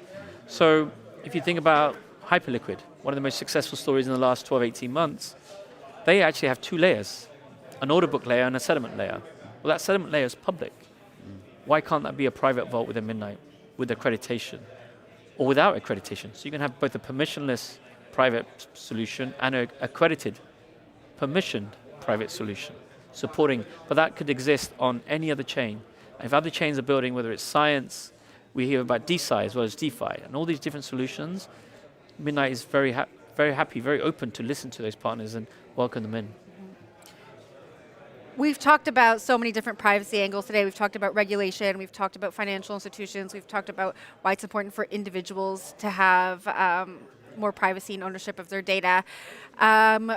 When you think about the challenges that you still face to achieving the future that Midnight wants to bring, what's that one that you still need to figure out? Or that we need to figure out? It's not on you, it's as an industry. So earlier today, we had the former director of MI5, the intelligence service in the UK, talking. And he spoke very eloquently about the importance of actually having privacy and not having too much oversight from nation states. But one of the things he mentioned was, we're not very good at PR. Amongst ourselves we are, but even amongst ourselves, we can be too tribalist and not work together. I remember in my hedge fund days, when financial regulations came and started looking at us as bad actors, we got together. We started working together, going to the regulators and having those discussions. We need to do more of that. We need to also make the language simpler. There's too much jargon. There's no DeFi or TradFi, there's just finance. Finance works on different rails, fixed income, equity, FX, blockchain is just another rail. I mean, it's bringing me to an interestingly slightly dark place, which I'm very comfortable going.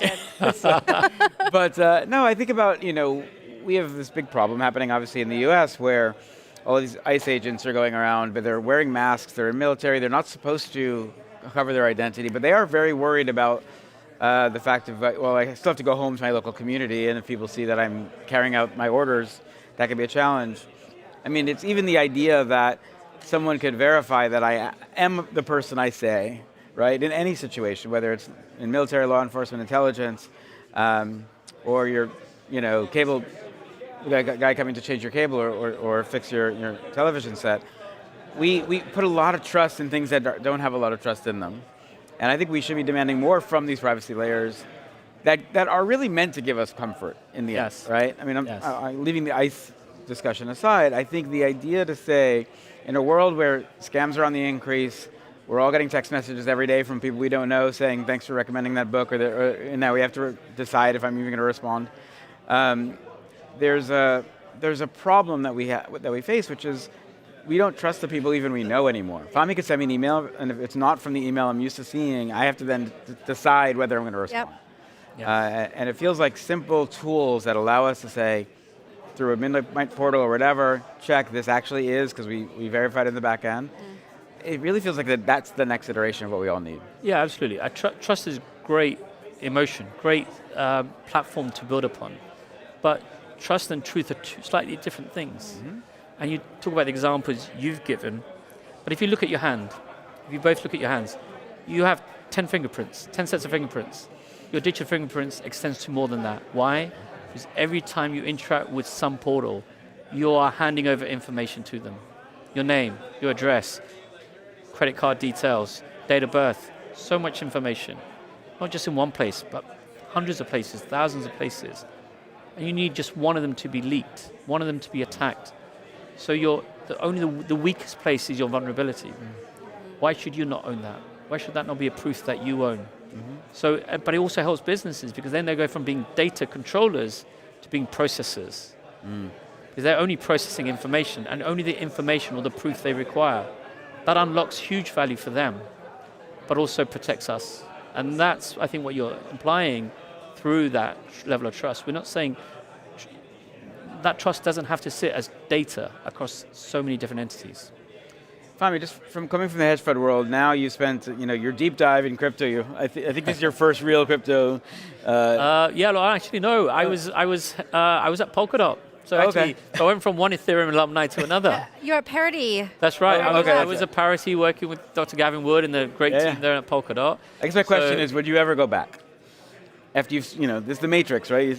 Yes, would I go back? The reason I came into this space, when I was originally headhunted, I said, no, I don't do crypto. It's not real. But then I actually looked at the technology and what Gavin and other people were doing, what Ethereum meant, what Bitcoin meant. And what you realize is actually this could change how businesses work, but also the change the fabric of society. We've gone to a world where everything was very private. I wrote letters. People probably don't remember writing letters on paper. And that was between myself and the person I sent it to. Now you write an email, and who knows how many people see it or intercept it. So it's time we came back, and we had some ownership around those things. So, and I chose it because of the relevance to my children, to the future. I want to build something that's interesting. I've always been in businesses that are constantly building and evolving and challenging. And this technology, this platform, this industry feels like the right place to be. Fami, thanks so much for joining us, and thanks for having us at the event. Appreciate it. Thank you for joining us. Take care. That was Midnight President Fami Syed. We are going to take a quick break. We'll be right back. Your personal information is the most valuable asset in the digital economy. Bought, sold, and traded every second, often without you knowing. Apps and devices opt you in by default, quietly extracting more than you realize. In one public experiment, buses equipped with sensors collected data from mobile devices at close range, legally and with ease. If it's that simple for a passing vehicle, imagine how easy it is for the companies you interact with every day. Privacy shouldn't be optional. At Midnight, we're empowering dApps to protect users' data by default. With selective disclosure, you decide exactly what to share and what to keep private. The freedom to interact without being exposed, that's rational privacy.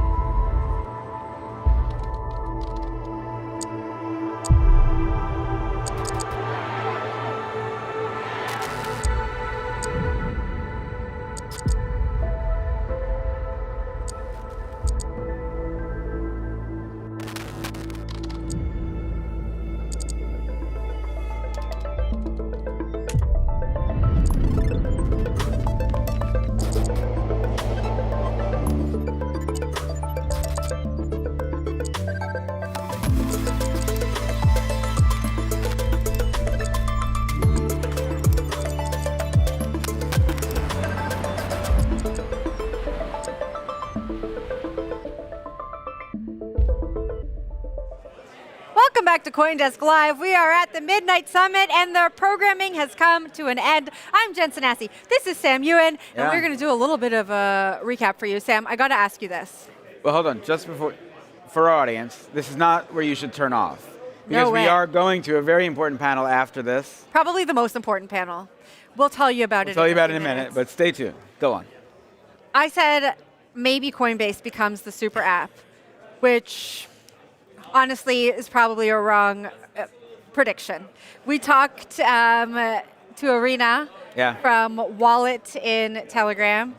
I'm giving you a chance now to make your prediction again. Think about the super. Who do you think could be the super app for this industry? For all of us. For all of us. For all of us. All right, so as I said before, I think one of the things that I focus a lot on is so many of these apps are gateways for people to connect, to communicate. Yep.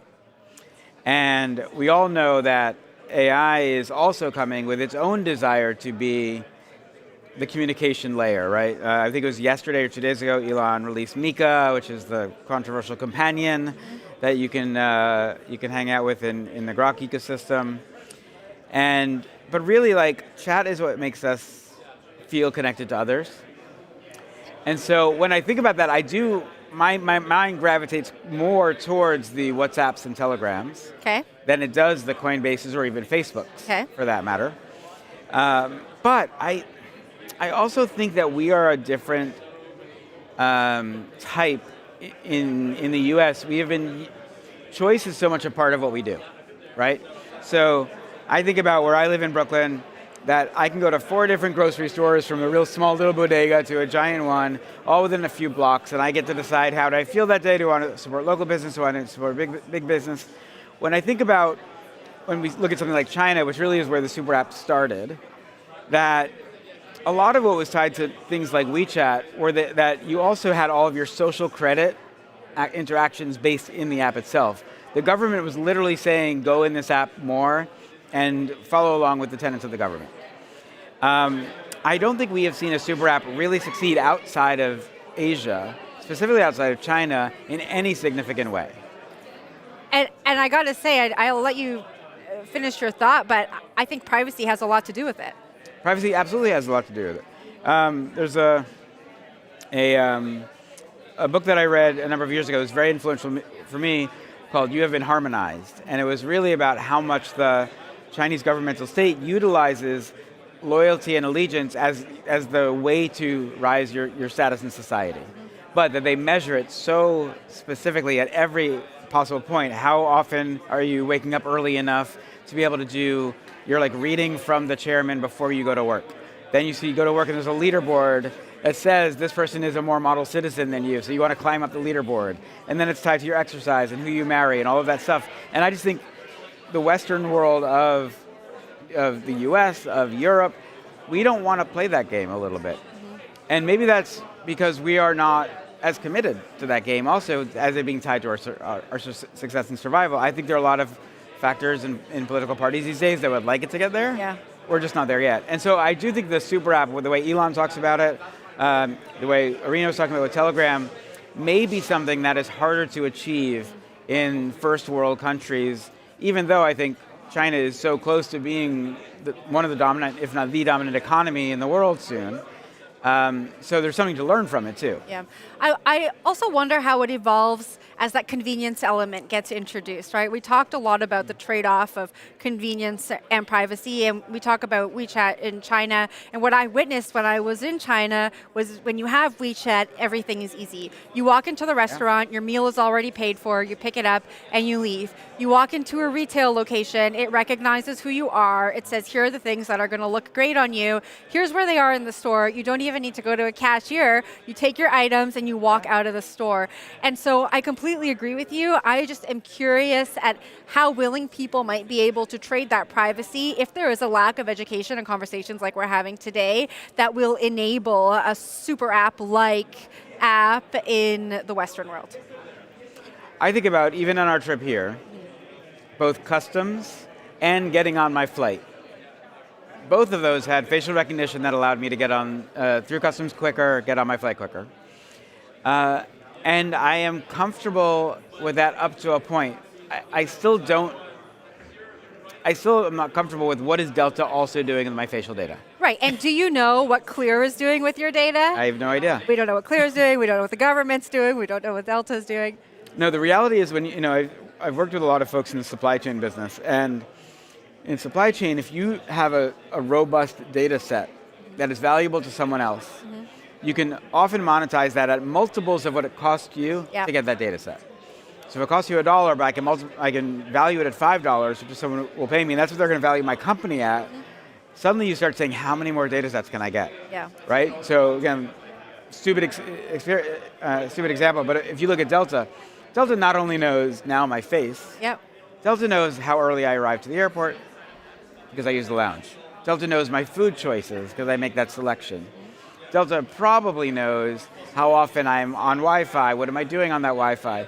They have so much data that if they, and I've not read the terms of service, that there is a lot that they could then sell to a marketer or another app, the government, that allows them to profile me more. And that's why we're here today at midnight. Like that is, to me, the real thing that we need to focus on. It's not only about the data that each of these apps have, it's about the assumptions that they make with that data, right? With all that information you've just told me, assumptions about your income can be made, assumptions about how you live your life can be made.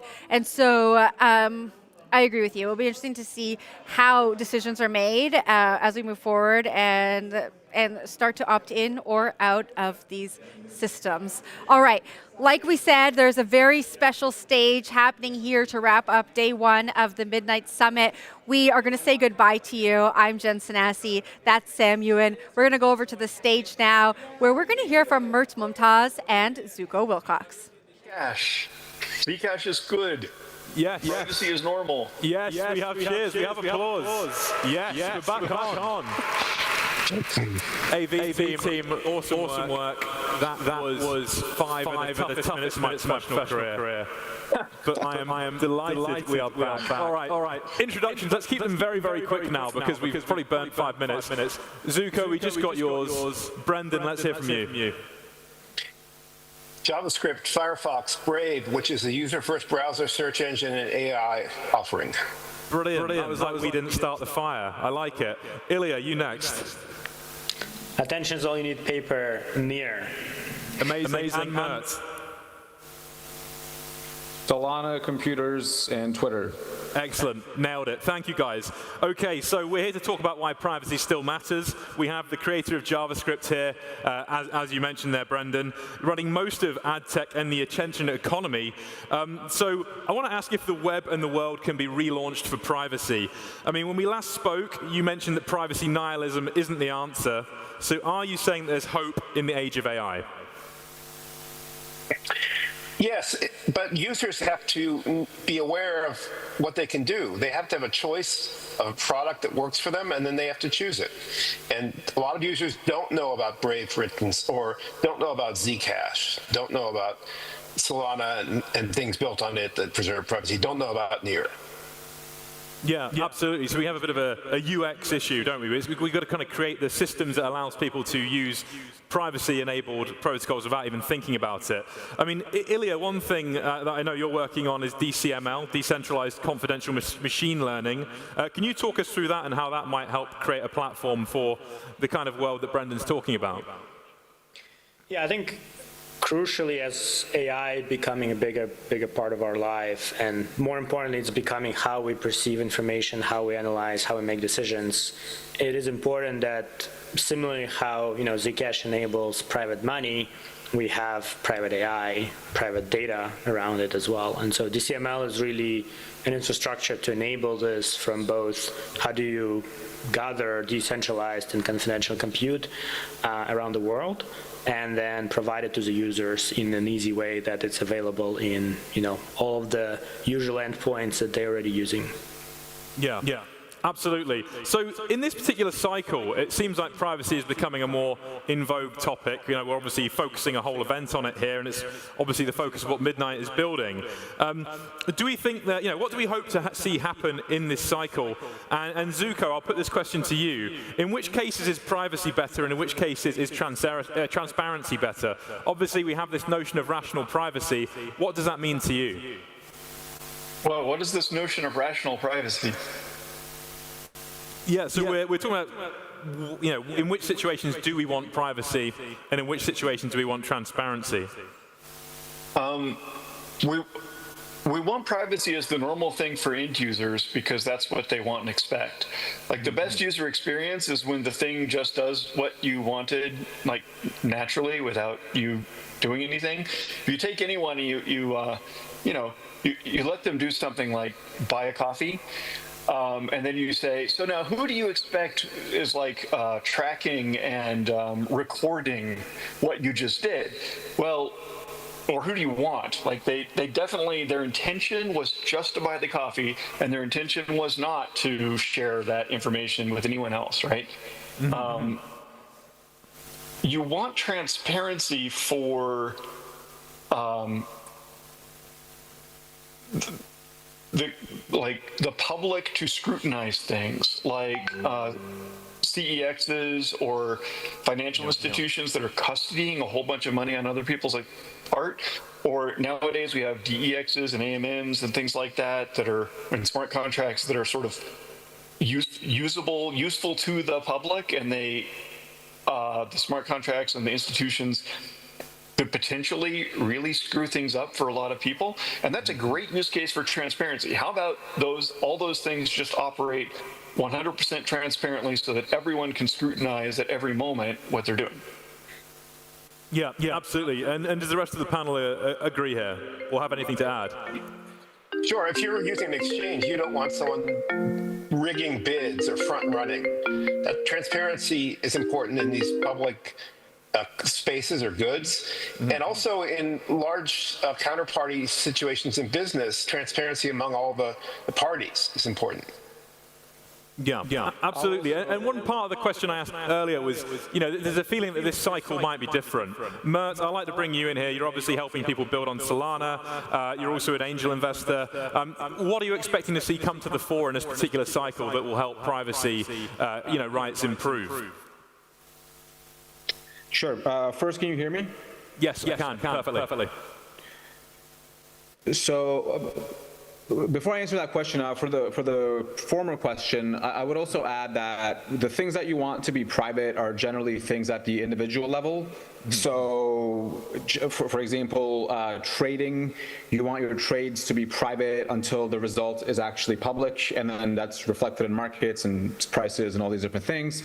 It's the same in democracy, like voting, right? You don't want to tell people who you voted for necessarily. I mean, you can, but like you want the option to selectively reveal that, right? Like you don't want people judging you for voting for such and such, but then the results should be public.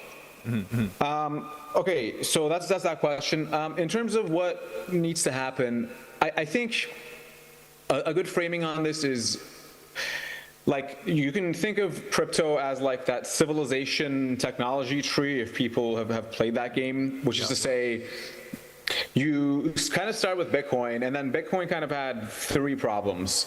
One was legitimacy, right? Like Bitcoin, we needed to first make sure that people were going to use it, that it was possible to even use.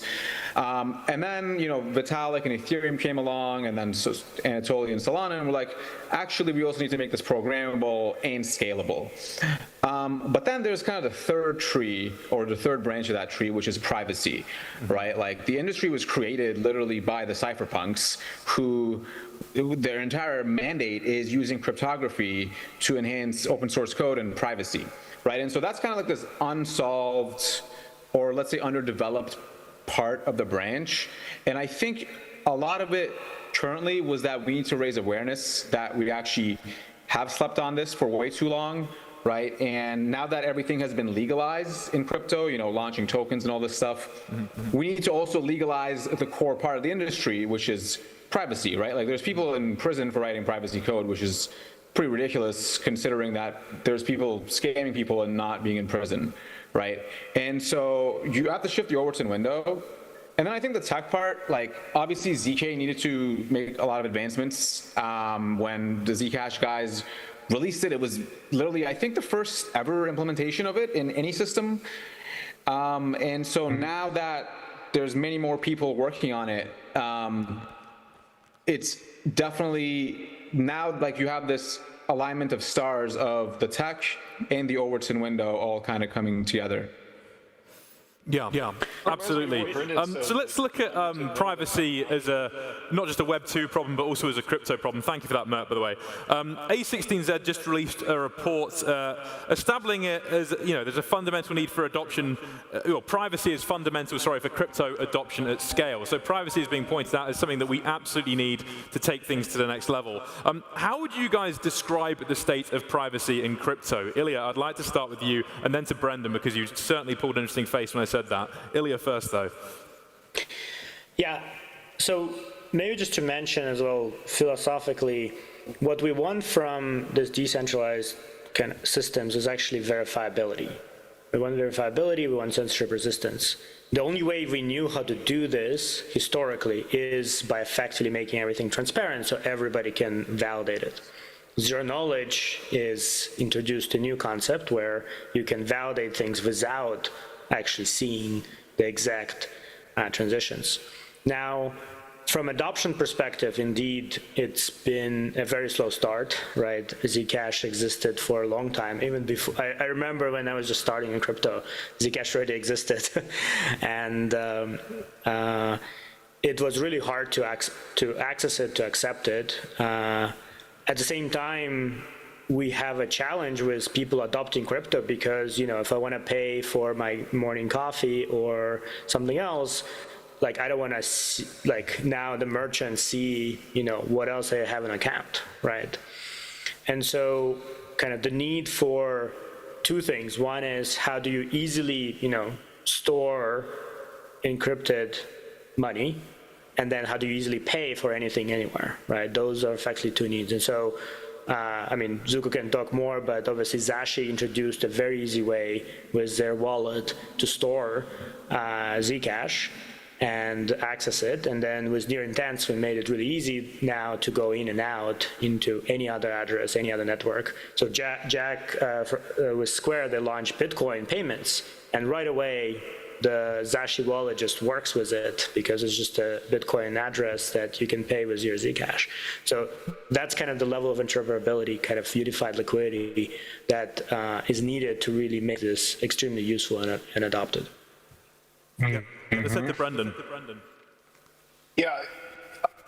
For crypto, it seems like there are still people out there trying to get you to fingerprint yourself on the blockchain or on a L2, like maybe Base. And I think a lot of users are naive about this, but if you read some of the tweets, I'm glad Mert said Twitter, from people at big crypto outfits, you see that they're practically drooling over the idea that you're going to just put all your transactions on a transparent chain or chains. And I think that needs to be something people avoid. So we have to have things like near intents. We have to have usability. I'm looking forward to Midnight because of the deeper, zero knowledge proof use to allow selective disclosure and do DeFi things, more complex transactions. It has to be easy. It has to be super easy. Yeah, completely take your point on UX. I think it's as you suggest, it's a core way to build trust. Zuko, what are your thoughts there? I saw you nodding. What I was thinking was, it has to be easy. And then I was thinking, so I'm a huge fan of Brave. I was thinking I can always recommend Brave to people, and it's even better than saying, so here's something that'll never work is say, use this thing because it's more secure, but you just have to learn a bunch of new sort of OPSEC behavior, and then you can be more secure. Very few people want to do that. And then there's use this thing, it's going to be more secure and protect you better, but it's really just like the other things, like Coke versus Pepsi, but you should choose this one because it's better for you. That's okay, maybe, I guess. But then Brave is fantastic. I just tell people, use Brave because there's no ads on the internet. And everything's faster. It's just way better. And that's a winning sell. So I'm trying to think, how does that apply to privacy or to like crypto, to other products besides Brave? Can we offer people something that is actually protecting them more and actually giving them more control over disclosure about themselves, but it's also just way easier and faster and simpler and more reliable, et cetera. And what Ilya was saying about Near and Zashi, I think it's pretty close to that. Like, it's way easier to buy things from my Zcash wallet through Near Intents than with a credit card. It's way easier. Near Intents is great. Yeah. There's a problem in crypto that you're still dealing with people who expect you to learn how to use self-custody the hard way, and that's not for most users. Yeah. But if the alternative is custodial and you're fingerprinted, that's bad too. So we have to work on product. We have to make it super easy. I think there are incentives for people to use things like Brave based on blocking YouTube ads and making the internet faster by blocking all the tracking, all the bad JavaScript. My evil child, but for privacy, I think there's a pressing issue now, which is AI.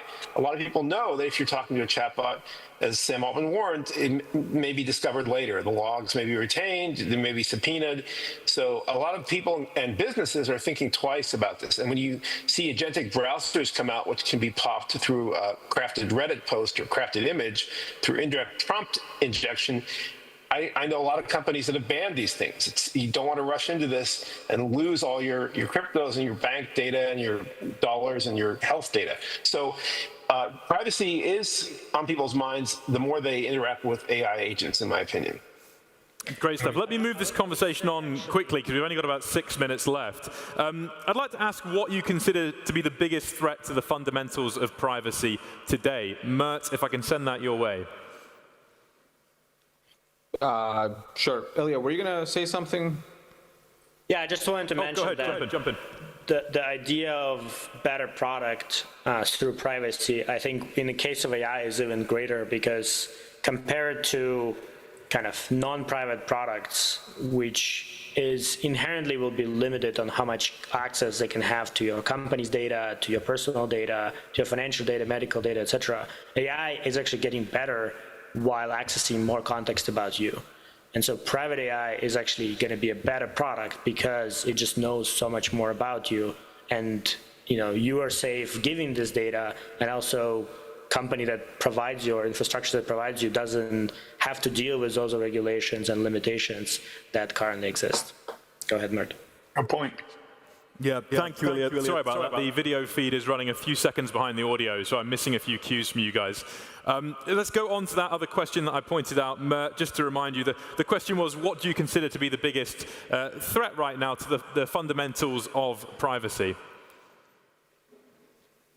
Ooh, well, so that's a very hard question. It probably depends somewhat on where you are in life in terms of circumstance. Like if you have multiple passports, it's probably different than if you are, I don't know, in a place with a different type of government structure. I think like the thing that you have the least control over, but that probably affects you the most, is just going to be the lawmakers and how people decide to rule. Like for example, just when we were still on the Zoom here, I saw a post on Twitter about how the US or somebody now makes it such that they want to see all your offshore holdings in crypto as well.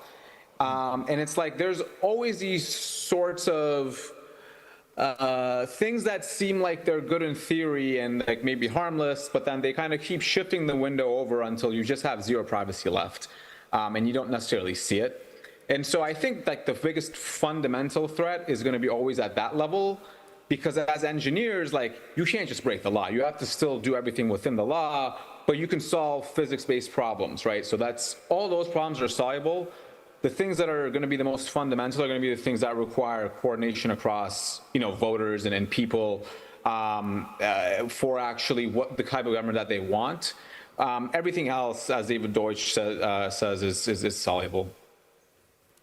Yeah. Would anyone like to add to that? I know, Brendan, when we talked before, you mentioned about VPNs actually being a bit of an issue for privacy, and a lot of them being built on a kind of trust me, bro mentality. Well, yeah, and by the way, what Mert was referring to, breaking: White House to tax Americans' foreign crypto accounts. Proposed IRS rule and CARF membership would let the U.S. government track Americans' crypto abroad for taxation. Anyway, just wanted to share that. Coin Bureau is the handle on X, Twitter. So yeah, one of the things we didn't talk about was network privacy, because people are using an IP address that often is fairly stable, especially at home, and they're contacting servers, and people can track that. They can fingerprint you from it. They can do things that you don't like that should be detected by certificate transparency, but may not be. So there are options like Tor, which actually build in the private window option in Brave. There's Project NIM, Harry Halpin and team. There's VPNs, which have that trust me bro problem because who's running the DPS and what ISPs are they using and where are the exit nodes and what are they doing with all the metadata and they can scrape or log. I think things like NIM and Tor are still interesting. There's Private Relay from Apple, which has two hops and two parties to trust, Apple and Cloudflare. There are things like that coming. Oblivious, DNS, HTTP. Privacy is coming to us on the network level, but again, users have to use it. It has to be super easy to use. It should be the default if possible. 2 thumbs up for NIM, NYM. It's like a VPN, but without the trust me bro part. Great stuff. I'm going to jump in quickly. I've got time for one more question, but I'm going to need you guys to do the we didn't start the fire thing with the question. So make it very quick. I want to ask, what does a truly optimized for privacy internet look like? It's a big question, but in as short, maybe 1 or 2 sentences as you can, what is that? Zuko, I'll ask you first. It just does what my mom would expect and want, which is that information about her goes to people that she intentionally wished to share it with and no one else. That's all. Amazing. Thank you. Ilya. I think the final product is going to be AI assistant that mediates how you access internet and do everything. And this AI assistant must be private and be on your side at all times. And so it will go and figure out everything from there. Amen. Brilliant. Thank you. And Mert. I don't quite remember the question. Sure. In as simple terms as possible, what does a truly optimized for privacy internet look like? The user has a choice. The user is sovereign. Anything you do on the internet can and will be used against you. Do everything with that in mind. Use Zcash, use Brave. Nice. Just chilling. Brendan, you get the final word. I'm going to quote from Iron Man 1, the greatest. Jarvis, are you up? For you, sir, always. I'd like to open a new project file, index this Mark II. Shall I store this in the Stark Industries central database? I don't know who to trust right now. Till further notice, why don't we just keep everything on my private server? Working on a secret project, are we, sir? I don't want this winding up in the wrong hands. Maybe in mine, it might actually do some good. We want Jarvis. I agree with Ilya, and it has to be private, by default, by construction. Amazing. Everyone, please, panel, thank you so much for joining. A big round of applause for the panel.